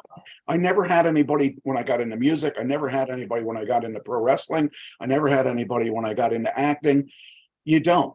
You got to make that, unless your family is part of that, you've got to make those contacts. And I have made fresh contacts in everything that I've done. And it was funny, I was telling a friend of mine that if I were to try to date somebody, and this is a true story too, I was like a 90-day system. It was like I'd go out with women after my wife died, I went out with women for 90 days and then the woman didn't want to go out with me anymore because she thought I was lying. She didn't think I went to college at 16. She didn't think I did this wrestling at 40, started wrestling at 40, you know, I'm a musician for 40 years. You know, if you say one of those things, they say, oh, yeah, that's cool. But then you start adding the things. I've written the script. I've played 3 states with my music. I played 3 different states. A lot of these small bands have not left this area. A lot of people that are in pro wrestling have stayed in one state and worked for a local promotion. I worked in 16 states. And that doesn't happen because you were sitting on the couch hoping you'd get a job somewhere. That happened because I want it to work. Yep. You know, the thing is, you gotta have that drive. If you're going to get into this business and you don't have drive, no. You know, a lot of these people say, well, where do I start? Well, right here. This is where you start. Right here. But even before, learning from everybody's stories. If you're learning, type learning. Because I feel like every single person here has a story to tell. Yep. Right. And we're not going to listen to everybody. We'd be here all week. Yep. And got stuff to do. And when I started, before I started with you guys, I already had 2 credits under my belt because I was determined to do this. I have a music video. I'm in a national music video with Epitaph Records from a band from Mississippi or something. They paid me good bucks for being, I never had any words to say. I just sat there and looked pretty. It was a fun video. If you ever want to see it, it's a band called Too Close to Touch. And the video is called Chasing Highs. That was the easiest money I've ever made. And I thought, well, that's pretty cool. I can make money sitting here and looking cute. Looking pretty. And now you're an award-winning screenwriter with pearly white teeth. I love it. Well, awesome. Getting there, yeah.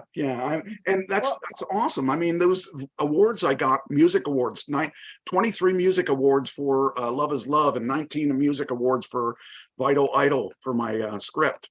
You know, you don't get that by sitting at home saying, how do I do this? You get that. I wish I could do it. I wish I could do it. Or show me. They're cheap. Make it happen. Shows you how to do the hard stuff. I mean, they get you started, but you got to go through the hard stuff by doing it. You can't, I mean, it's great to have a chat GTP put a monologue together, but you got to actually perform it. Yeah.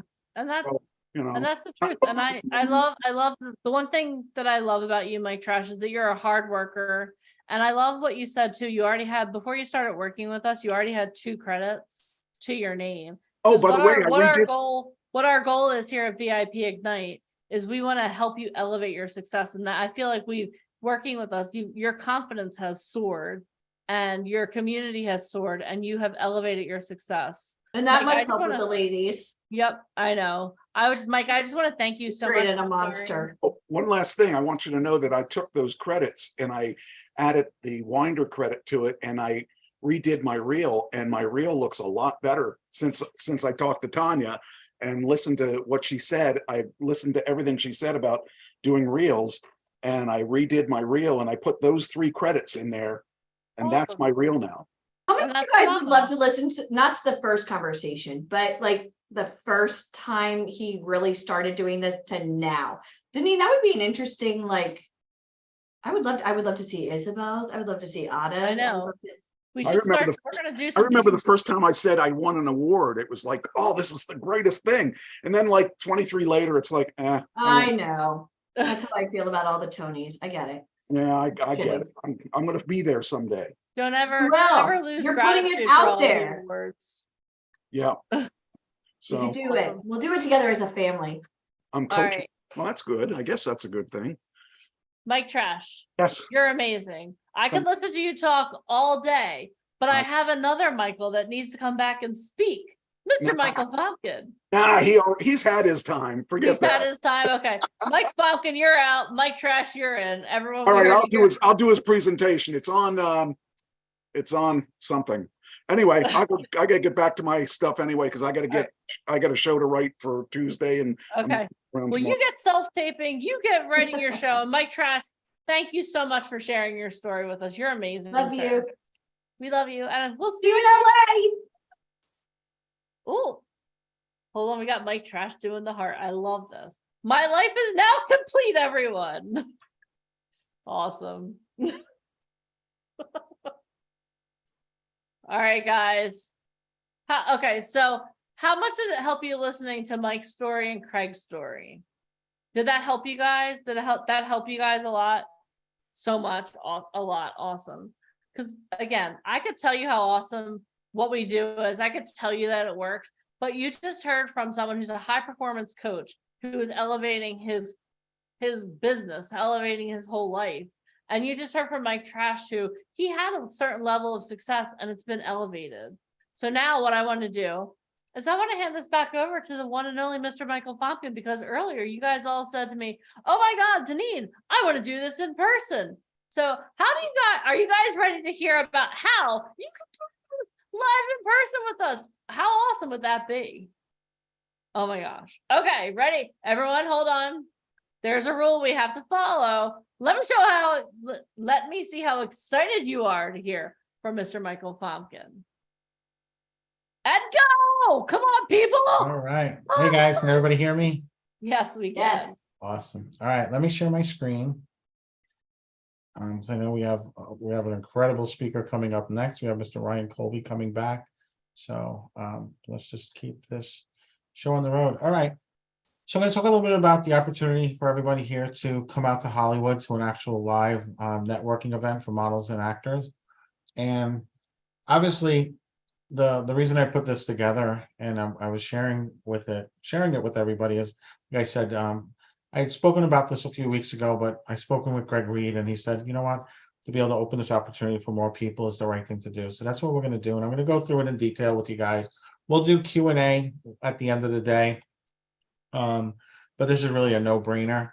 And the thing is there's so much information I want to be able to share with you guys. And, you know, we have such an incredible group of mentors and speakers and connections that really transforms people's lives. Like if I didn't believe in the product and I didn't see the success, trust me, I wouldn't be here doing this.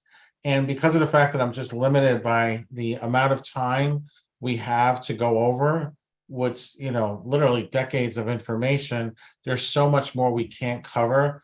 We can only cover really just the briefest overview of what it takes to be successful and to really guide people.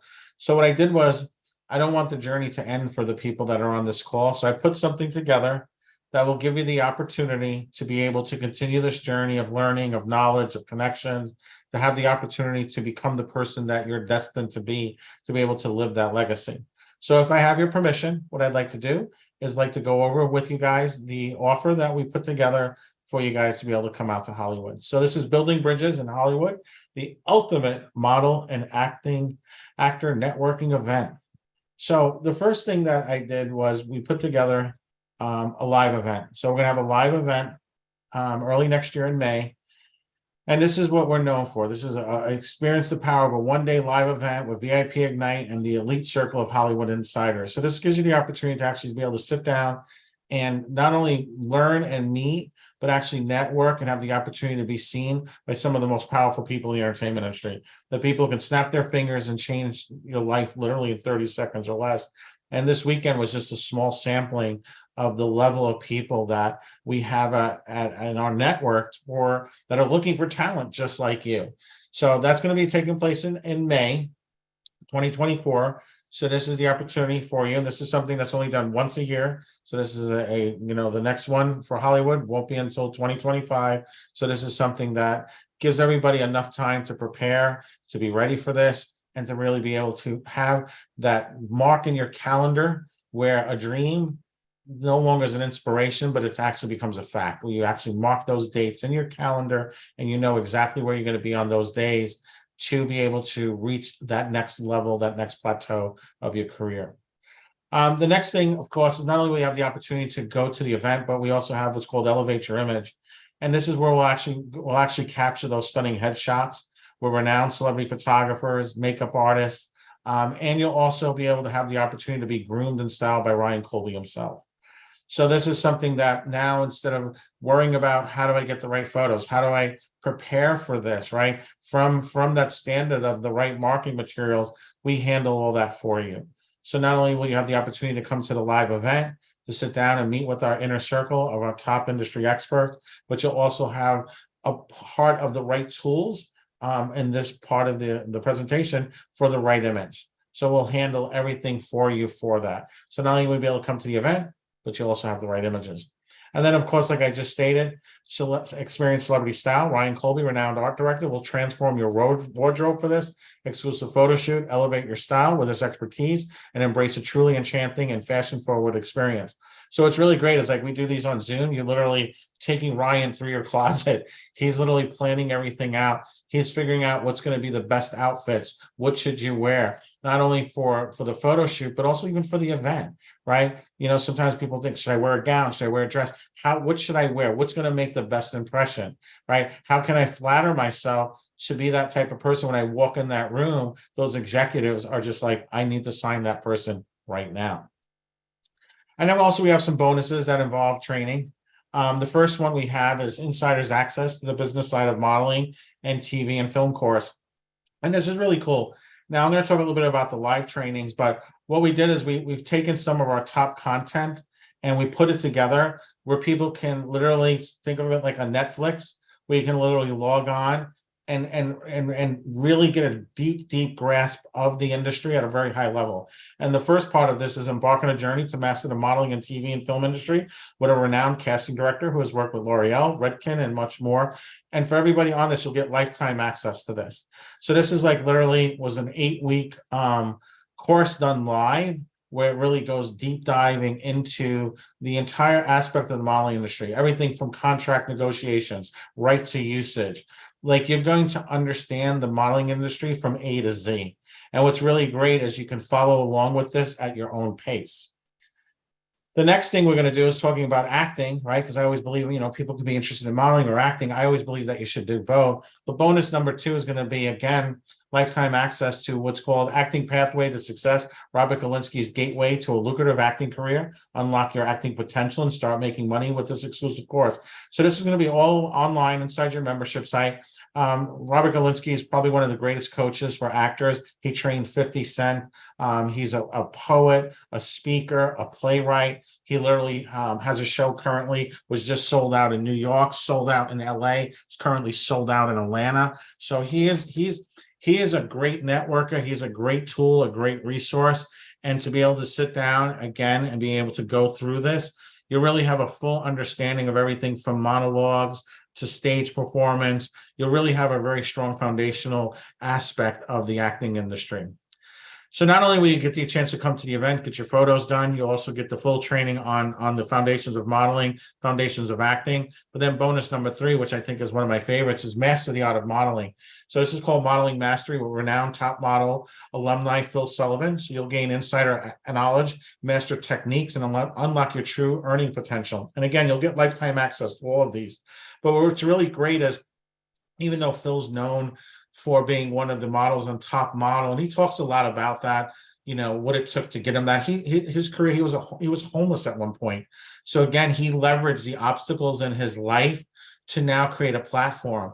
He's been signed and currently signed with some of the biggest modeling agencies in the world. He's walked the runway and done campaigns, multi-million-dollar campaigns.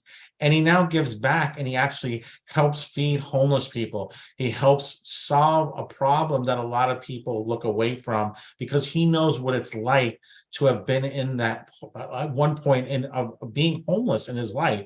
So he's such an inspiration. He's such a great person. He's the nicest guy to be able to get to know. And this is something that, again, is a great foundation for you to really see what can be done with your career, to really understand modeling from somebody who's really mastered the entire art, everything from posing to working with photographers and so forth.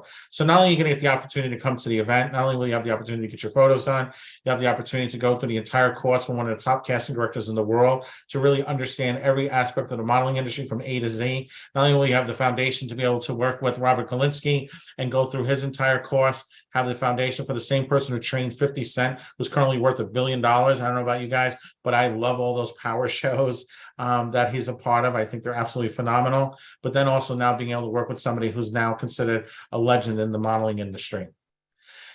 And then this is my favorite thing, and let me explain this to you guys. So part of what we do here is we represent, we manage talent. We have like what's called a development agency called Truth Management. And what we've done is we created what's called the Getting Started 21-Day Challenge. And this actually launches tomorrow. Deneen, we've been working so hard on this. Literally, there's so many moving components. This is actually ready to go today, right now as we speak. And this actually starts tomorrow. So this is online. But what this is it's an immersive online training experience that's been crafted for people to launch their careers in modeling and acting. So this is something that's broken down over 21 days. You'll get all the knowledge, the skills, connections necessary so you can step confidently into the world of show business and actually start generating income. And what's really great about this is, combined with the bonuses, this is like a step-by-step process to onboard our talent. Once you complete this challenge, so it's 21 days to complete the challenge, and I know people have lives and some people might take a little bit longer. I prefer nobody try to rush through it and try to complete it sooner, because it's a lot of content. But once you complete the 21-day challenge, that will unlock the opportunity for us to now represent you as a signed model or actor. Okay, so this is something I'm really excited about. This will provide such clarity and such focus to help prepare you, combined with the other parts of the content. So when you come to Hollywood, you're now prepared. Now you've been styled by Ryan. Now you have a complete understanding. Most people, most of your competition you'll see on auditions will not have the same level of confidence and knowledge on the industry as you will by going through this entire process. Okay, so day by day, the challenge unfolds, empowering you to uncover and develop your unique strengths and talents. It provides comprehensive training from leading industry professionals, covering critical topics such as acting techniques, audition preparation, self-marketing strategies, and much more. So combined with the bonuses now, this opens up a whole 21 days of getting to have access to some of our most prestigious content. This is content you will not find anywhere else. We've been developing and managing talent literally virtually for the past 2 years, and we're going to open up all that content to you in a very organized step-by-step fashion. So unlike traditional acting classes, okay, this is completely different, or film schools, the Getting Started 21-Day Challenge goes beyond theory and classroom learning. It provides the practical tools and industry insights needed to bridge the gap between aspirations and reality.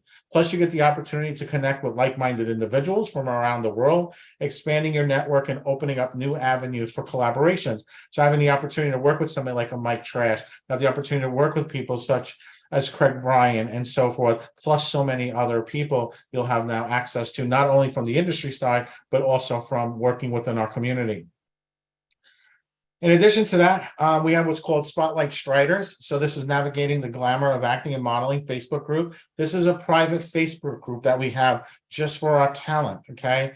And what's great about that is you get to be a part of a community in our private Facebook group for models and actors. As a platform for our talent to share interest and provide mutual support. So now you're a part of that community. You know, later on, Deneen will talk a little bit about the Fearless Rebels and what that means to be a part of it. But I want you guys to understand that you're becoming a part of a community. You're going to have the people there supporting you. You're going to have access to the content and the information, the connections, the tools, and the resources that literally will leverage yourself into success. There is no option for failure here, because when there's a rising tide, all ships rise together. So the VIP private Facebook community is not only about connecting individuals, it also allows you access to peer-to-peer advice amid the distractions of the broader social media landscape. Our private Facebook group will also provide data protection, ensuring that members' personal information is secure, which is critical for models and actors who wish to share their experiences and opportunities without wider exposure. So a private community means that this isn't out on the internet, right? It's a private community. Every single person that's in there is a member. This is somebody who's been vetted, who's a part of the company. You know, I'm in like 1,000 Facebook groups, and I'm sure you guys can all agree, it's crazy out there, right? It's just all this nonsense. There's no knowledge. There's no anyone helping each other. This is a closed community. Okay, which means that it's about trust, right? We're able to open up, we're able to share ideas. You know, talent all the time, you know, when we're doing these events, they'll get together for Airbnbs, they make arrangements to fly out a day early, they'll go see the sites. You know, you have a community to talk to that's secure, and that's so important. And that translates to, once you complete the 21-day challenge and you're represented by Truth Management, you get that badge of honor. But more importantly than that, you're now leveraging yourself as a representative talent in the industry. But even more importantly, you have safety and security. Anytime somebody wants to work with you, anytime somebody reaches out to you, I don't care, even if you know it's not real, just direct them to me, right? You just say, hey, great, I'm interested in working with you. Here's my agent's contact information. Reach out to them. They will handle everything for me. You no longer have to engage with people online. You now have a manager. You now have an agent. You refer them over to us. And we show you step-by-step how to set up your social media. So that is all almost automated. Like literally, when you follow our step-by-step process, you'll never have to worry about being contacted by any weirdos anymore. Trust me, we handle it all, okay? And we go through that during the program. So the VIP Facebook group is a crucial asset for your personal well-being and professional development among models and actors, promoting social change and enhancing collective resilience within the industry. So again, being a part of a community. So just to go over everything that I went over so far, just to give it some more clarity. So basically what you're going to get is the Hollywood connection, right? So you're going to get to come to our live event, going to get them to sit down with our inner circle of top industry professionals, the people who snap their fingers and change your life in a second. Normally, when we do our events, if that was something that was put together separately, the value of that's $2,997. But in addition to getting the Hollywood connection, you also get Elevate Your Image. So we're going to handle doing your headshots and your photos prior to the event. Value of that's $1,397. So not only will you get the connections and get to come to the live event, we've been doing these now for close to 2 decades. This is what we are. This is our lane. This is what we specialize in. This is where we create those success stories that Deneen went over yesterday. You'll get to elevate your image. Obviously, also, you'll get to work with Ryan Colby personally. He'll be your celebrity stylist. So value of that's $1997. You want to hire Ryan Colby to help dress you? That's what his rates are, okay? So not only will you get the event, you also get the photos done. You'll get Ryan as your personal celebrity stylist, but then you're also going to get the bonuses, which bonus one is insider access, the business side of modeling, TV and film course. You will have lifetime access to that. So anytime you need to log in to be able to access this content, it's there for you. It'll never be taken away. In addition to that, you get the acting pathway to success. Again, lifetime access. Value of those are each $9.97. Obviously, there was all the time of developing that, recording that content, compensating our speakers, right? Just like the way you'll be compensated as an actor or model. So there is a hard cost in all of this, right? To run all of these things. So these are the values that I'm putting on. Now I'm going to do something really special for you guys today. So just hang out tight, but I just want to go over everything so we're all crystal clear. So not only will you get the Hollywood Connection, the live event in Hollywood, May 2024, you'll also get your photos done, styling by Ryan Colby. You'll also get the bonuses, insider access, business side of modeling, TV and film course, lifetime access. You'll also get the acting pathway to success, so you'll understand the entire modeling industry, acting industry, and then, of course, you'll have access to the Master the Art of Modeling with Phil Sullivan from America's Next Top Model. On top of all that, you'll also get the access to the 21-day challenge. Remember, that does start tomorrow, okay? If you weren't able to start tomorrow, you can start on Tuesday, you can start on Wednesday. Everyone starts on day one, so it doesn't matter which day you start on day one. Somebody started tomorrow, you started on Tuesday, great. They're on day two, you're now on day one. Fine. Once you complete the 21-day challenge, you will then have the access to be open up to be a part of Truth Management. The value of that's $47,000. I'm going to explain to you the reason why. Not only do you have access to the 21-day challenge, but it actually unlocks what we call the vault, which is over 600 hours of training. Okay. So this is people such as some of the biggest names in the industry doing super in-depth training, tactics, strategies, breaking down the industry step by step in an easy to follow method. Okay. Each one of them, there are certain ones that have requirements of things that you'll complete. The 21-day challenge is a part of that, but you start off on the 21-day challenge. Once you complete that, you become a part of Truth Management, but then it'll unlock an additional like 500, 600 hours of content. Okay. That is content that we've procured over the past 2 years. This content, I've had people who have graduated from Harvard and Yale School of Drama who've had access to this, and they even stated this is more knowledge right here in this database than I've learned in 4 years of college. So you guys are going to be getting like decades of knowledge within this. And what's great is the entire thing is run off of AI, so it's all searchable. So literally, if you had to write a monologue, you needed help with AI, you needed help with posing, you needed help on contract negotiations, whatever it is, you just type in what you're searching for and it comes up within 1 second. And it literally breaks it down, not only by video, but it will break it down by transcription, word for word. So you can literally either listen to it, watch it, or actually go through the transcriptions and read it. It is an amazing platform. It is something that's proprietary to us. We own all the information on there. And like I said, we built this up over decades to have this content available to our talent. So not only will you be able to come to the live event, not only will you get your images done, not only will you get styling with Ryan Colby, but you'll also get all the bonuses, lifetime access, right? Business side of modeling, TV and film course, the acting pathway to success, Master the Art of Modeling, Phil Sullivan, but also now be a part of the 21-day challenge. And then in addition to that, you'll also have access to the Facebook group and our community. Now, if you total this up, your total value of this is $56,879. That's not what you're going to be paying today, but I just want you to ask something. I want you to think about back to that story I told you about being on the other side of the woods and having somebody that's leading you and guiding you to the other side. And I want you to see yourself in a year from now, 6 months from now, 2 years from now, whatever it may be, even a decade from now. If you can close your eyes and think about your life a decade from now, you were living in that home that you've always dreamed. You had the financial abundance to write $1 million check out to a charity of your choice. You bought a home for your mom. You never had to worry about your children. You had a career. You had a platform. Your entire life is transformed in ways that you could not ever even imagine. Even if one of those things, just one of those things came true, if even just having access to that event, sitting down with a Tanya Kleckner, sitting down, having access to a publicist, sitting down, having access to some of the most powerful people in the industry, and somebody snap their fingers and change your life, and you could look back on time, would you say that this was worth the investment? Would you say that it was worth investing in yourself? Because if the answer is yes, okay, we're going to change your life. Okay, so not only are you going to get the Hollywood connection, elevate your image, experience celebrity style, all the bonuses, the 21-day challenge, access to the Facebook group, total value is $56,879. And when I do these events, I do things to I make it so simple that there's not a single person that I cannot change their life. You're not going to pay that. We're going to do all of this today for $997. Okay, you couldn't get your photos done in Ohio for that. Okay, and we're literally giving you access to everything.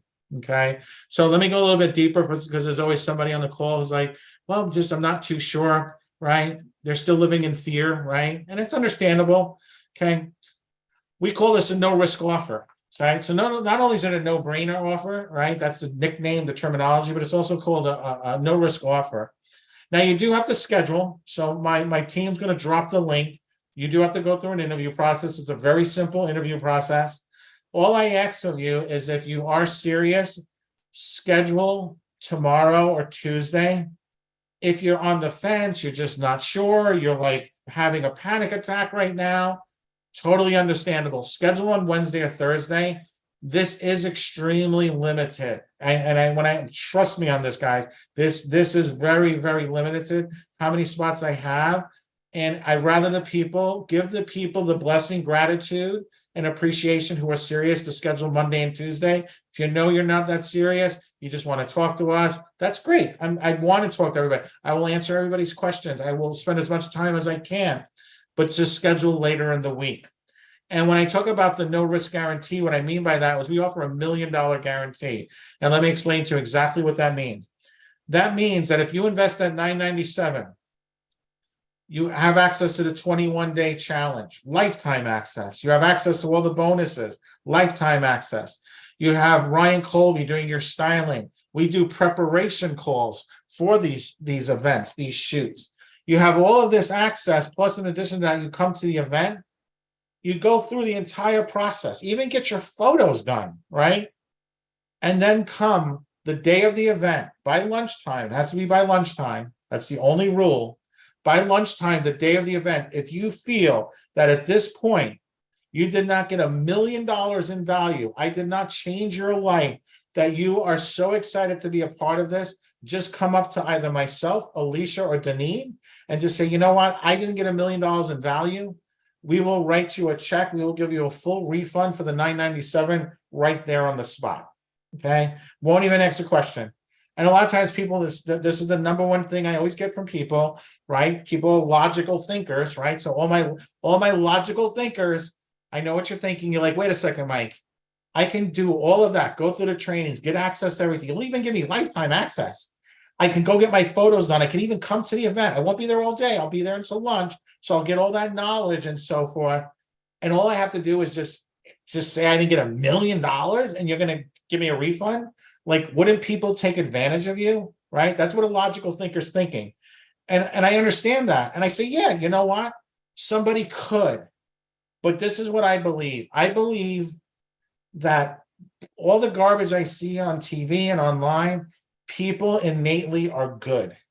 And that if you were here learning and meeting all these people, that you're not the type of person that would ever do something like that. You're not a thief, right? You're not that type of person. I didn't see that at all in the chat. I didn't see that from anybody for this whole weekend.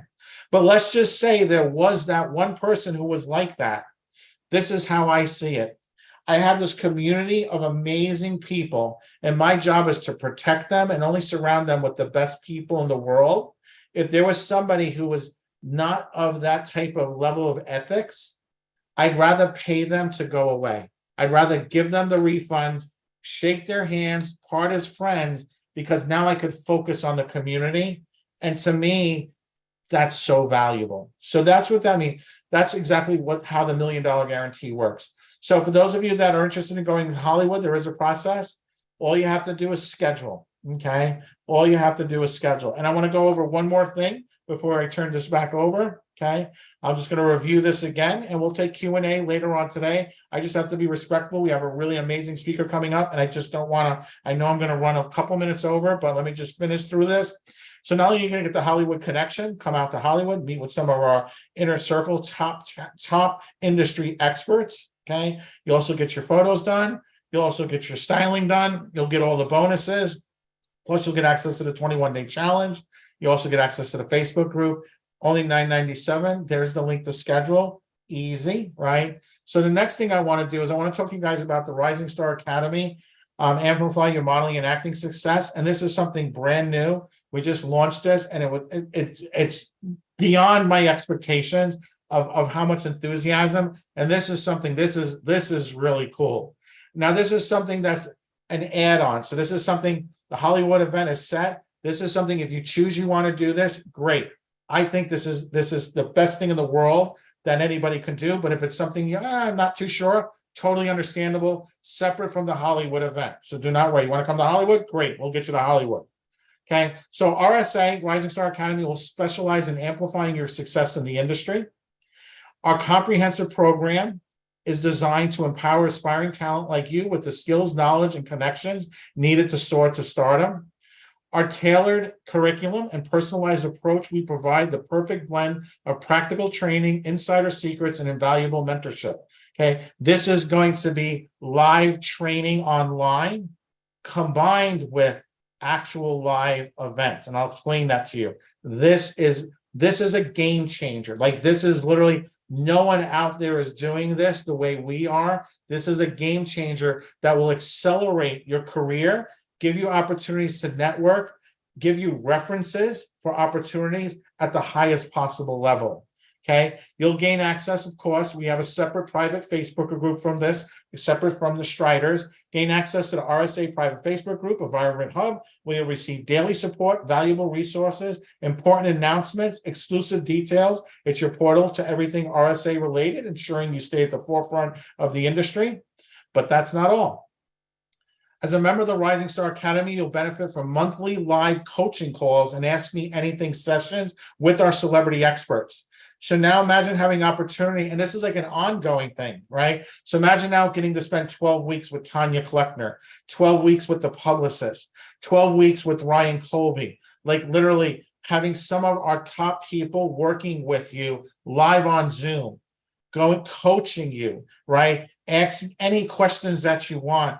Getting to build networks and connections while learning with some of the most powerful people in the entertainment industry ongoing. You'll be able to submit your burning questions in advance. So if anybody who, hey, Mike, oh my God, this is so cool, but I can't make it this one day. Great. Submit your questions in advance and receive direct answers, expert guidance, and best practices tailored to your unique journey. So again, this goes back to everybody on here is unique, right? It's all about each person's career path. There's certain foundational techniques and tools everyone will be learning, but then there's also being able to customize to a person's specific needs. And the only way to do that is by actually sitting down and talking with somebody. The online virtual part is awesome. And what's great about this is it's all going to be recorded. So you'll also now, this will become a part of your library. So it's your chance to tap into the RSA Council of wealth of knowledge and experience to achieve immediate results. So you'll have a private personalized login to all of this, to the Facebook group. And additionally, our monthly implementation calls led by our head of implementation will equip you with the technical expertise required for rapid growth. This is cool. Okay. So there's a lot of technical stuff, right?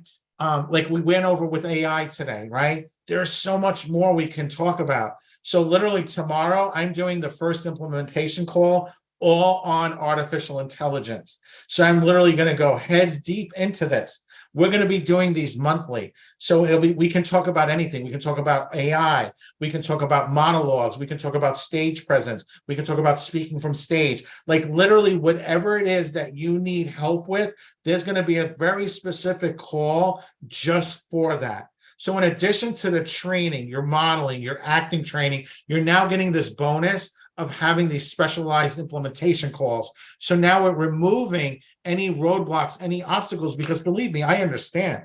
I put years and years and years and spent tens, if not hundreds of thousands of dollars learning this, right? So now we're able to share that not only with myself, but bringing some of the smartest people on the planet onto these calls, which become now a part of your network. So, and this will cover anything from AI to social media, optimizing your brand, marketing, helping you achieve consistent bookings. We'll ensure you conquer any technological and industry hurdles standing in your way. And this is just one component of this every month. In addition to that, you'll be inspired by a lineup of special guest trainings, Ask Me Anything sessions. So we'll have consistent special guests. Like one of our first guests, he is one of the foremost experts in the world on how your body operates. And he's literally doing an entire training on literally how to create a body that burns fat, that is healthy without starving yourself. And like he works with some of the biggest people in the world. People pay him 6 figures plus to work with him. You guys will have access to that. So not only are we concerned about your professional career, your mindset, your technology, but also your health. And that's just one of them. That's just one of the calls. Okay. So you'll get exclusive access to industry leaders and underground legends who will share their invaluable insights and reveal content you will not find anywhere else. Engage in live Q&A sessions with visionaries, including coaches to billionaires, industry legends, social media wizards behind some of the most recognized brands and celebrities in the world, and esteemed experts in the modeling, acting, and music industry. So I'm going to give you guys a 360-degree education of what it takes to be in that 1%, what it takes to consistently achieve greatness that leaves not only a legacy in your timeline, but will create generational wealth for you, your family, and be able to create something that you can leave behind, something that you're so proud of. And the way to do this is by connecting you guys with the people who are doing this, people that most people on the planet would never even ever be able to have access to. You guys will actually be able to engage with these people live. Okay. So brace yourself for wisdom and inspiration from New York Times bestselling authors, remarkable individuals who have all achieved greatness. So the time is now to amplify your modeling and acting success with the Rising Stars Academy. Don't miss this opportunity to shape your destiny, step into the spotlight, and transform your dreams into reality. You do have to apply for this, so you can, when you apply to go through the audition process for Hollywood, there's a little, I believe, a check mark where you let them know if this is something also, so they'll be able to talk to you about both of these, okay? And then here's the coolest part.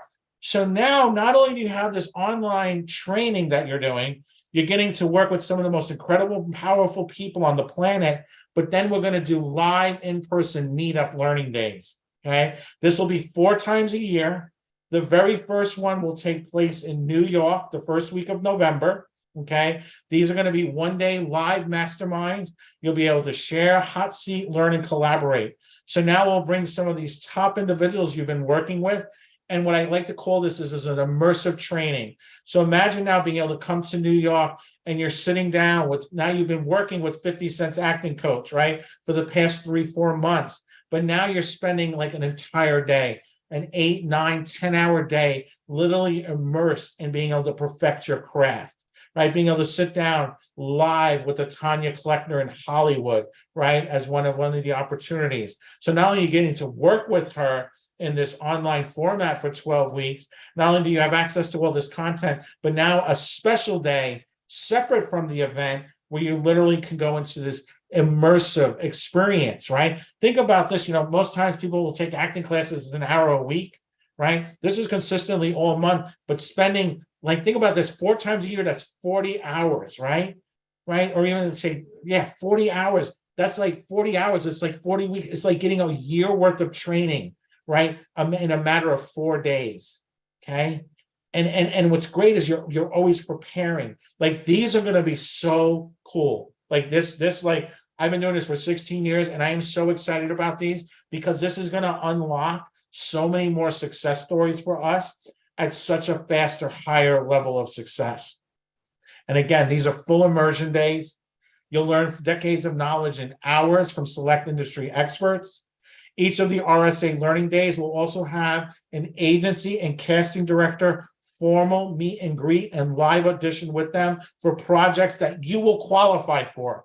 So not only am I not giving you all of this training, all of this access to the most amazing people in the world, not only am I giving you these live immersion days 4 times a year, but at the end of the immersion days and through the immersion days, you'll actually be able to sit down and audition and have meet and greets with casting directors.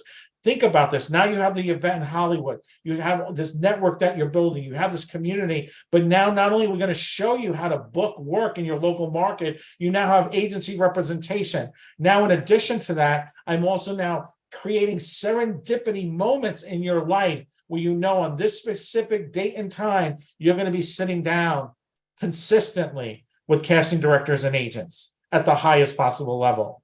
Okay. So there are 2 paths to choose from, modeling or acting. Each path runs weekly, and you can choose one or you can choose both. These paths will provide a simple to follow step-by-step guide to find success at any level. So you get to choose, right? This is choose your own adventure. You want to choose just the path of following modeling, or do you want to choose the path of following acting? I'm not here to decide that for you. I can give you what the best advice is. The best advice is to do both. Okay, because they work hand in hand with each other. The more connections you have, the more knowledge you have, the higher level of success you will have. But for those of you who kind of like, I'm just not sure, I just want to focus on modeling, great, not an issue. I just want to focus on acting, great, not an issue. My personal advice is to follow both paths. It's designed for you guys to be able to accomplish both. And our most successful success stories do all follow both. So it's already, again, a proven framework. Right. So this is the Rising Stars Academy, Amplify Your Modeling and Acting Success. We're thrilled to offer you a comprehensive membership packed with benefits that will lead you to the best people in the world, professional development and growth. Our membership grants you monthly access to interactive live coaching calls, intriguing Ask Me Anything sections featuring celebrity experts from the industry, engage in live Q&A sessions, right? Visionaries, including coaches to billionaires, industry legends, social media wizards behind some of the most recognized brands and celebrities in the world, and esteemed experts in the modeling, acting, and music industry, right? Get ready for impact. Plus now our quarterly mastermind meetup learning days. These are live. Our very first one will be in New York, first week of November. So check that off on the calendar, right? We do coaching. We do have coaching. So our monthly coaching. So when we're kind of trying to price this out, like a doable price was $397 a month, right?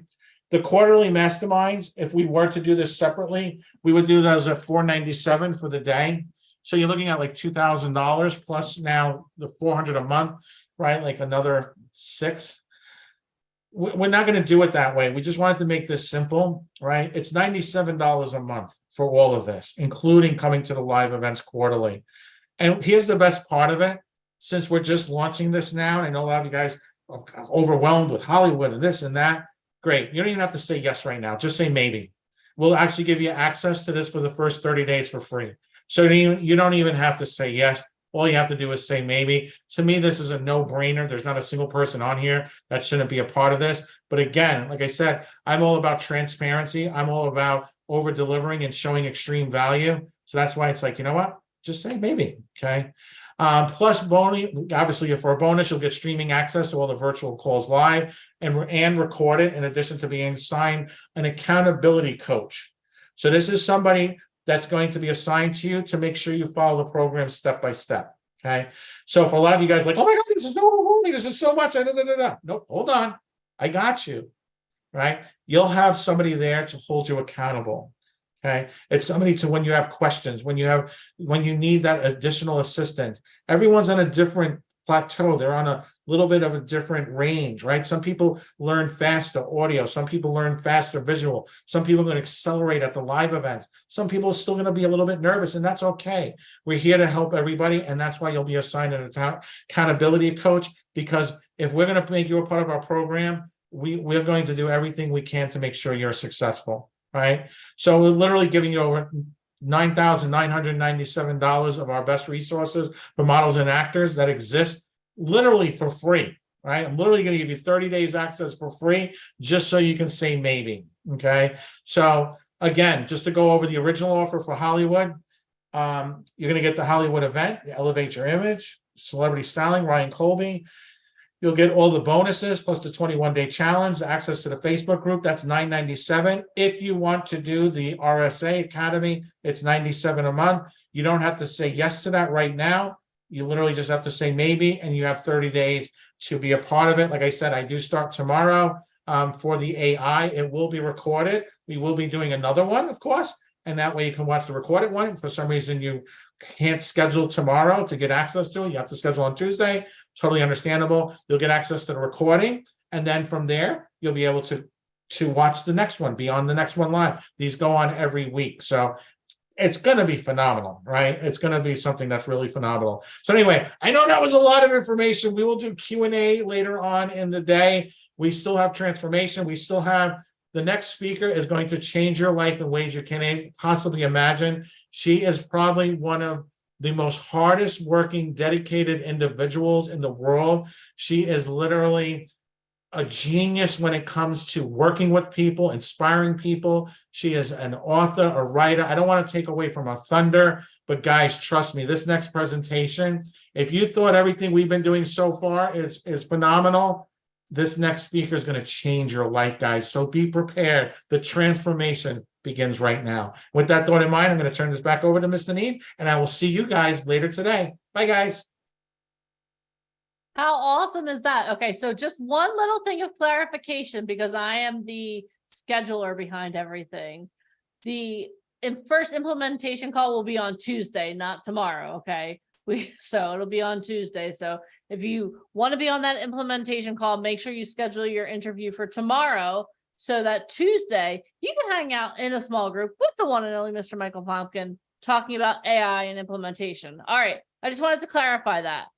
So I see a lot of questions. We're getting questions via text message. We're getting tons and tons of questions. I promise you that we will answer the question. We will answer all of your questions, okay? But I don't want to take any time from our next guest, okay? So she's literally checking in. She's one of our big success stories. Like Mike said, she's very inspirational. So what I'm going to do is I just want you guys to understand we have about 30 minutes of her time, okay? So get your notebooks out, write down any questions that you have, and be ready to hear from an amazing person. But first, what I'm going to do is she has a welcome video that we're going to play. So let's get ready for that. All right, are you guys ready? Can you see my screen? Can you see my screen? Awesome. All right, so let's go. Hi, I'm Marja Simon.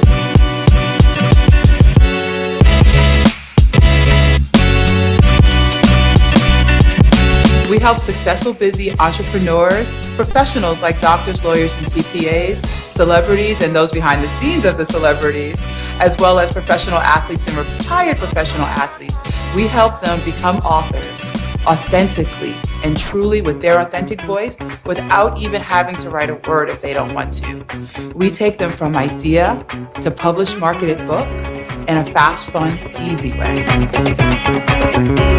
Anybody that has met Marja knows she's such a beautiful soul. Marja is extremely accomplished at what she does. I would recommend Marja and her team in the strongest possible terms. She's done all the steps that I would have taken a lifetime to figure out. First 2 meetings alone took me 2-3 years ahead of my schedule in terms of writing my book. She took me from the beginning of a dream to the end where I am now. Just saying thank you and helping me get my story out. Make it so simple, enjoyable, and easy to keep moving along the process. The journey with Marja and her team was amazing.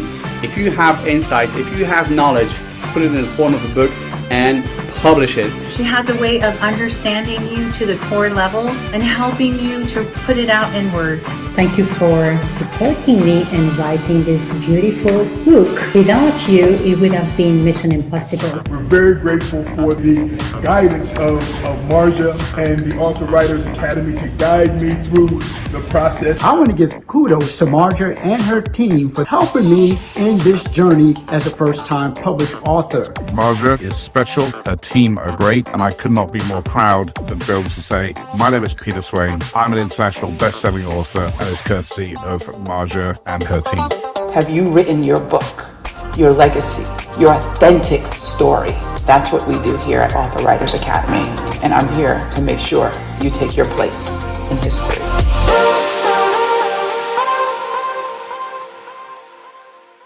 How many of you are ready to take your place in history? All right, so let me tell you a little bit more about Marja, and then we're going to get her started. So, introducing Marja Simon, a remarkable woman with a diverse background encompassing the armed forces, modeling, entertainment, business, and law. She earned an interdisciplinary studies Bachelor of Arts degree with concentrations in English, business, and behavioral science, a Juris Doctor of Law, and a Master of Art in Diplomacy. She served both in the U.S. Army and Air Force, enlisted then officer, in the reserves and active duty. Her demonstrated discipline and leadership earned her a disabled veteran honorable discharge. As an attorney, she specialized in multiple areas of law, including international and domestic contracts, labor law, and medical law. Her legal expertise spans administrative, civil, estate, maritime, aviation, entertainment, criminal, and tax law. As a special assistant U.S. attorney, the serial entrepreneur was also the previous co-owner and chef of Anything Vegan, excuse me, serving plant-based meals and creating a unique sauce line. As an international speaker, bestseller, and 5-time author, she empowers and encourages people to lead abundant lives full of energy, love, money, flow, joy, peace, and good health.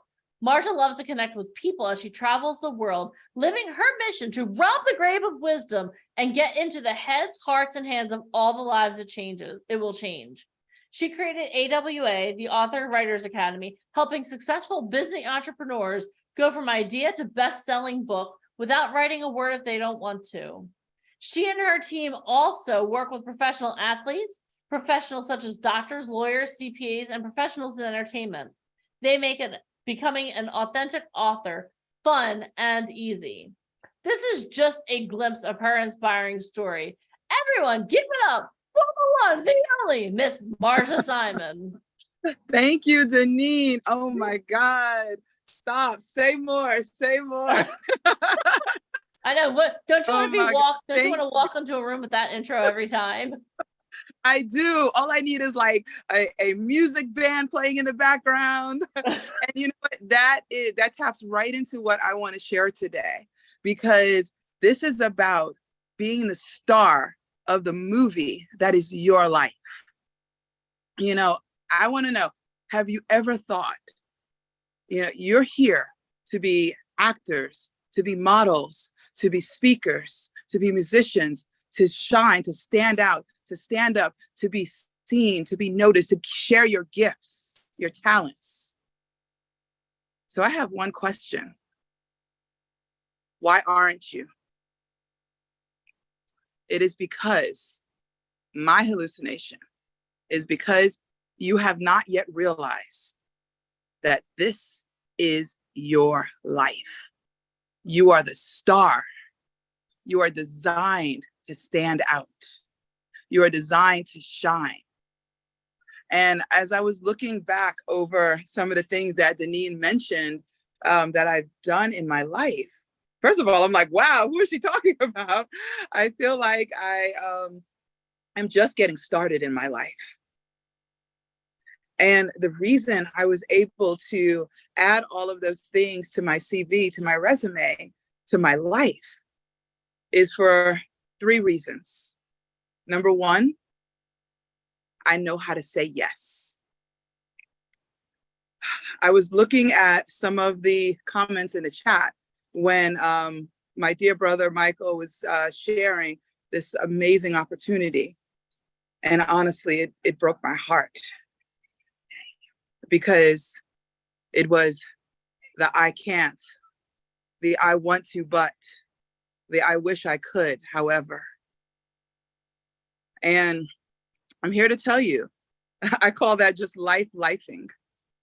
There will always be thousands of reasons to say no to your life, whatever it is, whether it's for this opportunity or for anything else. But You only need one reason to say yes, because you believe you deserve it, because that desire in your heart deserves to be answered right now.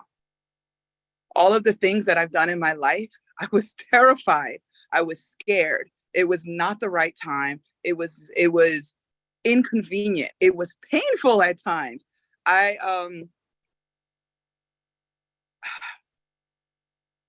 had so many people in my life telling me I couldn't, telling me I shouldn't, telling me I was making a mistake, that I was a mistake, that I didn't have what it takes, that I would fail. And unfortunately, I'm not talking about strangers. I'm talking about some of the people closest to me in my life. And they meant well. You know, it sounds harsh and it sounds evil, but it wasn't. In their minds, in their hearts, they were loving me. They were protecting me from what they thought was something that would break me, that would be something that I couldn't recover from, because they did not know how to say yes in their own life. They assumed that I couldn't either. Every year I name my year, and I named, a few years ago, I named one of my years the year of yes. And I decided to do that so that I could step through all of the default no's that was happening in my life. And that was the craziest year ever. I found myself walking across the border into Mexico and eating scorpions, and climbing up a 50-foot pole and leaping off the top onto a trapeze bar, and riding a horse through the ocean in Florida, and swimming the coral reefs and petting sharks in the Maldives, and all of these amazing things, traveling the world, doing all sorts of just things that when I was younger, I never even imagined. And driving stick shift through Paris, it was deciding to say yes to myself, yes to my life, yes to my dreams, yes to my hopes. And I decided that I was okay with being uncomfortable. I was okay with not knowing every step of the way, not knowing how. Michael and I actually met at, we have a mutual coach, Tony Robbins, and we're platinum partners. And that journey is a fearful one for a lot of us most of us actually, when we step into that. And I just am so in awe of Michael for sharing this opportunity. I'm also a member of VIP Ignite in the Speakers Bureau, the Modeling and the Actors Bureau. And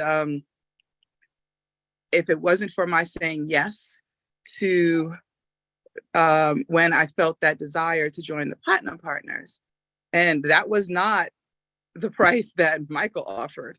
It was almost $100,000.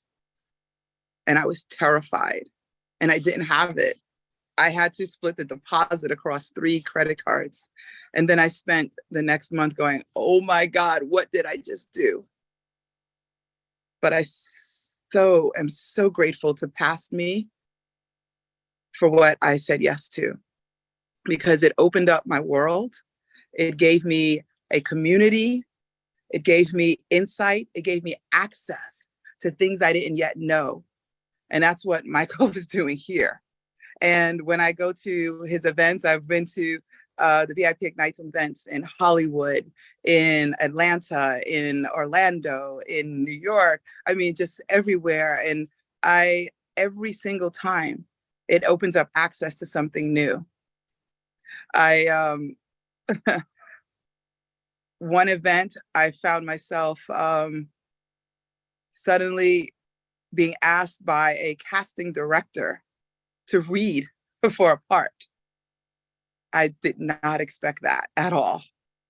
And it takes me to my second point. So the first one is saying yes to yourself, saying yes to being the star of your movie, saying yes to be the star of your life. Saying yes is the first step. And the second step, the second step is show up. At one of the events, and I think that was Florida, I spoke about this on stage. A lot of times we just don't show up for our own lives. We hide, we make excuses. There's always going to be something easier to do. There's always going to be something, quote, more important, more urgent. And I don't know if you've heard of the 4 quadrants, but there's everything in our lives fits into one of 4 quadrants. Let's see if I can remember this.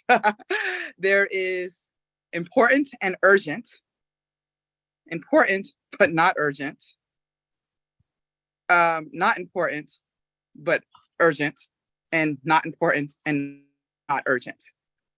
And most people spend most of their time in 3 of the 4. Yet is the one category of those 4 that's often neglected, that is the only category that will absolutely revolutionize your life, that will absolutely make you stand up and be the star of your life. And that is the important but not urgent quadrant.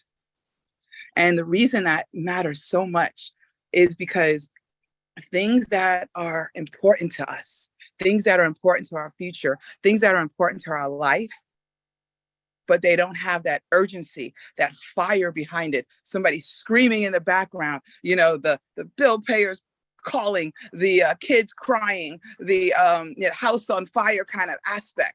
Because it doesn't have that, it's important. And it whispers quietly into your soul. It whispers quietly into your ear, into your dreams when you sleep. And it says, I'm still here. Please say yes. Please pay attention. Please show up. Hey, your heart is speaking to you.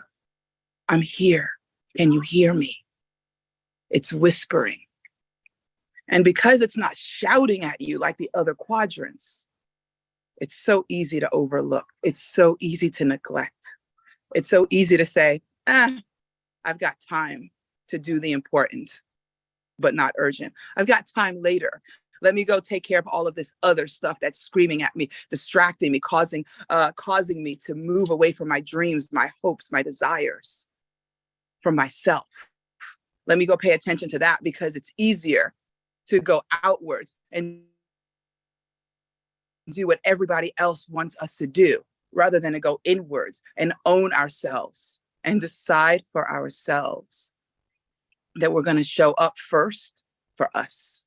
And the beautiful thing that happens, people will, and I've had this happen, when I decided to put myself first, when I decided not to listen to the people telling me that I was not good enough, that I was not ready, that I couldn't, that I shouldn't, that I should, and I decided to do it anyway, they actually called me selfish.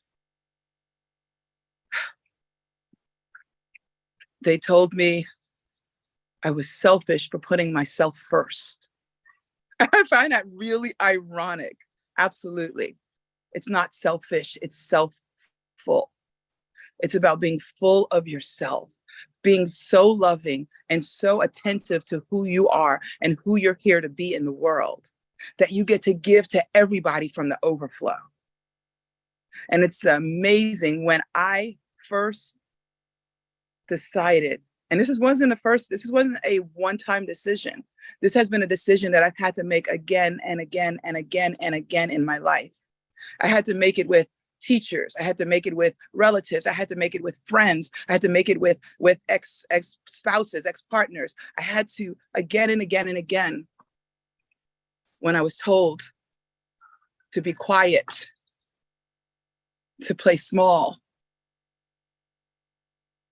to not say yes, to not show up for myself, for my dreams, but instead to show up just for theirs. I had to make a choice, and it wasn't easy. And Yes, absolutely. In that moment of decision, my destiny was shaped. I decided in that moment, and in the next moment, and in the next moment to show up. Every single day, I'm deciding to show up for myself, because only by doing that do I have the ability to be full of myself, to be self-full. And then what happens is it rises up and there's an overflow of gifts, of talents, of resources, of abundance.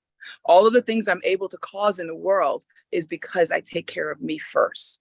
I take care of my health. I take care of my mind. I take care of my emotions. I take care of my dreams. I take care. And then from that place, I can take care of everyone else that I love. It is actually the most selfish thing we can do, not to take care of ourselves first. It is absolutely selfish not to take care of you. Because when you don't take care of you first, you cannot give your best to everyone else. You just don't have it. You can never be poor enough to give wealth to help the poor. You can never be hungry enough to feed the hungry.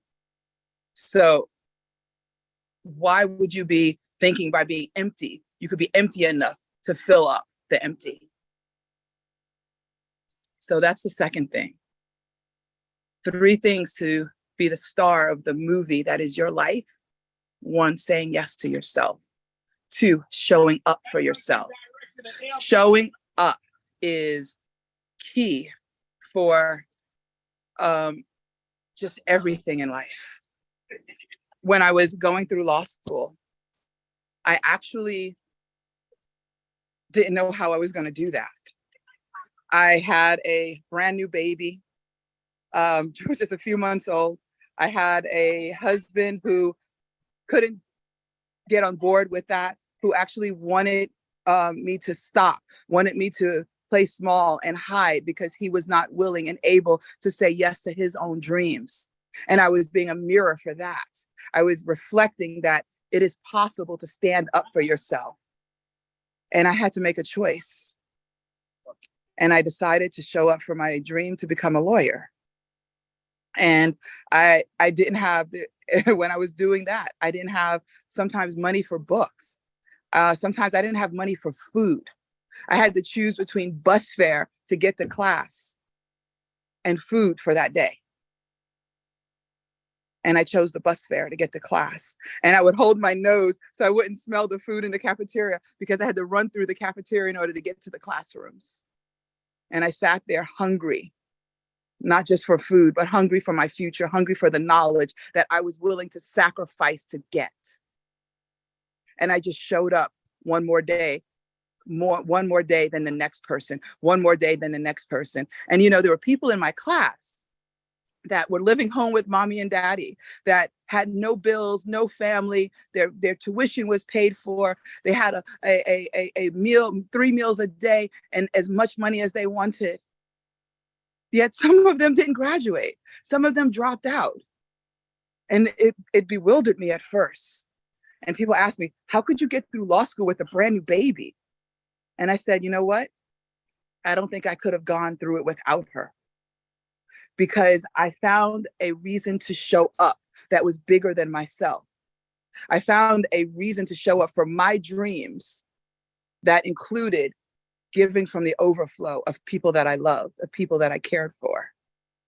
And I knew that I just had to show up one more day and one more day. And then I graduated. And another level of life opened up, another access opened up. And then there's a third. First, to be the star of your movie, saying yes to yourself, showing up for yourself. And then, oh baby, come on now. Sparkle and shine. You are meant to stand out. You are outstanding. Some people use some other words for us. They call us weird. They call us different. They call us strange. They call us all kinds of interesting names. And I've learned to just say, thank you, with a smile. all of those are just the flip side of the truth. The truth is, you are outstanding, baby. You are outstanding. You are designed to stand out. You stand out from the ordinary. You stand out from the crowd. That's why you're here, because you already know that. You are meant, like a star in the sky, to sparkle and shine in your own right. And there are billions of stars in the sky, and every one of them has their own light. Just as there are billions on Earth. I don't know, maybe there's a couple billion, I don't know. There's a lot of us. And each one of us has a special light. Yes, we are made of the same stuff. That energy force that is burning within you is whispering, say yes, stand up, show up, and sparkle and shine. Say yes, show up, and sparkle and shine. And this is going to be a decision that you're going to have to make for yourself every single day, sometimes multiple times a day. Every day, I'm scared. I was even nervous before coming on here to speak with you. I've learned to do it scared. I've learned to step into the uncomfortable and go, ooh, thank you. When I feel fear, instead of running from fear and instead of trying to break through fear, instead of trying to push my way in, instead of doing those things, I've learned to dance with fear. I've learned to play with it. I've learned to see it as an indicator that what I want is on the other side. So this is what I do. This is my life. This is my one life. This is your one life. This is your one time in your life, this day. Tomorrow is not promised to any of us. And I don't say that out of a morbidity or anything like that. I say that so that you are aware. Putting off for tomorrow what we are destined to do today is often a repeated pattern of saying no to ourselves, of playing small, of not showing up for our life, and hiding our light. It is time for you, my brothers, my sisters on this earth, you sparkling, shining stars, the outstanding, amazing people that you are. It is time to say yes, to show up for you, and to sparkle and shine as the bright stars of the movie of your life that you are. So I look forward to seeing you amongst the stars. Back to you, Deneen. Awesome, Marsha. Thank you so much. That was so inspiring. Everyone say, thank you, Marsha. Marsha, that was amazing. Thank you so much for just being willing to take time from your family. Tell your family we said thank you for lending you to us for this time. And I can't wait to see you soon. I'm looking forward to it. Awesome. Well, enjoy your family. I have like two more minutes, 3 more minutes if you need me. No, you know what? You go enjoy your family. I appreciate you. Thank you so much. Everyone give it up for Marsha Simon. Thank you. Thank you so much, Marsha. Awesome. All right. Oh my gosh. How awesome was that? How many of you are ready to be the star, to shine, the star of your own life and shine? Are you guys ready? If you're ready to shine, type shine in the comments. Type shine in the comments. Because you know what? That's what I want for you guys. I want you guys to shine. And what I really want to is for you to start seeing yourself as that person who shines.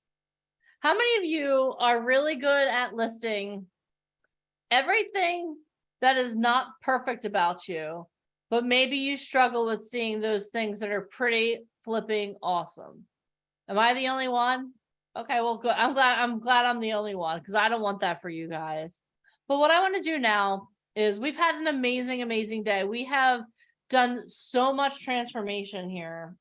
We have had the opportunity to learn so much. All right. But now what we're going to do is we're going to take it on the inside. We're going to take it on the inside. And this is one of, again, I know it's my favorite thing. I think this is one of the most powerful things that we do on boot camps. And this is why I think it's so powerful.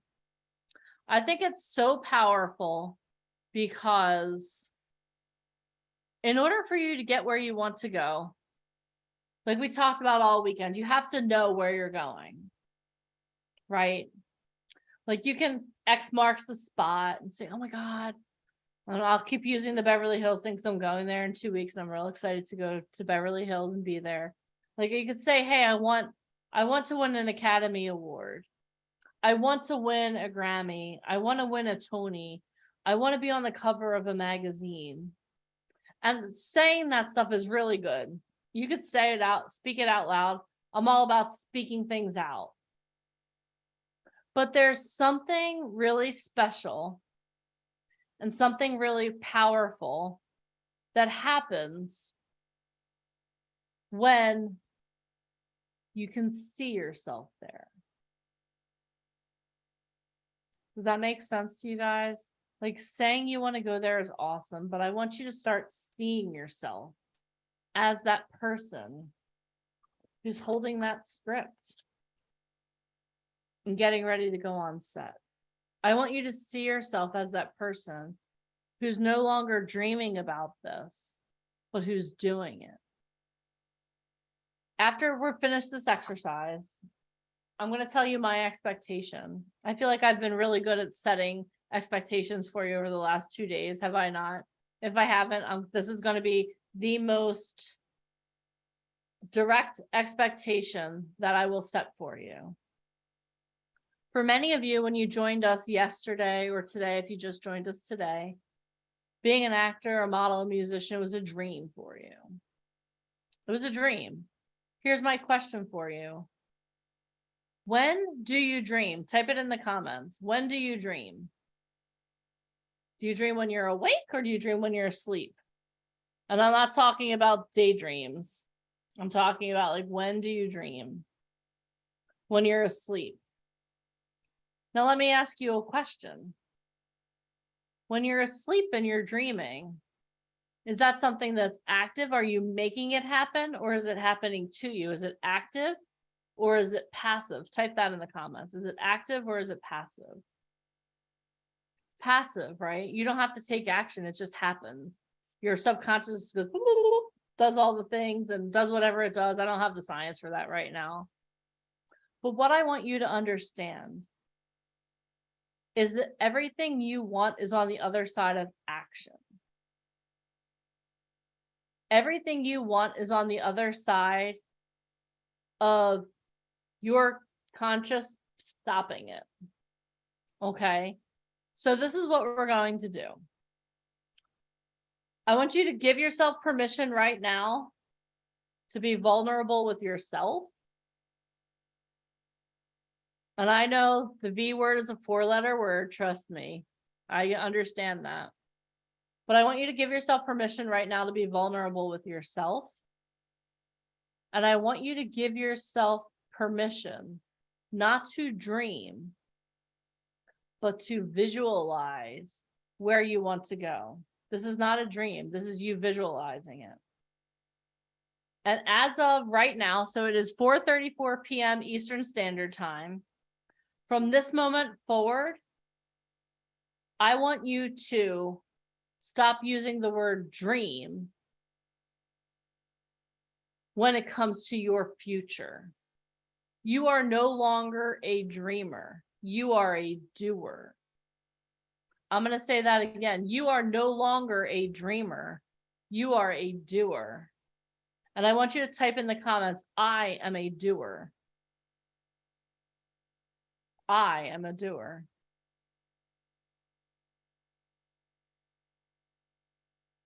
Here's another question I have for you before we get started. What are you willing to do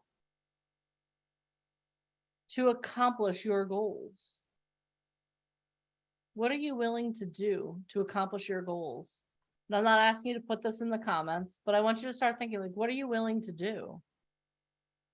Are you willing to get a little uncomfortable? Are you willing to face a little bit of fear? Because sometimes when you delve into the unknown, there's a little bit of fear, and that's something that blocks you from achieving your goals as well. So now, for the next 15 minutes, I want you to give yourself permission to dream big. And I know I just said we're not dreamers. I want you to give yourself permission to look your goal in the eye.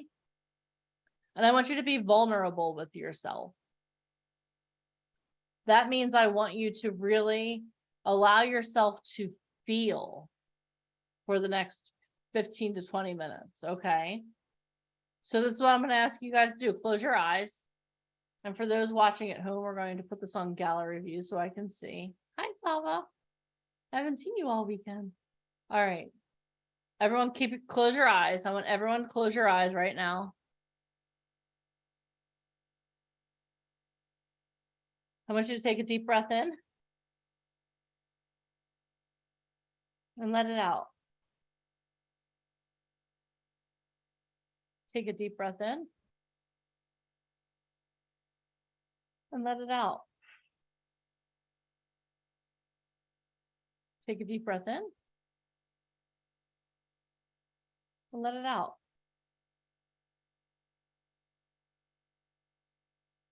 Now what I want you to do is I want you to imagine yourself in 5 years. 5 years down the road. And I want you to imagine that you've reached one of your milestones. You are now a paid actor. You're now a paid model. You're now a paid musician. That means that your full-time job now is acting, modeling, or music. Breathe that in. What does that feel like? Let the emotion show on your face too. It's okay. What does it feel like? You're actually getting paid to do that thing that you love to do, that you're so excited about doing. What does that feel like? Now, this is what I want you to imagine too. Where are you living? Where do you live? Don't answer in the comments. Feel the feels. Where are you living? Are you living in LA? Maybe you're living in LA full time. Maybe you're living in New York full time. Maybe you're in Atlanta. Where are you living? I want you to really feel where you're living.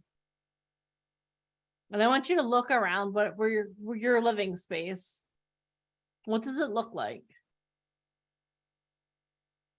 What does it look like? I want you to imagine yourself in the morning, you get up, and the first thing you do is you go make yourself a cup of coffee or a cup of tea. What does your kitchen look like? I want you to breathe in and I want you to smell your morning beverage. Breathe that in.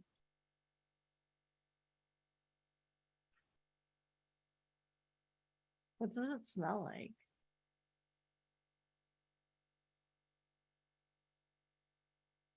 What does your house look like, or your apartment?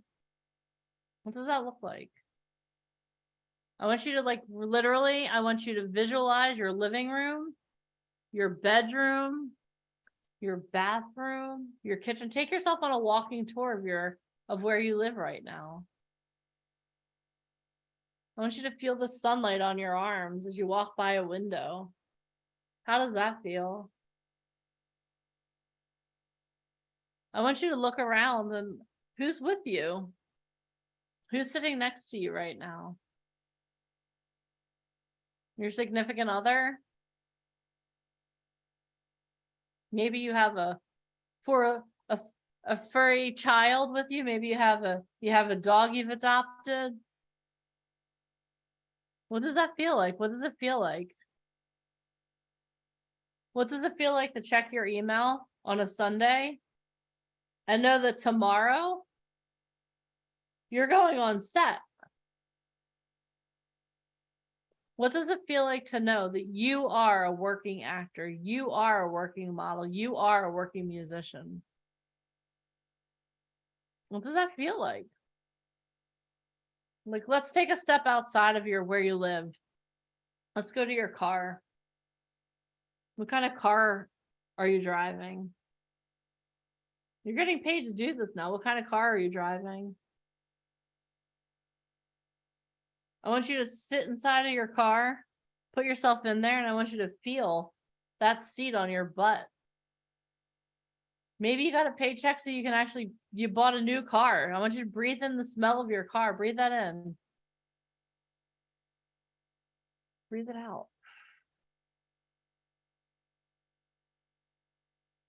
How awesome does it feel? Because you're financing your life by doing that thing that you love to do. Drive to set right now. What does it feel like? What does it feel like to drive your new car to be on set? What does that feel like? Does it feel pretty awesome? You're driving yourself on set. And when you get on set, they know you. They're like, oh my gosh, hi. So good to see you today. So excited that you're here. Thank you for being here. We're so excited. Let's go do this. You walk into hair and makeup. You get yourself ready for your day. How awesome does that feel? How awesome does it feel to call your friends and family? And they're like, hey, what are you doing tomorrow? Oh, I'm going on set. I got a gig. I have to be on set. How does it feel that for your friends and family to know that you're doing what you told them you were going to do? How does that feel? Feel pretty awesome? I want you to just breathe it in. I want you to breathe in being on set now. Just breathe it in. Ready? Breathe it in. Let it go. Breathe it in. Let it go. Breathe it in one more time. Let it go.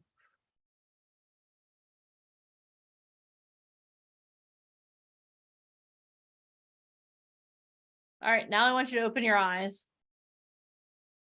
You're back here. It's July 30th, 2023, and you haven't accomplished any of that. Not one of those things have you accomplished. You're here listening to me talk to you on a Zoom call. You don't get paid to be an actor. You have to go to your 9 to 5 tomorrow. You don't have that car. You don't have that house, that apartment. You're not getting paid to do what you love to do. You're just you. How does that feel? I literally just took everything away from you. How does that feel? Type it in the comments. How does that feel? Literally, I just took everything away from you. Sad, rough, not good, exhausting, hopeless, sucks, sad, lost, take me back, horrible, mediocre, negative, rough, devastated, depressing, sad. You literally just lost everything. I don't know why any of you are feeling motivated right now. You literally just got everything taken away. You haven't accomplished any of it. You've done none of it. So why are you feeling happy? You shouldn't be feeling happy. You should be feeling like shit. You just lost everything. You're sitting here listening to me tell you to feel like shit. You just lost everything. How does that make you feel? Stressing, depressed, empty, because I've lost everything before. Loser, drained.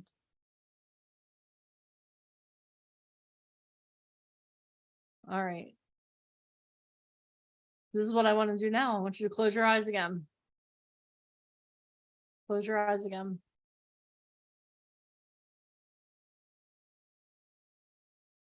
Everyone close your eyes. Dontel, close your eyes. Told you I was going to call you all out. This is what I want you to do now. Breathe in. Breathe out.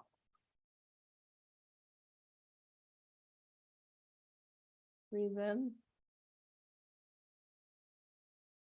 Breathe out. Breathe in one more time.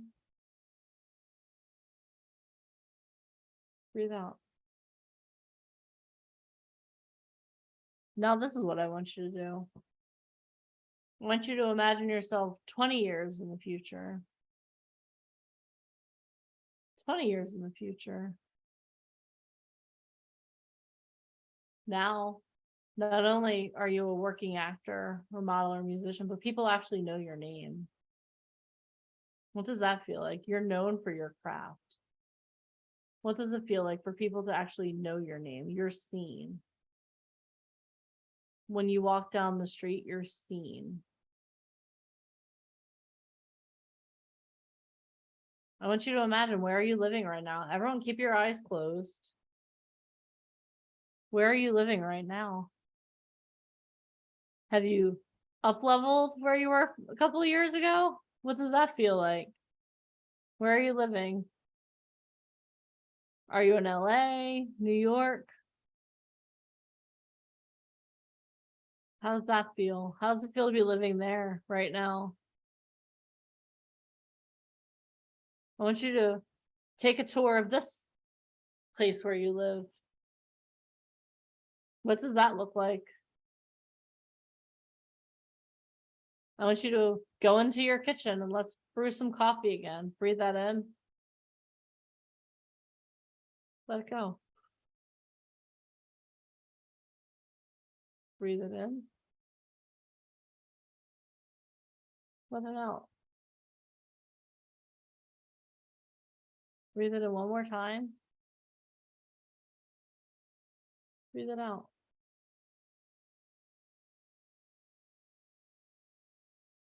Now I want you to imagine this. You're known. You're so well known that people write you letters thanking you for what you do. Okay, people write you letters thanking you. Thank you for that role that I saw. You know, imagine getting this letter. I just want to thank you so much. Because you know what? I read your story. I read about you in a magazine. And I read your story. And your story resonated with me. And when I read your story, I was about to take my own life. I was literally about to take my own life. But I read your story of resilience. I read your story of those things that you've overcome. And I decided, you know what? If you could keep going, I can too. So I just want to thank you for sharing your story, because your story literally saved my life today. Thank you. Imagine getting that letter. And I want you to think right now about all of the lives that you are going to impact, that you've impacted over the last 20 years. I want you to imagine that organization that you wanted to donate, that you want to help. Imagine the people that you want to help. This goes beyond your family. Think about that charitable organization that you want to help. Now, what I want you to do is I want you to imagine this.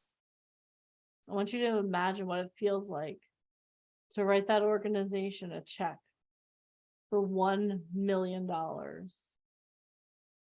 And when you write that check for $1 million,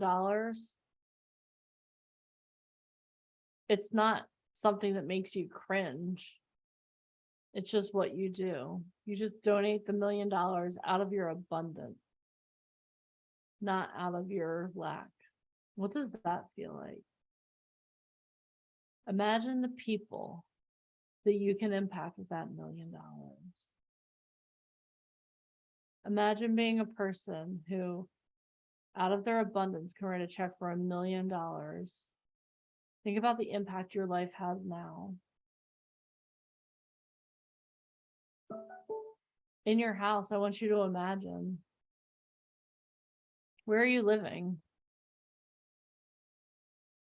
Who's sitting next to you? Maybe now, instead of just having a significant other, maybe have some grandkids with you.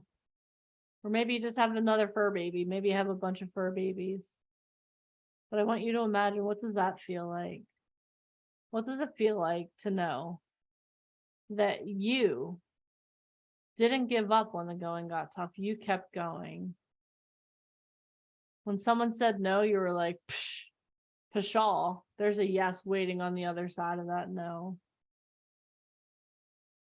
Because you chose to step into something that made you afraid. But you're like, nope, fear has no control over me. I'm going to live. I'm going to do this. What does that feel like? What does it feel like to be so successful that when you walk down the street, people tap you on the shoulder and stop you because of the impact you've made in their lives? What does that feel like? You're not someone who's dreaming of being an actor or a model. You are an actor. You are a model. What does that feel like? I want you really to breathe this in. I want you to like be fully in the moment. What does it feel like to see your name in lights? You're the one who's starring in the films. You're the one who's on the cover of Vogue. People are asking you, how did you do this? What does that feel like? What does it feel like to be certain of who you are? That you are an actor, that you are a model. What does that feel like? Show me on your faces. What does that feel like? You've arrived. Everything you've worked so hard for over the last 2 decades, it's all come true. What does that feel like? How does that feel? How does that feel? All right. I want you guys to open your eyes again.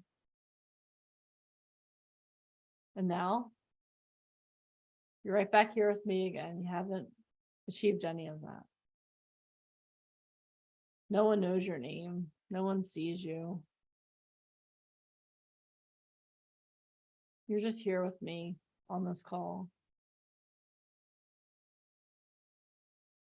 How does that feel? You just lost everything again. How does that feel? Sad? Hopeless? Shitty, right? It feels shitty to know what you could accomplish, but you haven't done it.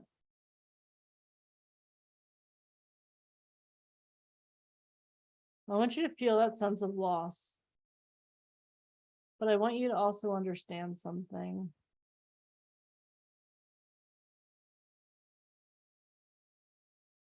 Just because you're here right now doesn't mean that you can't accomplish everything that you dreamed of in 20 years. But this is what I need you to understand. In order for you to go from where you are right now with your tear-stained eyes, being mad at me for stealing your dream not once but twice, you have the power to make that happen. You have the power to make that happen. But let me tell you something. In order for that to happen, you have to change what you say about yourself. All right? So this is what we're going to do. On a go forward basis, no longer, oh, it's my dream. It's my dream. You are. So this is what I want you guys to say with me. We're going to practice this a couple times. And we're going to say this until you mean it in the depths of your being. Ready? You're going to say, I am an actor. I am a model. I am a musician. I am an actor. Say it with me. I want to see lips moving here. I am an actor. I am a model. I am a musician. I am an actor. I am a model. I am a musician. I am an actor. I want to see lips moving. This is what you guys want. I am an actor. I am a model. I am a musician. I am an actor. I am a model. I am a musician. Okay. So next, what we're going to do is we're going to save this and we are going to celebrate as if it were right now. So what we're going to do is I'm going to unmute you guys. I want to hear your voices. You've heard my voice all day long. I want to hear you guys. And I want you to speak this over who you are right now. This isn't something for the future. You have to take this on right now. If you want everything that you visualize, you need to do this right now. Are you ready? So I'm going to unmute you guys. So we're going to say, I am an actor. Let's practice. I am an actor. I am a model. I am a musician. Woo! Celebrate. Got it? All right. So I'm going to unmute you guys. I want to hear you guys shout from the rooftop. I want you to scare your neighbors, okay? I hereby give you permission to scare the crap out of your neighbors, okay? All right, ready? You guys can unmute yourselves. Okay, good, I hear you. Okay. I am an actor. I am an actor. Musician. I am a musician. A musician. I'm an actor. I'm Amy. I am an actor. I'm an actress. I'm a model. I'm a musician. I am an actor. I am a model. I am a musician. I am an actor. I'm a model. I'm an musician. I'm a model. I'm an actor. I am an actor. I am a model. I am a musician. I am an actor. I am a model. I am a musician. I am a model. I am an actress. I am an actor. I am a model. I am a musician. I'm an actor. I'm a model. I am an actor. I'm a model. I am a musician. I'm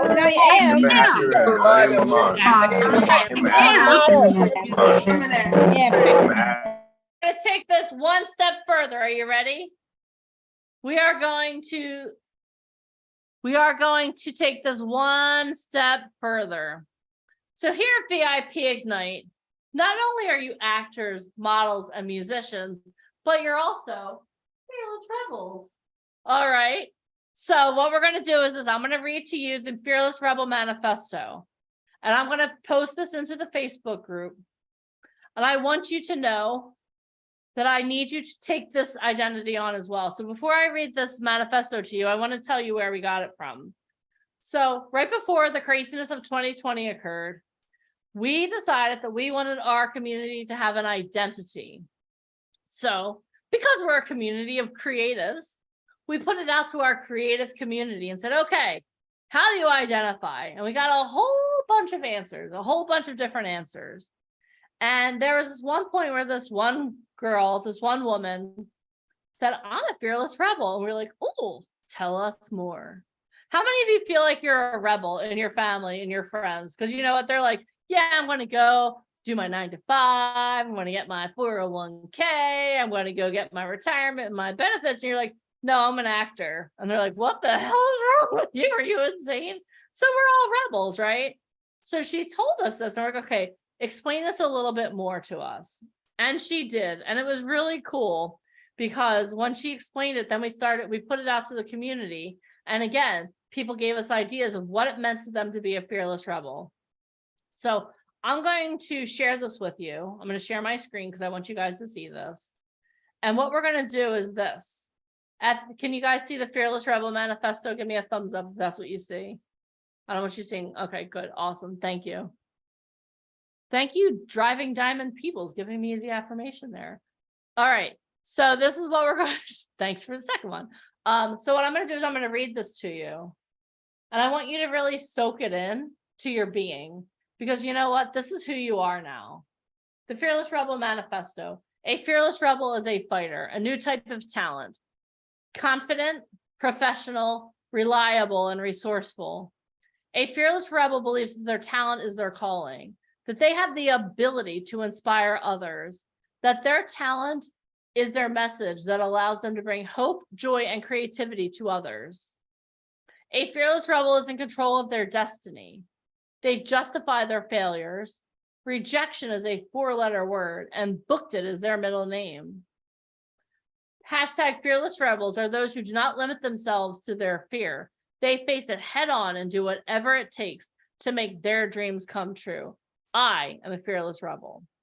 And just in case you were wondering how personally I take this, after we're done this section, I'm going to show you how much I have invested in this, okay? So what I'm going to do is I'm going to read this through one more time. And if you want, since you can see it on the screen, read it with me. At the end, I'm going to stop. I'm going to unmute everyone. And this is what I want you guys to do.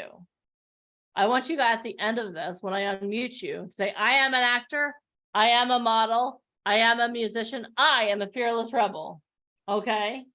I am an actor, I am a model, I am a musician, I am a fearless rebel. All right, so let's do this. A fearless rebel is a fighter, a new type of talent, confident, professional, reliable, and resourceful.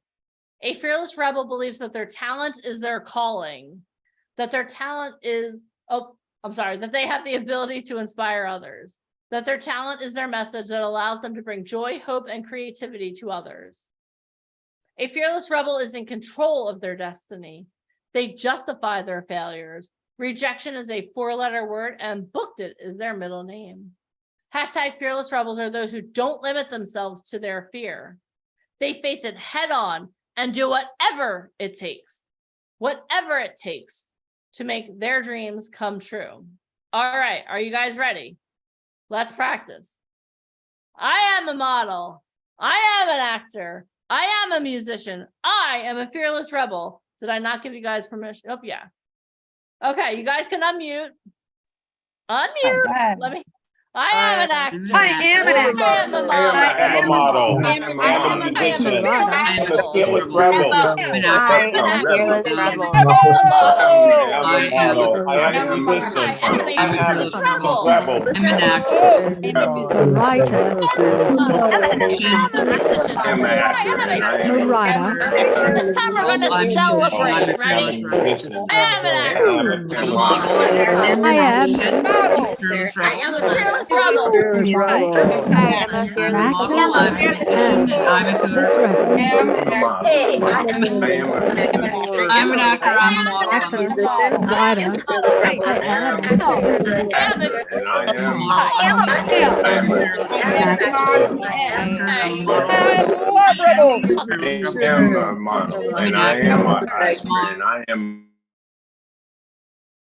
Now what I want to see is this. I want to see you guys celebrate. Okay.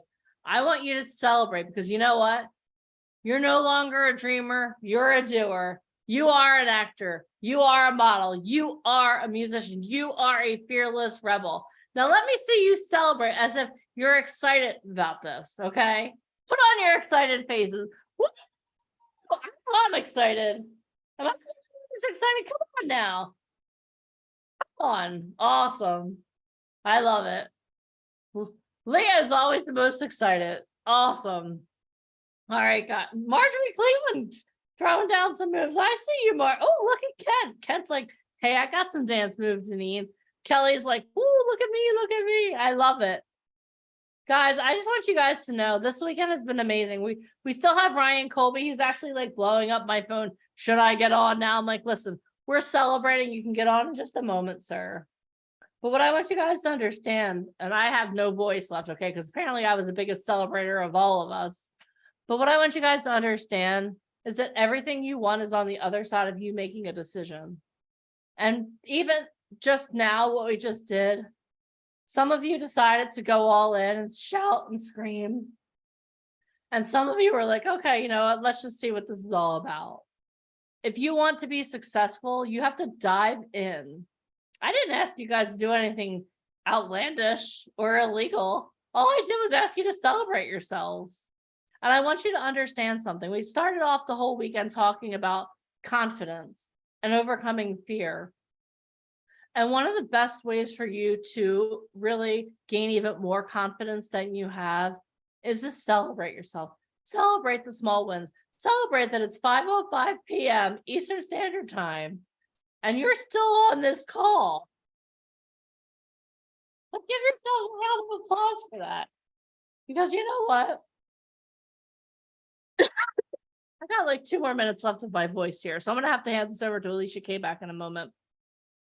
But I want you guys to really understand that what you saw, I'm going to give you guys a homework assignment, and this has nothing to do with a challenge. This is totally on the honor system. And maybe one day when we meet in person, you see, I said when, not if, you can show me what you wrote. But what I want you to do is I want you to really sear in what you saw in 20 years. Okay. I want you to write it down, write it out with detail, down to the point where, like, I had Folgers coffee, and if that's your big, that's the only coffee I could think of. Okay, don't hate people who love coffee, because that's, but whatever. But write it down to the minute details. What did you see? Where were you? And you know what else? I might even challenge you guys to do. Jim Carrey did this, and I think this will be a really great thing for all of you to do too. If any of you have those old-fashioned things called checks, maybe what you can do, I know, Kelly, I don't even think I have any, okay? But just write something out, write out a check for $1 million, date it for July 30th, 2043 for $1 million to the foundation that you want to donate to. Set it into motion. One of the first things that I'm going to ask you to do when you start working with us is to do a vision board. And this is so important because you have to know where you're going. You have to be willing to put it out there. And people may think you're crazy, and that's cool, that's fine. But they're probably going to think you're batshit crazy. But it's okay, because you know who changes the world? It's the batshit crazy ones. Shaquana, sit up, please. You're being very disrespectful. Sit up. This is your future. It's not my future. But what I want you guys to do is I want you to write down to the minutia of what you visualized. Okay. And then I want you to show that to me one day. And I'm not going to ask you for it, but you just one day you're going to be like, wow, Deneen, do you remember that day? This is what I wrote. And it's crazy. Okay. But that's what I want you guys to do. And again, it has nothing at all to do with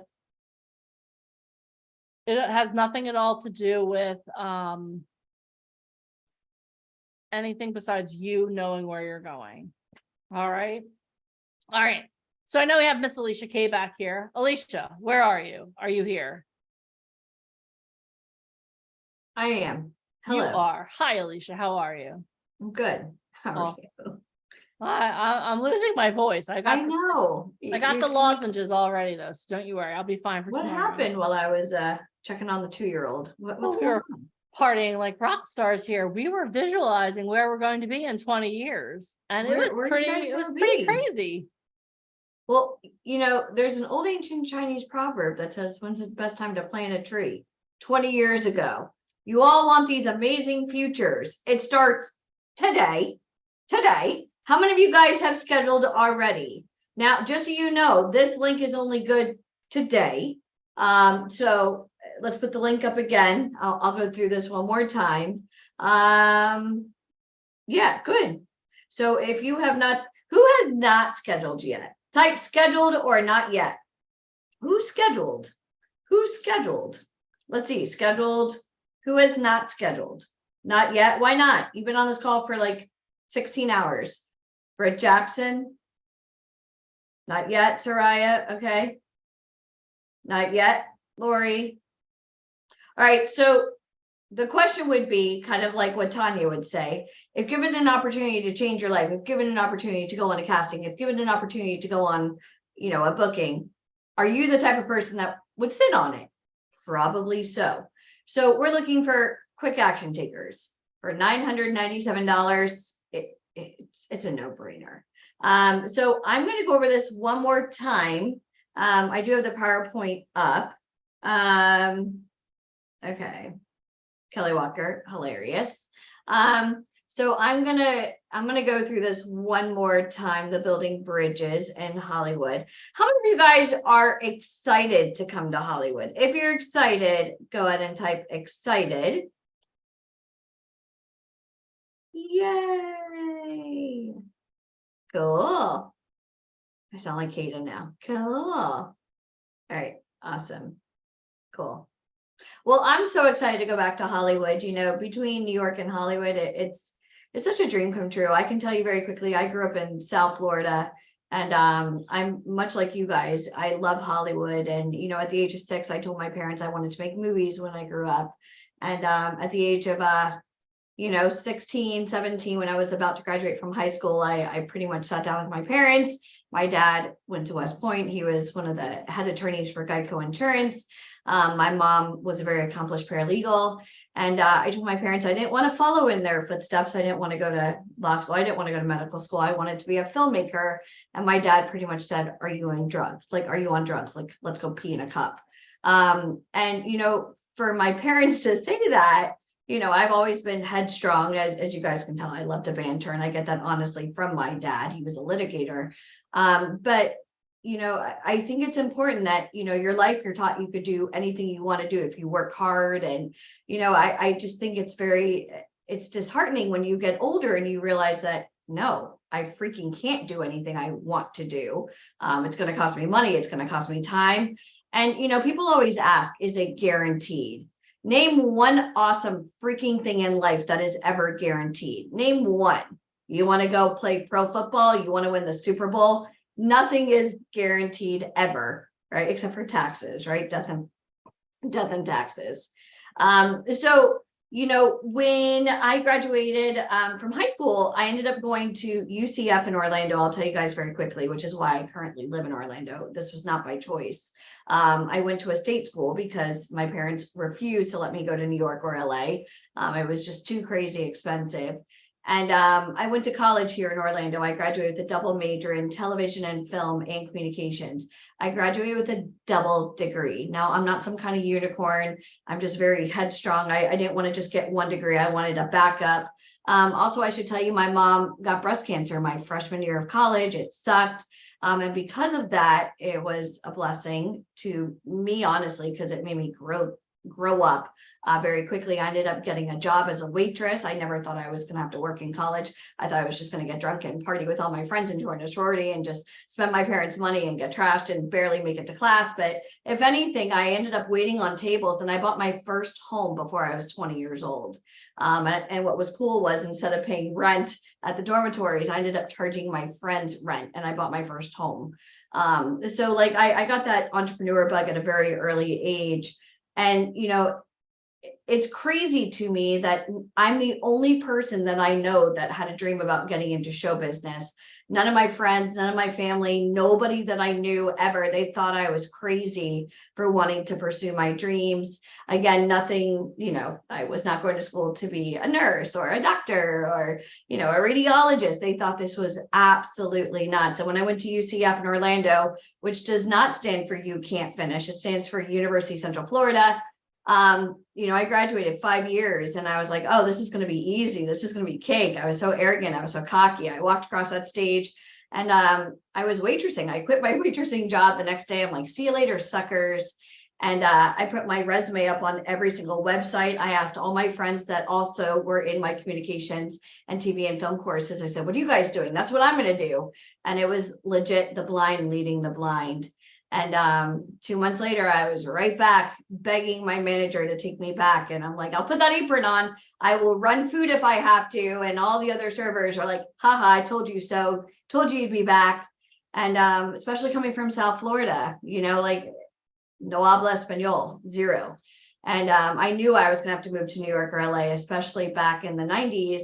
Well, actually, it was closer to the 2000s.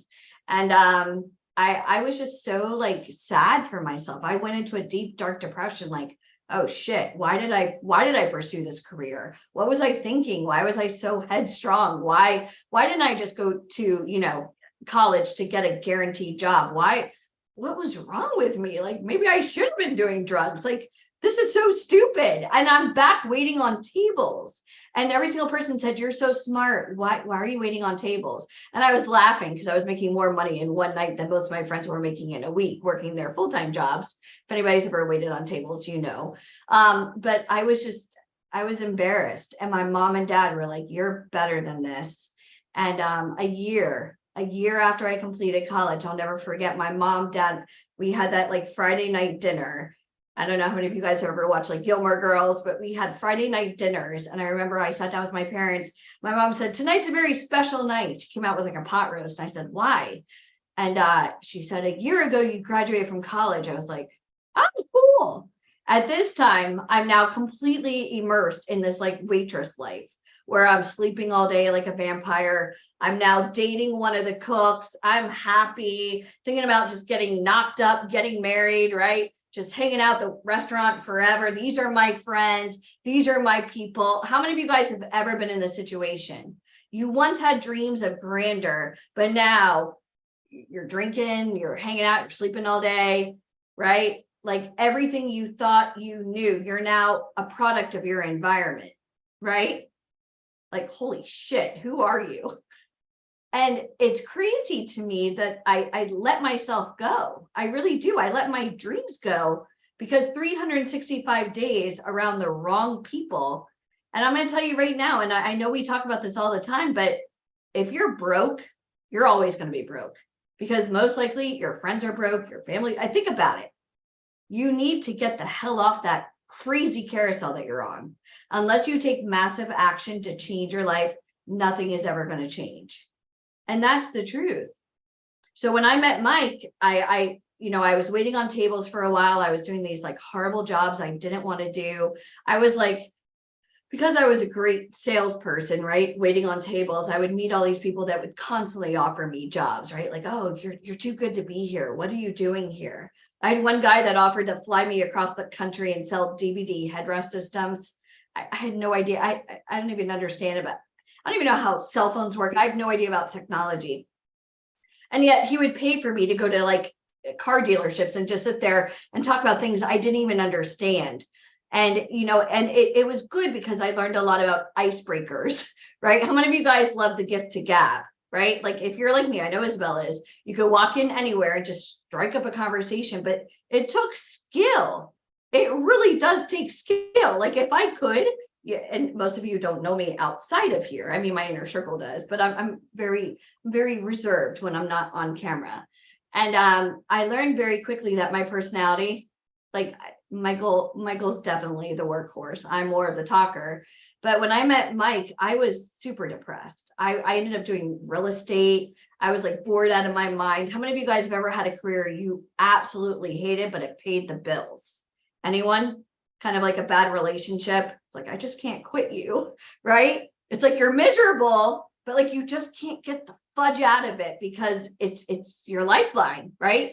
You got to eat, you got to be able to pay your bills, but yet you want all these great things, but you can't just seem to quit the damn job. And when I met Michael and he gave me an opportunity to come up to Princeton, if you guys read Finding Fame, you know the truth. And he literally completely opened my eyes. And when we started this company, never in a million years, I mean, again, not to brag, but that's a damn Tony Award that we won with Sigourney Weaver. Do you guys understand that? Like, holy shit.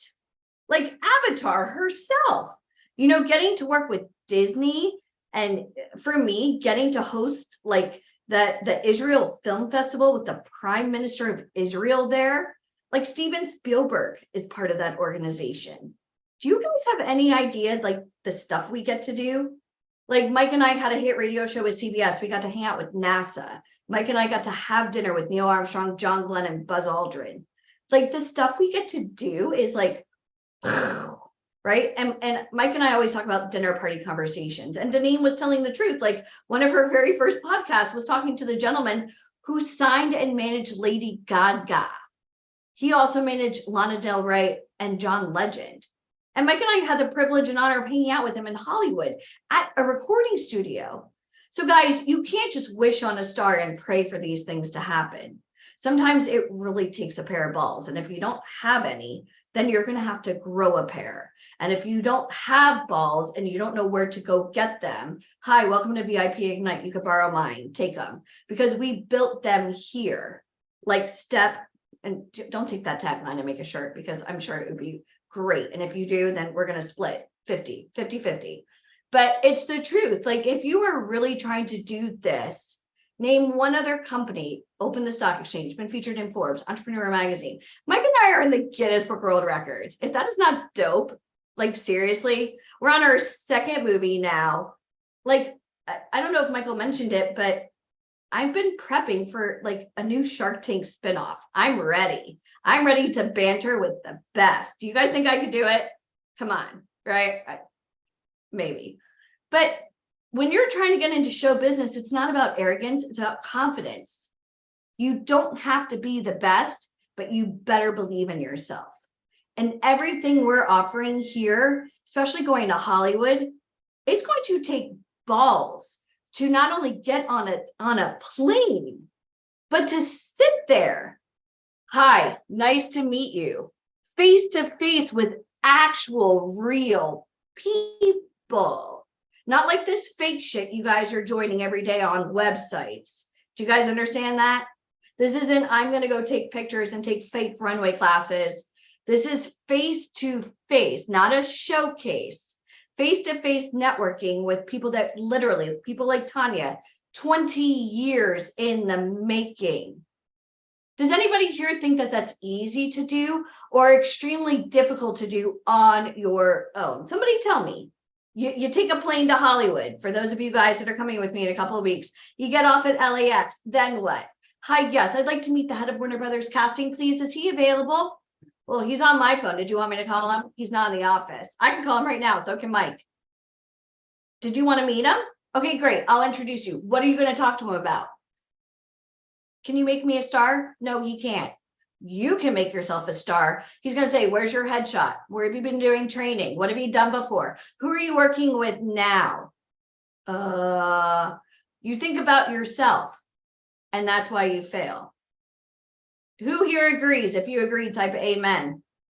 You have to put in the work. Michael always says, favorite radio station, WWIFM. What's in it for me? What's in it for me? I want an agent. Okay, does an agent want you? Why would an agent sign you over everybody else? You're one of a billion. Are you the most attractive? Probably not. Are you classically trained? Did you study Chekhov? Did you go to NYU? Did you go to Juilliard? Did you give up your life for this craft? No, you probably didn't. I don't want to spend money. I'm skeptical. Skeptical of what? You? What if you had the exact process that works, but yet you couldn't achieve the dreams? Wow, profound. People always ask me, man, can you guarantee me anything? Well, yeah, I could. I can guarantee you're going to meet the most amazing people in the world. Did you guys know we have the head writer for Saturday Night Live that wrote the foreword to our book? How many of you guys know that? The head writer for Saturday Night Live. Head writer. Here. Huge. How do you get them? You think you just pick up the phone? I'm a huge fan. Contact them on Facebook. You earn that trust. Why? Took 20 years meeting the right people, going out to the right dinners, getting the right apartment, living there, hustling, bustling, even with walking pneumonia, driving to Ohio to go meet Neil Armstrong when you have a radio show with CBS, even though it put me in the hospital after that. Why? Because that CBS radio show ended up getting us a Broadway show that ended up getting us a Tony Award, that ended up when we were behind the stage meeting Billy Crystal with Sigourney Weaver. Hi, nice to meet you, Alan Twibell. Done. That's how you did it. It literally, it's a catapult effect. Or as I like to say, the lasagna effect. But guys, every single one of you has it. We call it the it factor. That was the name of our radio show. And if you have friends and family that don't believe in you, tell them to F off. Who cares? This is your dream. It's not theirs. It's yours. And for anybody on here that has ever served for our country, you know this first and foremost. At the age of 18, you can literally enlist and take a bullet. But yet I have people in their 40s that can't fight for their dream. You're pathetic. Amen. I want to see some amens on that one. So I'm going to go over this one more time. I'm not here to sell this to you. It's a $56,000 program. I can tell you right now, you want to go to film school, it's $70,000 a year. And I know Deneen, when she went over my little bio, I currently manage the head of Francis Ford Coppola. Try me. My inner circle, you'll be meeting her next year, face to face in LA. Are you ready for that? She's scary. Can she snap her finger and change your life? Yeah, of course she can. But only the best are going to go.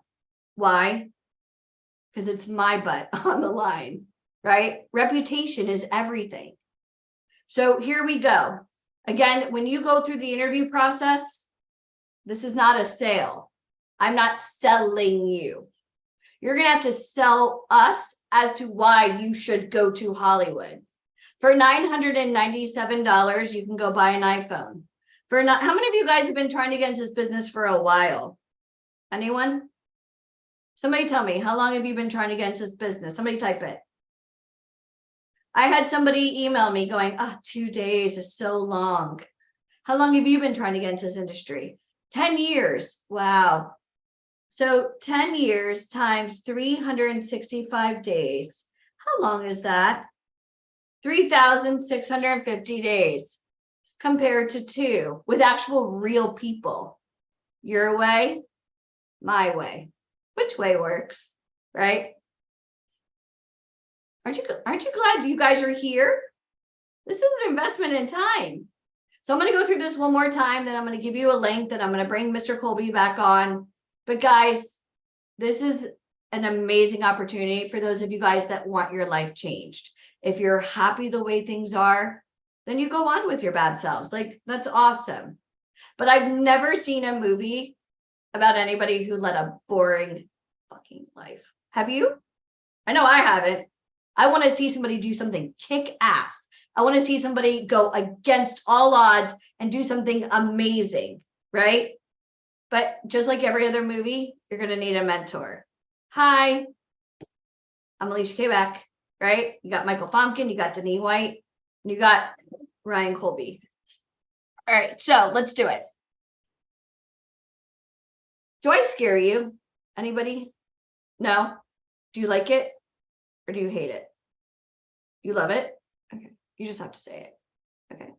All right, so I'm going to go over this real quick and then I'm going to give you the link. And for those of you guys that schedule, great. For those of you who don't schedule, great. And I say that because it won't matter tomorrow. Why? Because those of you that are going on the path tomorrow, your life is going somewhere. For those of you that don't schedule, you'll just haunt the Facebook page and watch everybody else live out their dreams. Cool? Okay, let's do it. All right, building bridges in Hollywood. Let me know if you could see my screen. Yeah, somebody give me a thumbs up. Thank you, Isabel. Okay, building bridges in Hollywood, the ultimate model and actor networking event. The Hollywood Connection, experience the power of a one-day event with VIP Ignite and the elite circle of Hollywood insiders. Somebody tell me, how many people does it take to change your life? Somebody hold up a number. How many? Anybody? 1, right? Elevate your image, capture stunning headshots with a renowned celebrity photographer and acclaimed celebrity makeup artist in Hollywood. Do you have any idea how many shitty photos I see on a daily basis? And again, I'll say it again, I see a lot of really crappy photos. I'm not here to be friends with you. If you send me your photos and I think they're crappy, I will tell you that they're crappy. Why? Because you want opportunities. Don't just run out to your friends to get photos. Don't run out like in your local market, whether you spend money or you get them done for free, crappy photos are still going to be crappy photos. Not to mention, even if your photos are gorgeous, who's seeing them? That's the question of the day. Websites aren't going to yield results. So experienced celebrity style, we already know Ryan has it.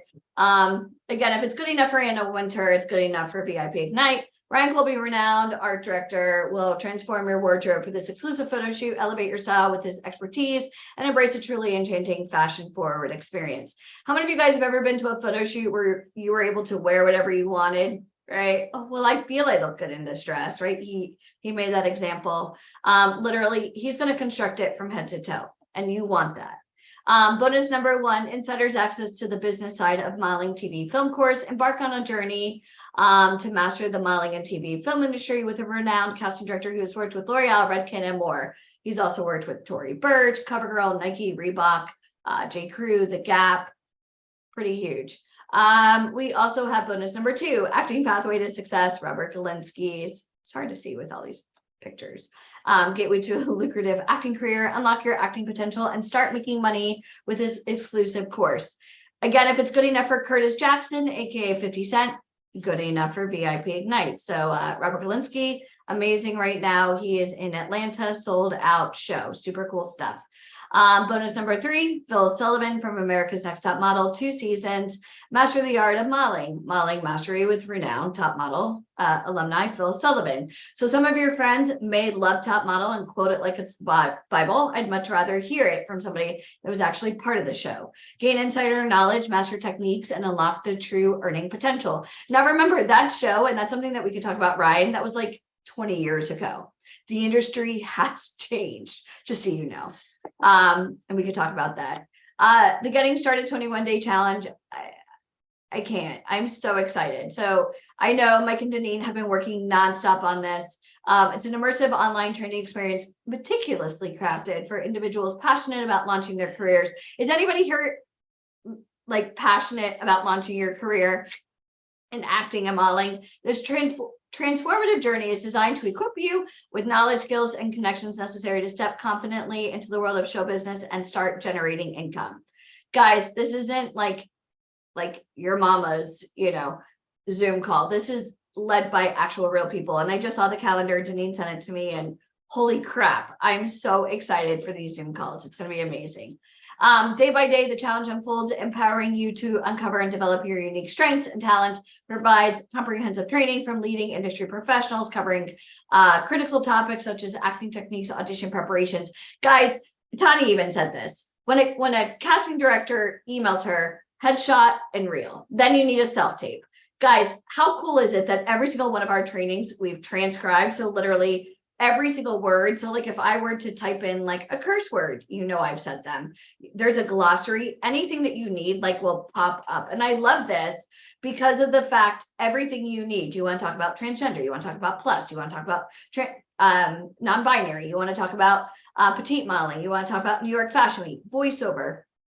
Everything you need, we are going to go over. So again, I know Michael went through all of this and this is going to be beyond amazing. So let's go through the offer.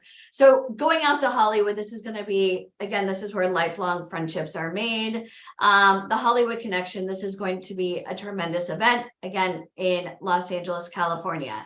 This is slated for May 24th through the 26th. Of 2024. So mark it on your calendars. You're busy during that time. We do have a private Facebook group. So for those of you guys, I'm afraid to travel alone. Great, make friends. People always ask what's it like to be part of VIP. I always say, do you love church? Okay, imagine church on crack. Welcome to VIP Ignite. So this is going to be amazing. Again, it's face-to-face with some of the biggest names in the industry. Elevate your image, obviously having Ryan Colby kick it up a notch. This is going to be amazing, getting real photos done the right way and having Ryan Colby with his celebrity style. Think about it. Ryan Colby, all these people are being added to your resume as well. So not only are you just getting beautiful photos, but you're also getting proximity with actual real people in the industry. Photographer, makeup artist, stylist, and hairstylist. All those people, not to mention the location. You're also going to get bonus number 1, insiders access to the business side of modeling and TV film course. Again, that's a $997 value. That's a tangible service. I'll tell you right now, hiring somebody of that type of magnitude, a lot of these coaching calls are about $500 per hour. And that's like our rate. If you were to hire them on your own, we're talking thousands. So you guys are going to get an entire course.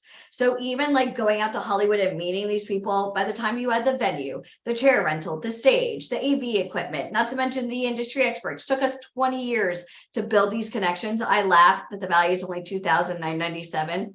Seriously, I couldn't even buy books my first semester for that price. So we're going to keep going. You're also going to get Acting Pathway to Success, $997 value. Again, that's 50 cents acting coach, tremendous value. You guys know that. Master the Art of Modeling, lifetime access. Again, somebody from America's Next Top Model. And I don't even like to date that show because it's 20 years old, but who is he now? He's booking covers of magazines. He's in commercials. You guys will know him. You'll love him. He's a funny guy, but he's also very attractive. $997 value. Plus also bonus number 4, the 21-day challenge. And this is going to be amazing. 21 days to really kick that, kick the bad habits goodbye, kick any negativity out of the way. 21 days to really turn like a hobby into a career. And that's exactly what we're doing. It's a $47,000 value. And people sometimes would be $47,000. Yeah, Google like life coach, Google like Tony Robbins. That's what they charge, y'all. This is like a legit real price. So between everything, including Spotlight Striders, again, private Facebook group, all of this combined, we're looking at a $56,879 value. How many of you guys believe that it's worth $56,879? If that were the price right now, how many of you guys would buy it? I know I would, right? You can't even get rent in New York City for less than, $6 grand, $5 grand. That's $60,000. That's not including cable, electric. It's not even like you're making friends when you go there. I mean, New York is a super lonely place, unless you have friends or unless you're Ryan Colby, where you're just likable everywhere. But $56,000, again, $997. I mean, for all of that, it's not rocket science.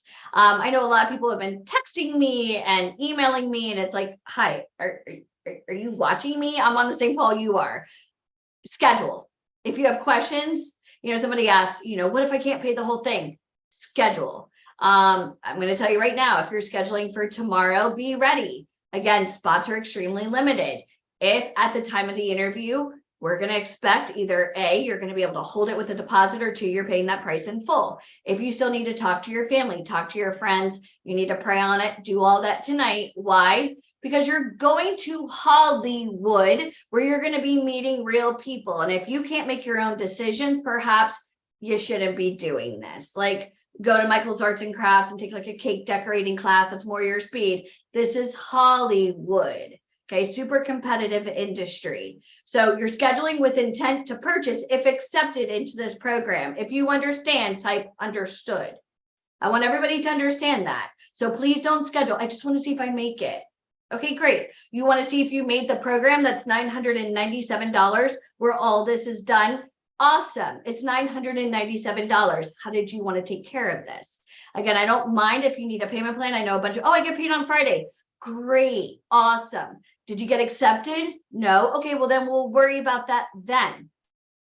So I want you guys all to understand, in order to work with us, in order to have access to our network, you have to be part of our program. So for those of you guys right now struggling, and again, I've had a lot of people, I'm unemployed. I just lost my job. And you have more time than ever. Make sure you're on the call. See you there, right? I'm not going to give you a crutch. Like, I'm not going to feel bad for you. Life is going to give you lemons. Suck it up. So, like, what do you want me to do? This is an opportunity of a lifetime.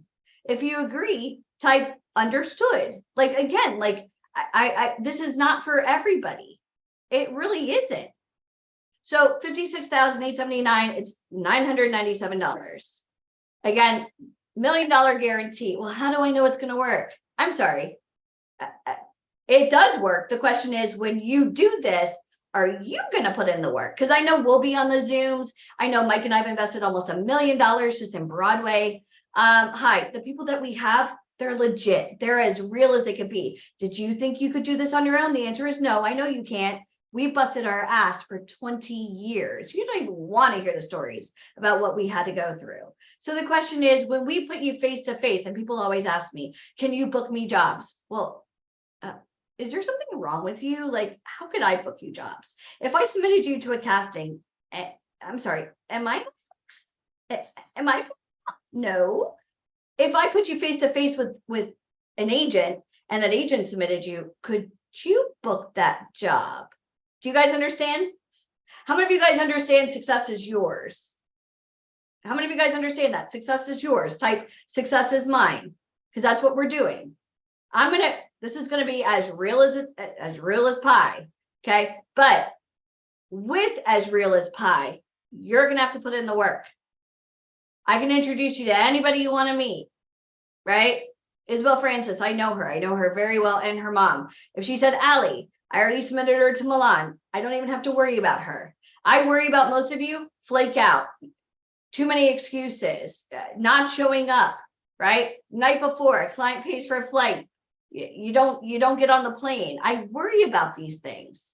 My husband doesn't want me to go. My wife doesn't want me to go. My dog doesn't want me to go. Well, what about this? What about this? What about it? Okay, you show up. So here we go. So again, we also have the Rising Star Academy. Rising Star Academy. And again, I know Michael went over this. $97 a month, live trainings. $97 a month, live trainings. If you wait to join this program, I'm gonna tell you right now, in September, that's a TV show. And you and I both know how like Shark Tank show works, right? Is that what you're charging? You're dumb, right? We already know this is gonna happen and I'm ready. I can accept it. Okay, you're charging 97. Is there something wrong with you? I just want to help people. 397 is what the monthly coaching will be. You want to go to the quarterly meetings, $497 a month, or $497 per quarterly meeting. Right now, for everybody on this boot camp, $97 a month, you get everything. So you tell me, oh, well, I want to think about it. Okay, cool. I would love for you to come back and pay $397 a month, and then I'll see you at the quarterly meetings, $497 each time. Did you want to put that on the credit card? Awesome. Or would you rather pay $97 a month and get everything? Somebody tell me, what do you think? I don't know, because you and I both know Kevin Carrington's going to rip Mike and I a new one for charging $97 a month, right? It's not, Janabi, I'm not that crazy. It's not 87, it's 97, please. Okay, and that's Rising Star Academy. So guys, I'm gonna post the link one more time. We're gonna post the link one more time, and then Mr. Colby's gonna come on and he's gonna be awesome, and he's gonna just spin up everything and rainbows and unicorns. But this is gonna be life-changing, but only if you want your life to change. If you're happy sitting up on websites and telling your friends and family you're going to be a star one day, if that's what you want, your little head's going to hit the pillow. Tomorrow morning, you're going to wake up and guess what? Everything's going to be exactly the same. And if you like that kind of stability, go. I would much rather jump off a bridge and build a plane on the way down. That's me. That's call me crazy, right? I would much rather take out lines of credit, max out my credit cards, start VIP Ignite with less than $500 and do all right, right? If you follow our Facebook, right? Like we were just on a private plane, like we get to do some really cool shit. But most of all, the things I get to do, changing lives. That's what we love. And not to mention the people that we're surrounded by. Every single time we get to travel, we get to meet more incredible people to then help you. That's what we love. That's what we love the most. Is it possible to change my schedule to Tuesday instead of Wednesday? I don't know. Is it? I don't know. I don't even know how to work the scheduling. So Colleen, what I would do is I would schedule for Tuesday if there's time, schedule for Tuesday and then cancel Wednesday, just in case somebody else wants to do it. Now, I'm going to tell you right now, if you schedule for Monday or Tuesday, there's a good chance you will get a ticket for Hollywood. If you scheduled for Wednesday on, you'll probably just follow us on Facebook with everybody going to Hollywood. That's what I'm gonna tell you right now. Because I know how many people are on this call, and I also know that we have people watching right now on YouTube and Facebook. And Deneen, I can tell you with even the messages that are coming in right now, there aren't enough tickets for Hollywood. And it would be easy for us to say, okay, well, why don't we sell more? Well, that would go against everything we believe in. I don't believe in these showcases with 1,000 people. We want it intimate, not like Harvey Weinstein intimate. We want it intimate where you can have real conversations. I don't want people wearing numbers and having 1,000 people. I want real conversations had by real people because that's where the magic is made. I don't want mass amounts of people. Okay. So that's it. That's all I got. So I hope that was helpful. Okay. Yeah. Less crowded, better connections. Exactly. That's why some people love to go to the big universities. I'd much rather go to like a smaller community college and get everything I need and be able to ask questions. That's where you thrive. All right, I'm going to stop sharing my screen. But that's it. I mean, again, only the strong are going to be able to go to Hollywood. That's the truth. And for those of you that want to keep taking pictures and posting your pictures up on websites, that's awesome. Like that's your choice. All right, so here's a question I have for you guys. I'm gonna add myself, and then we'll get Ryan Colby. Don't worry, I know you're here. We'll be with you in just a moment. But this is the question I have for you guys. I want you to answer this. How many of you could see the value in you being a part of all of these things? You being a part of a small community. How many of you can see that how many of you know that if you started putting in the work, you showed up to the implementation call on Tuesday, you had the opportunity to work with a cast member of The Sopranos to do coaching with you. You had the opportunity to work with myself, with Alicia, with Michael, with Ryan, with all these amazing coaches. How many of you know that 20-year goal that you set, that where you saw yourself in 20 years, that's possible? If you know that, type possible in the comments. Well, we already heard from Tanya. I mean, again, she loves her company and she loves what we do. Think about it. It took us winning a Tony Award to then fly across country, to then go and rent a car, go to Universal, go to her office to meet with her, to then create like this type of like business concept, put on an event all through Ryan Colby's connections, right? Think about it. And then if let's say Carl, who I love to death. Hi, Carl. But Carl is an amazing actor. He lives in the middle of nowhere, Kentucky. But Carl is like a character actor and he looks like he should be in like Yellowstone. Just go with it. But one opportunity with Tanya has like opportunities, $60,000 to $100,000 per episode. Carl, would that change your life and your family's life forever and ever and ever and ever and ever? So I don't even want to hear any bitching about $9.97 to go and get all of this. It takes one person to change your entire life.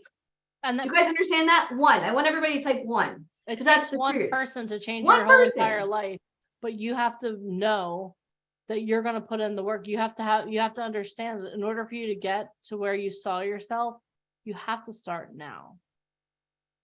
You're going to have the opportunity to, be all in. Exactly. You have to be all in on this. Because you know what? I feel like we've told you all weekend, we want you to be a success story. We want you to do this, but do you want it? That's the question. Yeah, I don't know. Do you want, how many guys want to do this? Now, just so you know, Deneen, and I'm going to be a real ball buster on this one. I've been saying balls a lot. This should be a new drinking game. Every time I say balls, everybody do a shot. But when we log off today, I want that link gone. Like no more scheduling. Because if we give this link, and I mean, we've been on this call for 16 hours between yesterday and today. If they don't want to schedule, this isn't like, oh, let me think about it. It's like a marriage proposal. Marry me. We can't like that's it. We can't beg. It's not required thought. We can't beg people to be successful, but we want them to want to be successful, and that's the whole thing. True. All right. So post the link one more time. Okay, there's the link. Awesome. I see some people scheduled multiple times. Okay, so this is what we're gonna do. I'm gonna bring Ryan Colby on in like 2 minutes. Does anyone have any questions before we move forward? Does anyone have any questions? If you have a question, raise your Zoom hand or drop it in the comments so we can answer your questions. I'd rather not call on people. I'd rather just read the question because it's already almost 6. Then put your questions in the comments. If you have a question, type it in the comments. Don't type yes, just ask the question. We're all waiting. Well, maybe you guys are slow typers. That's cool. All right. So I missed a couple of important segments replay. If you are, you can go to our YouTube channel and watch the replay, or you can go to the Facebook community and watch the replay. Are you guys Scipioing me as like Leah, you're good. Leah, you are good. And Marjorie Cleveland, you're actually good too. I saw that you scheduled. You're good. I want Tuesday afternoon and can double book. Can you? Okay, so you have okay, so Marie has a schedule. So what I'll do is I'll cancel whichever one is not Tuesday afternoon. Got it. I have that power. And someone who has half the amount, is that okay? Well, again, first of all, you have to get accepted. Second of all, we'll talk about it on the interview. When do we start payments and how to who? I don't even understand. Is that okay? So what does that mean? Just so you understand, what you're going to do is you're going to schedule your interview. And then at the time of the interview, we are going to make a decision about whether or not we move forward. Yeah. At that time, you have to be ready to move You forward. will need an ID and you will need a credit card. We have to hold it with something. Okay, and this is what I want you to think about too. Okay. When we are with you and when we're doing your interview, okay. Yes, okay, sorry. Okay. When we're doing your interview, I want you to think about this. It's going to be like going to the doctor. Okay. So imagine this, you go to the doctor and you have a stomach ache. Just go with it. Okay. You have a stomach ache. What we're going to do is we're going to ask you questions to diagnose what's going on with you. So when you get on the interview with us, what we're going to do is we're going to talk to you. We're going to figure out where you are, where you want to go. And what we're going to do is, as we're on the interview with you, it's going to be like a doctor's appointment. Yeah, the tickets aren't for sale. We're going to diagnose. For sale. Yeah. We're going to diagnose what is going on. And we're going to see if the solution that we have can bring relief to that situation. True. So that's what the interview process is about. It's not about us taking a credit card from you. It's not about anything like that. What we want to do is we want to make sure that we can help you achieve the results that you want to achieve. So it's going to be like a doctor's appointment. We're going to diagnose where you are, where you want to go, and how we can get you there. That's what. But at the time of the interview, you know you want to go to Hollywood if you're accepted, and you understand that you're auditioning to join the program if you're accepted. This isn't, I just want to see if I'm accepted and then like go away. Does that make sense? That would be doing just to go back with the Margie. I don't see anyone named Margie scheduled, so I'm having trouble with that. So go into your email and cancel the appointment that you don't want to keep. It might be a stage name. So what I want you to think about is this: like if you go to a doctor and you tell them, "Oh, I have a stomach ache," I was really hoping you could just tell me if you could help me. Like the doctor, like that's not fair to the doctor. I think it's more is like you have a Taylor Swift concert ticket like on hold and you have 3 minutes. Do you want it? Yes or no? That's it. And for those of you that need payment plans, schedule. For those of you that want to get a ticket and you can pay for it in full, schedule. For those of you that financially don't know how you're going to pay for this and don't have any forms of income coming in, how would you like me to help you? I can't. I wouldn't be able to. That's the truth. How would I help you? I wouldn't be able to upfront these expenses and then take it out of the paycheck. I'm not your agent. How would I do that? Does that make sense? All right. I think that what we should do now is bring on the one and only Mr. Ryan Colby. How's that sound, Alicia? Good. I just want to make sure, does anybody else have any other questions? Who here still needs time to schedule? Who here did not schedule yet? Type did not schedule. You can bring Ryan on. I just want to see who did not schedule yet. Because I know how many people are on, but I also know that when we log off, we're logging off. I don't, for $9.97, Deneen, I mean, it's a $56,000 value. I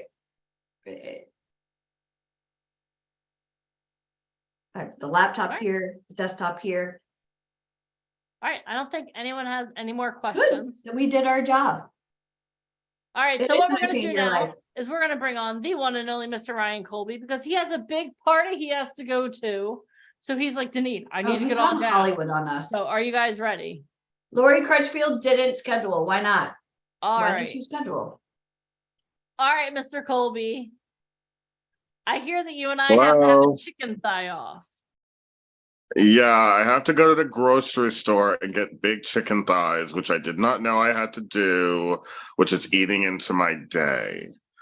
Well, we're not. This is all going to help your modeling career. So write this down. This is very important. If Ryan Colby needs chicken thighs, you provide them for him. Do not make him go to the grocery store for them. No, TJ forgot them. He got the ribs, he got the potatoes, he got the corn, he got the pork chops, but he forgot the chicken thighs. So he asked me to stop at Gelson's to get them, which is fine. But then he was like, I need you to make them too. And I'm like, what?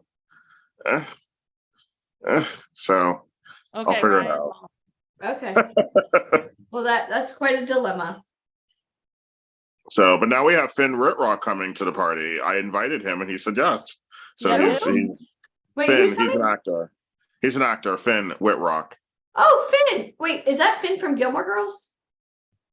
No, he was on American Horror Story and a different. Oh, Finn. different- That Finn. Okay, there's two Finns and I know. Okay. Finn. Yeah. Finn He's part coming. 2. Okay. You love American Horror Story. It's at Ryan Murphy Connection. Well, I met him at my birthday party, and I met him at my birthday party, and I've never seen him since. Ryan brought him to my birthday party, but I've never seen him since. And we text every once in a while. And today I was like, "Are you busy tonight?" And he's like, "No." And I was like, "I'm going to a barbecue." And on Hill Oak, he's like, "Oh, I know a lot of people that live near Hill Oak." And he's like, "Yeah, I can come. I'll be there at like 7." And I was like, "Okay." By the great. way, Ryan's inviting all of us now. We already know what's on the menu and the address, so we'll be right there. Hopping on the plane Right, now. Anyway, so yeah, so I just gotta get ready and go because I gotta stop at Gelson's. I don't like that store. Anyway, so what's the segment? You are just such a ray of sunshine. I don't like Gelson's. It's too big and annoying. I have so many jokes right now, but I'm not going to say it. Okay. Let's go over one thing I kind of wanted to go over since I kind of teased about America's Next Top Model, and that was 20 years ago. How much has the industry changed since Tyra filmed that show? Since you've managed 6 or 7 of the guys and girls from that show? Like, I have. everybody quotes that show like the Bible. You know that. Unfortunately, yes, they do. So how much of it's real? How much of it's I'm not a fan. I never have been. Do not like the show. Never did. It's extremely unrealistic.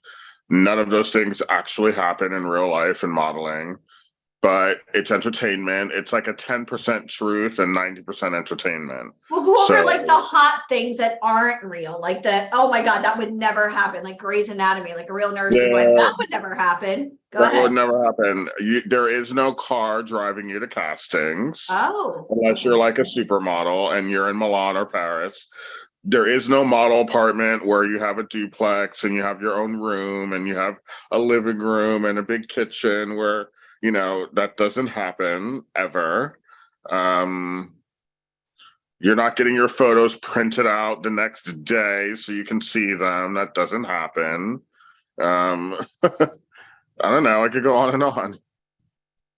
Well, I mean, none of those that things. the models get None of from those things shoots? actually happen. Huh? What about the photos that the models get from those shoots? Those super uber over the They top. cannot be beautiful- used. I've represented 4 or 5 of those girls after they were on the show, and it was really hard to get them appointments. Nobody wanted to see them. It was really difficult to get them work. It was really difficult to get them appointments. The show was too polarizing. High-end designers wanted nothing to do with those girls. And the few that eked out and got a career out of it, like Ava and, you know, 2 or 3 others, you know, Yaya and 2 or 3 other girls that definitely slithered their way under the radar and got a career, they're very lucky because most of the girls, you know, didn't. And the guys, I heard you mention Phil Sullivan. I represented him before he did that show. And luckily he kind of slid it out of it. I guess he's working a little bit now. I really don't know. I have no idea what he's doing. Don't care. But he's, he was on the show, after I was representing him. So. And their books were too over the top. That's not what a casting director wants to see. They did it over the top because it was kind of like that glamour that us as viewers wanted to see. Like, yeah, no, they don't. I mean, our shoots like that do happen in fashion. Yeah, I mean, yeah, you'll do weird, fantastical shoots, dangling off a rock, dangling off a building, being underwater. I mean, she did some crazy shoots, that do happen. It does happen, but that's for a job, and that's with for a magazine or an advertisement. And yeah, those things happen. But for a brand new model, when you're testing and you're building your book, it's not something that an agency would use because you want the client to see you as clean as possible until you start to work. So a lot of those shoots are not usable. Some of them were nice. I mean, I remember seeing some shoots and some of the pictures were great, and they did have good photographers. It wasn't like the photographers sucked. They did have working photographers that they hired to do the shoots, like Usai and Nigel and all of these photographers I know, and they're good. But the situations were like, what is he doing? But it's got to be for TV, because if you showed what really modeling is, people would just turn off the TV. They'd be like, this is so boring. Welcome to the world of modeling. It's boring, but it is boring. I mean, for the most part, you got a splash of glamour, but for 90% of it, it's just everyday work. You get in the subway, you go to your casting, you go to the gym, you do a photo shoot. Sometimes it's not that glamorous. You're wearing everyday clothes. You're doing a catalog. You're not doing anything super fantastic. So it's really not but you can't show that because that's not entertaining. There is, and model apartments, although they are crowded, yes, that is true. There will be 12, 15, 18 people in an apartment. It's usually a 3 or 4 bedroom apartment. It's very tight quarters, bunk beds. There is fighting. There is cliques. So, I mean, that part is just accurate with any kind of life, even if you're in the Navy. They're fighting because they're hungry. Just putting it out there. Even if you're in the Navy or the Marines, like any tight quarter situation, there's going to be conflict. So. Okay. Now, Ryan, you're also submitting quite often for overseas work. Can you talk about how that would help somebody here in the States to maybe go? Anybody here interested in going overseas? Right? I know I already submitted as well. Overseas work is great.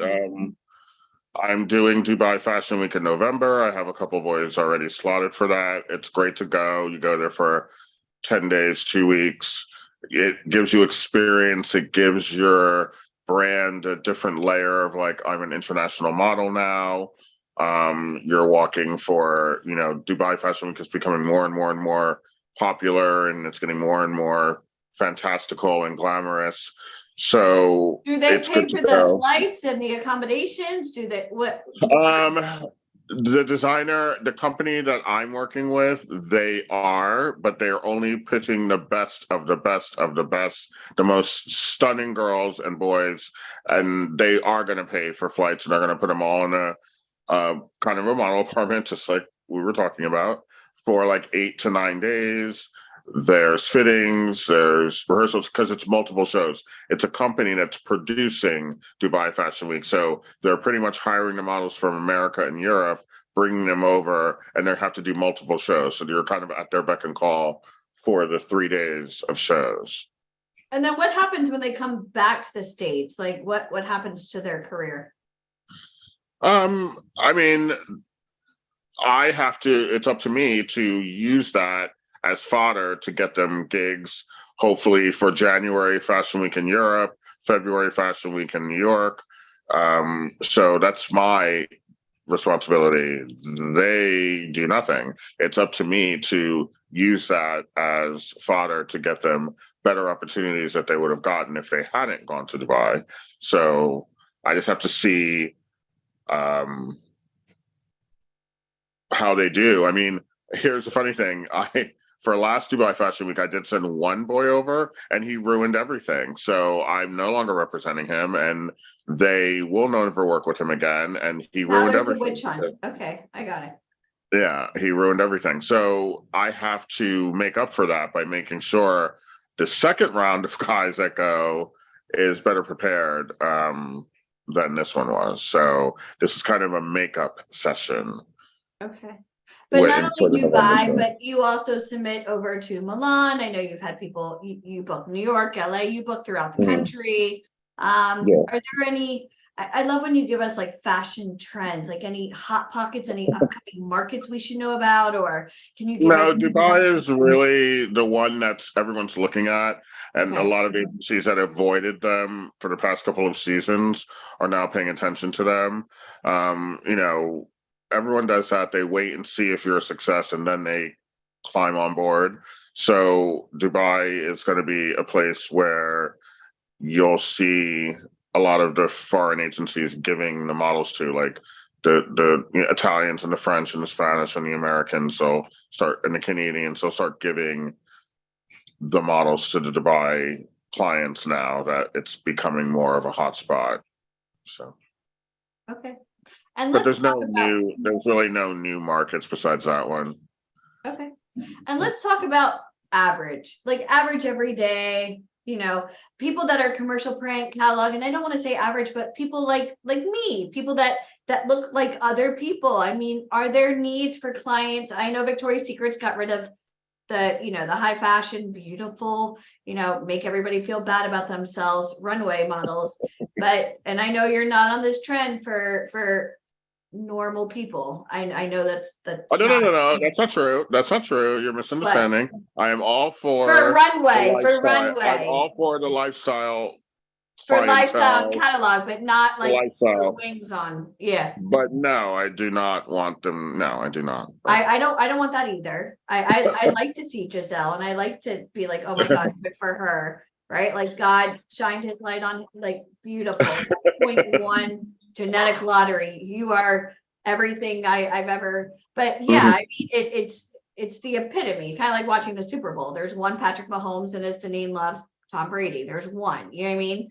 But they're the shining beacons. But for everybody, for anybody that's on this call, I mean, look around. I mean, we got people on 20s, 30s, 40s, commercial 50s, print 60s. What are you asking? Is there travel for them? No, are there opportunities like throughout the country? Is there ever international? Throughout the country, yes. And yeah, there are rare occasions where there is an international booking for commercial print, especially when there's a big lifestyle commercial like a bank or a car or, you know, stuff like that. There are opportunities where they will gather a bunch of American actors, commercial print models, and bring them to Cuba, bring them to South America, bring them to Spain. I mean, it does happen.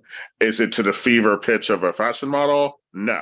It happens maybe once or twice a year, you know, 3 times a year. And if you're one of those people that gets picked, great. But 99% of the jobs for commercial print American people is in America. Will they have you go to another state? Yeah, that's common. But another country? Probably not. It may happen to you once in your career, but when you're a fashion model, it's kind of a weekly thing. So it's different. Okay. So New York, LA, Miami, Chicago, Atlanta, any other hot markets? New Orleans, Atlanta is the hottest new American market that's getting a little bit of buzz, and I'm not getting on board because I just don't care.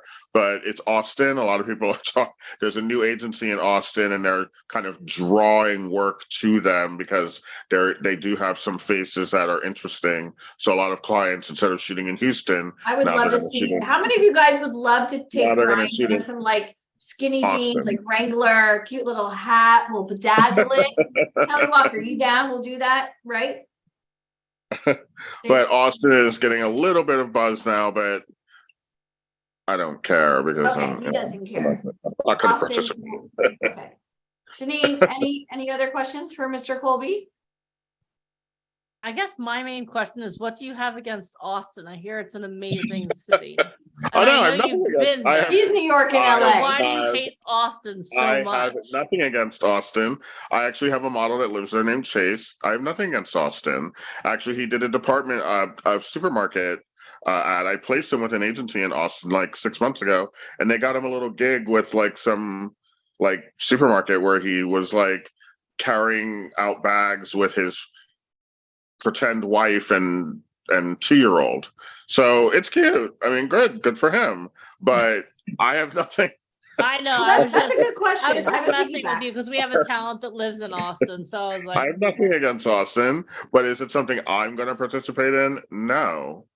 Austin Fashion Week, so no. Okay, I have a quick question to piggyback Austin. So what if someone has a child or a daughter or anybody, I guess that is a child, but somebody in a family, are you ever doing a casting where they're looking for like husband and wife the castings come in, but Okay. I kind of just ignore them. They're everywhere. I mean, so when you're a legitimate full-time commercial print model and you have an agency, yeah, you definitely got to tell them about your kids, your dog, your grandmother that lives with you, your husband lives with you, because in the past 3 to 4 years, especially with the pandemic, they started using real families for these commercials for food, for drinks, for healthcare, for cars. They started using real families because they were close together and all of them were negative with the virus. So why not use them? And it became a trend that's still going on right now, even though, the virus is kind of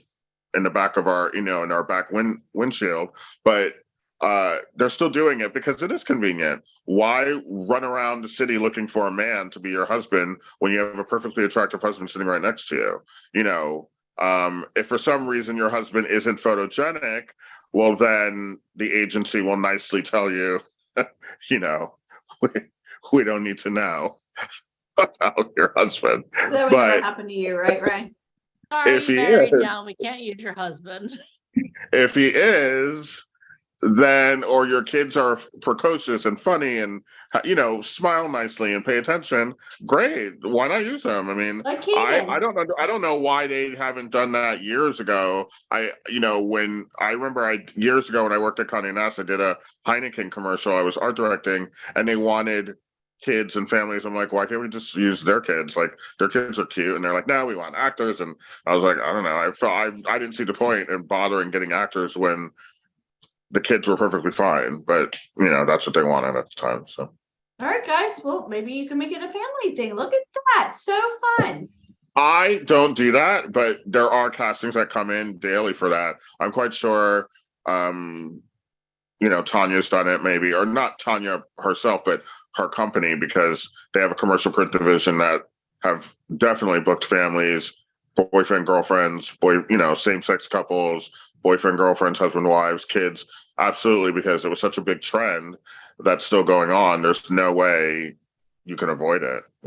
I just personally don't do it because my models are young and most of them are under 35, and they don't really have families yet. So, and the few that Kaden do, obviously is one of your models, in addition to Monroe, your goddaughter, Yeah. who is right next to you, I'm sure. So between No, the she's two at a birthday kids, party. which Kaden already booked an international campaign through Uncle Colby, which we love.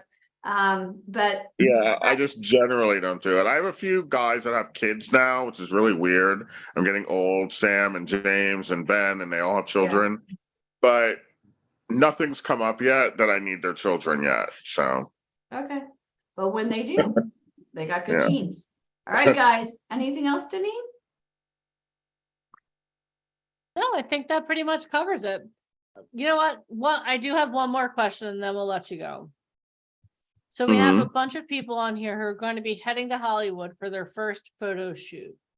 If you can give them one piece of advice to get them prepared, what is one thing you wish all new models knew when they came to get styled by you and get shot in Hollywood?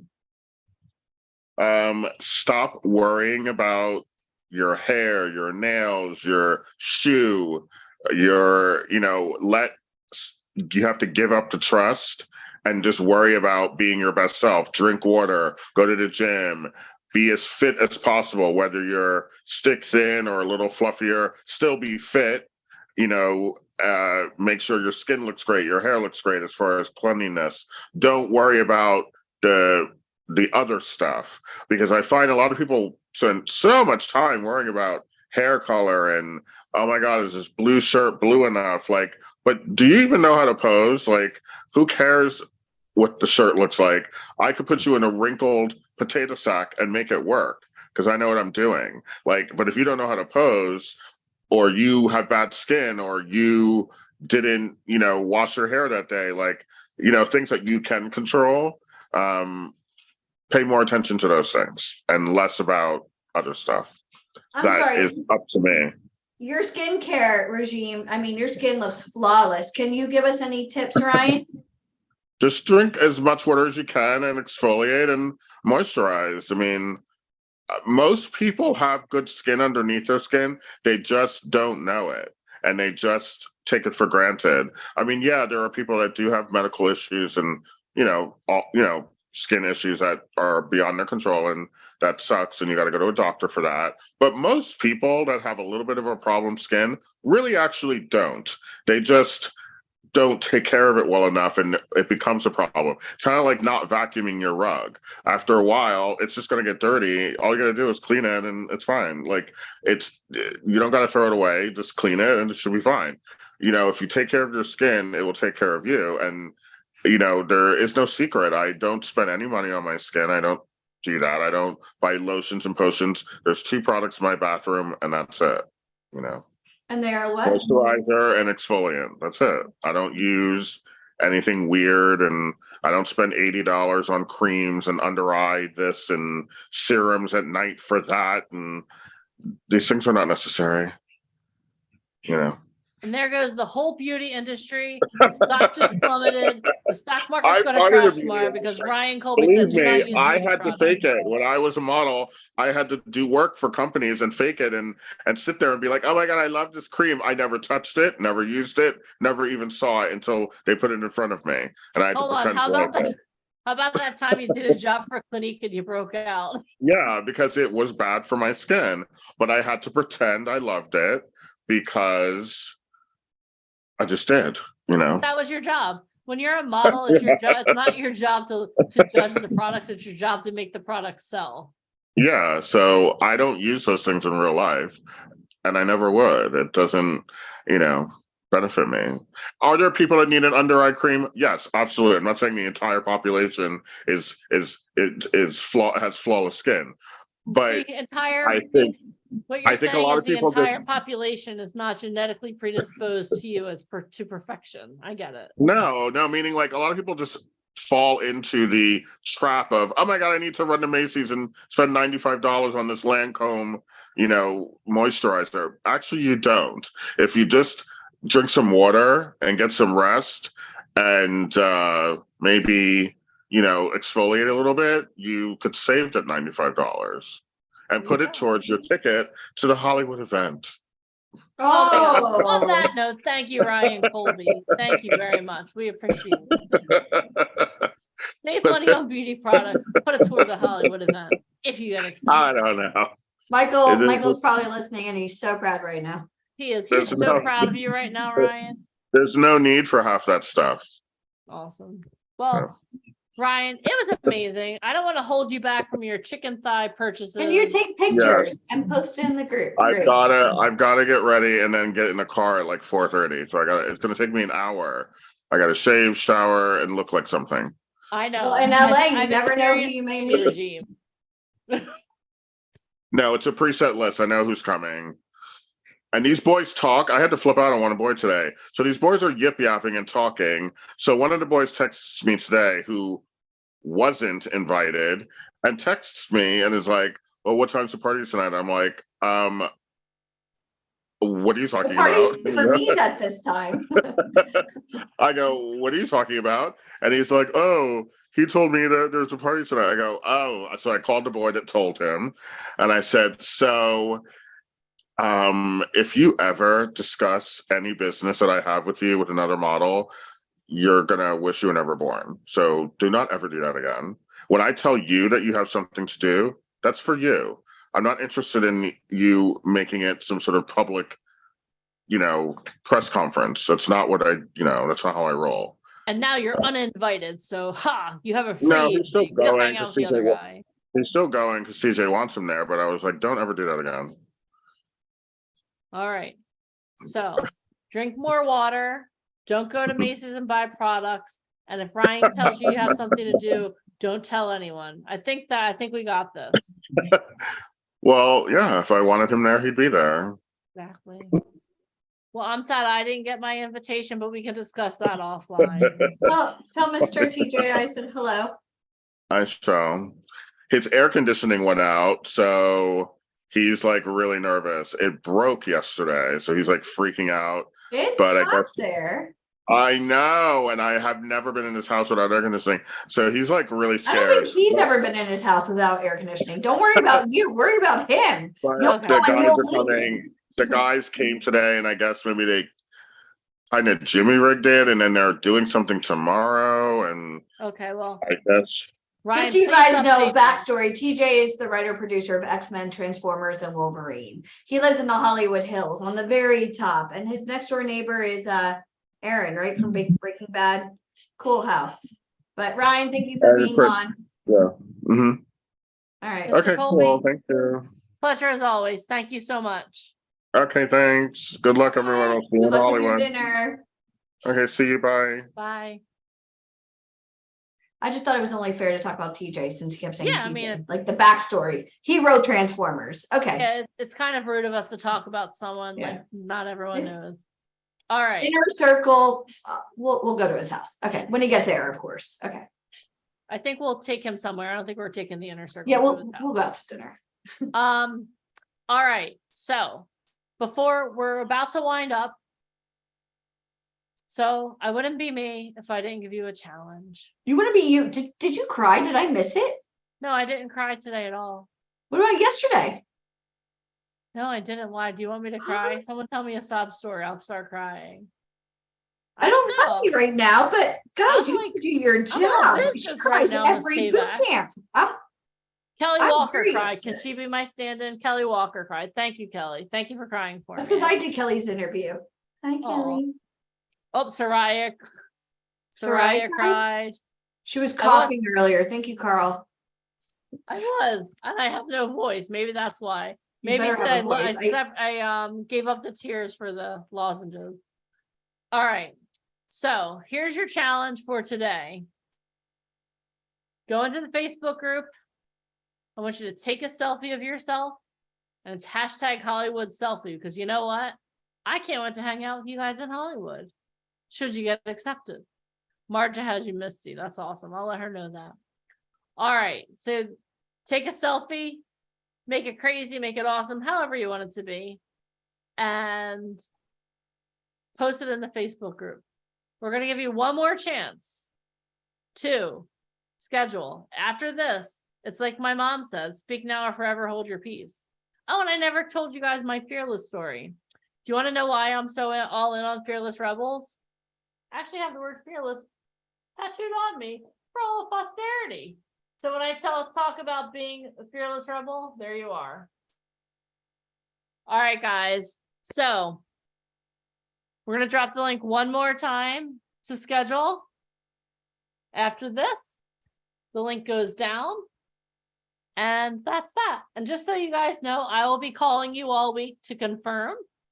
So if you get an 856 number, it's actually my number. It may say Michael Pumpkin because it's a company phone. So I will be calling you. So answer your phone, respond, confirm, do all the things. All right, guys. So this has been an amazing weekend. Can you guys give yourselves a round of applause for being here right now? You guys did awesome. I'm so excited to talk to all of you over the next couple of days.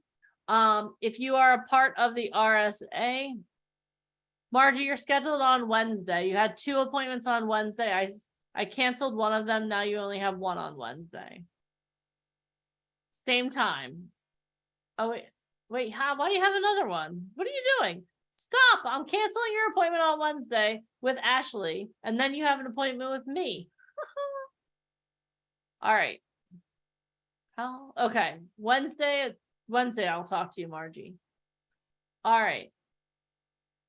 Did I register? I don't know, Antoine. Yes, Antoine, you did. You did. Yep. I see you. Thursday at 11. We got you. Hi, Jemima. I'm sorry I didn't get to say hi to you all day. Thank you for your help. Sorry. All right. Marjorie, you're good. I already canceled your appointment. We should do a round of applause for Jemima. Round of applause. Jen, I went on to schedule. Shaquana, you're good. You're already scheduled. I just put you on our schedule, actually. Jen, I don't know. Did you schedule? It's so funny. Usually, look, I have the laptop here. I'm like super like computery. Is that a word? Computery? Carl, go with it. Jen, you are scheduled tomorrow at 7 p.m. Eastern. We'll see you tomorrow at 7. Does anyone else have any questions? Did I schedule? Did I schedule? Did I schedule? Do not talk to me. You're gonna lose your voice. I'm nothing without you. You gotta go to Hollywood next week. Like, come on. It's just because I've been talking so much. Christine Harding, I will send you a message and you and I can schedule a time to talk. I know I'm ready for the hills too. Hi, Shannon. Hello. This selfie is hashtag Hollywood selfie. You can go in who's oh, Carl wants to take my place. Okay, well, I'll give you a list of things you have to do, and Carl, trust me, you don't want to take my place. We'll see you soon though. All right, guys. All right, that's all we got. This has been amazing. I'm really proud of you guys. Just remember this, and if you don't remember anything else I say, remember everything you want is on the other side of you taking action. Type that in the comments. Everything you want is on the other side of you taking action. That's a lot of words. At least write it down somewhere. In order for you to get what you want, you have to take action. People who take massive action get massive results. And you have to remember that. So if there's anything holding you back from taking action, stop it and start taking action. Because you know what? I didn't do this. I didn't go over this, and this is literally the last thing I'm going to talk about today. How many of you have ever seen The Wizard of Oz? Raise your hands. How many of you realize that Dorothy did not have the yellow brick road until she took that first step? You literally have to take that first step in order for the yellow brick road to be created. So take that first step, because literally everything that you want is on the other side of you taking that first step. That's all I got. Carl, I taught you something new. I feel like this is, now we can really end the Zoom call. All right, guys, this has been amazing. I am so proud of you. I am so proud of you guys for being here, for playing full out, and for showing up for yourselves. And now, when I call you, when I text you, respond, okay? All right, guys.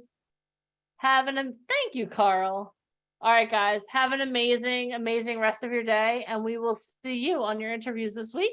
And we'll see you on our first RSA call. If you're already a part of the RSA, be on the lookout tomorrow morning for an email, because you're going to get an email with the Facebook group, and you're going to get an email with the 21-day challenge, because it starts tomorrow. All right, guys, have a great night. Bye. Anthony's on. You want to say hi to Anthony? You got all your friends here? I'll see him in 2 weeks. He's so excited to take on Hollywood. You know that. Look, Anthony's here. You want to say hi to Anthony? He said, no, she didn't answer my FaceTime the other day. Meanie. Sava's on. You know Sava. All right, guys. I have to go. I need to get some throat coat tea. I will talk to you guys later. Have an amazing, amazing night. You want to say hi and to we'll see you everybody? this week. Come here. You want to say hi to everybody real quick?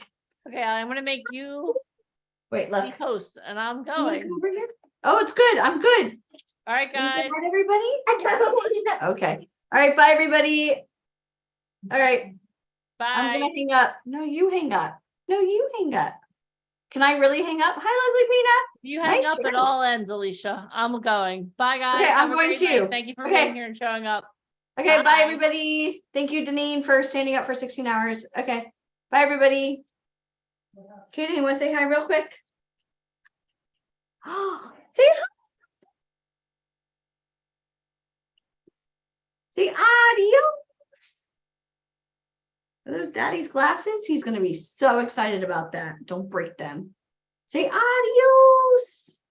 Say, see, there's your friend Saba. Say hi, Saba. This is, say hi. All right, let's go. It's family time. Bye, everybody. He's really the boss of VIP Ignite, if you guys don't know. Hi. All right, bye, everybody. Hi, Diamond. All right, bye, everybody. There's Miss Marianne. She's the one that gave you the doggy. Whoop, whoop. Hi, Daisy. Oh, that was nice. Hi, hi, hi. Hi, hi, hi, hi, hi. There's Saba. Say hi, Saba. Say hi, Saba. You know Saba. Say adios. Adios. Okay. Say bye, Saba. See you in LA, Saba.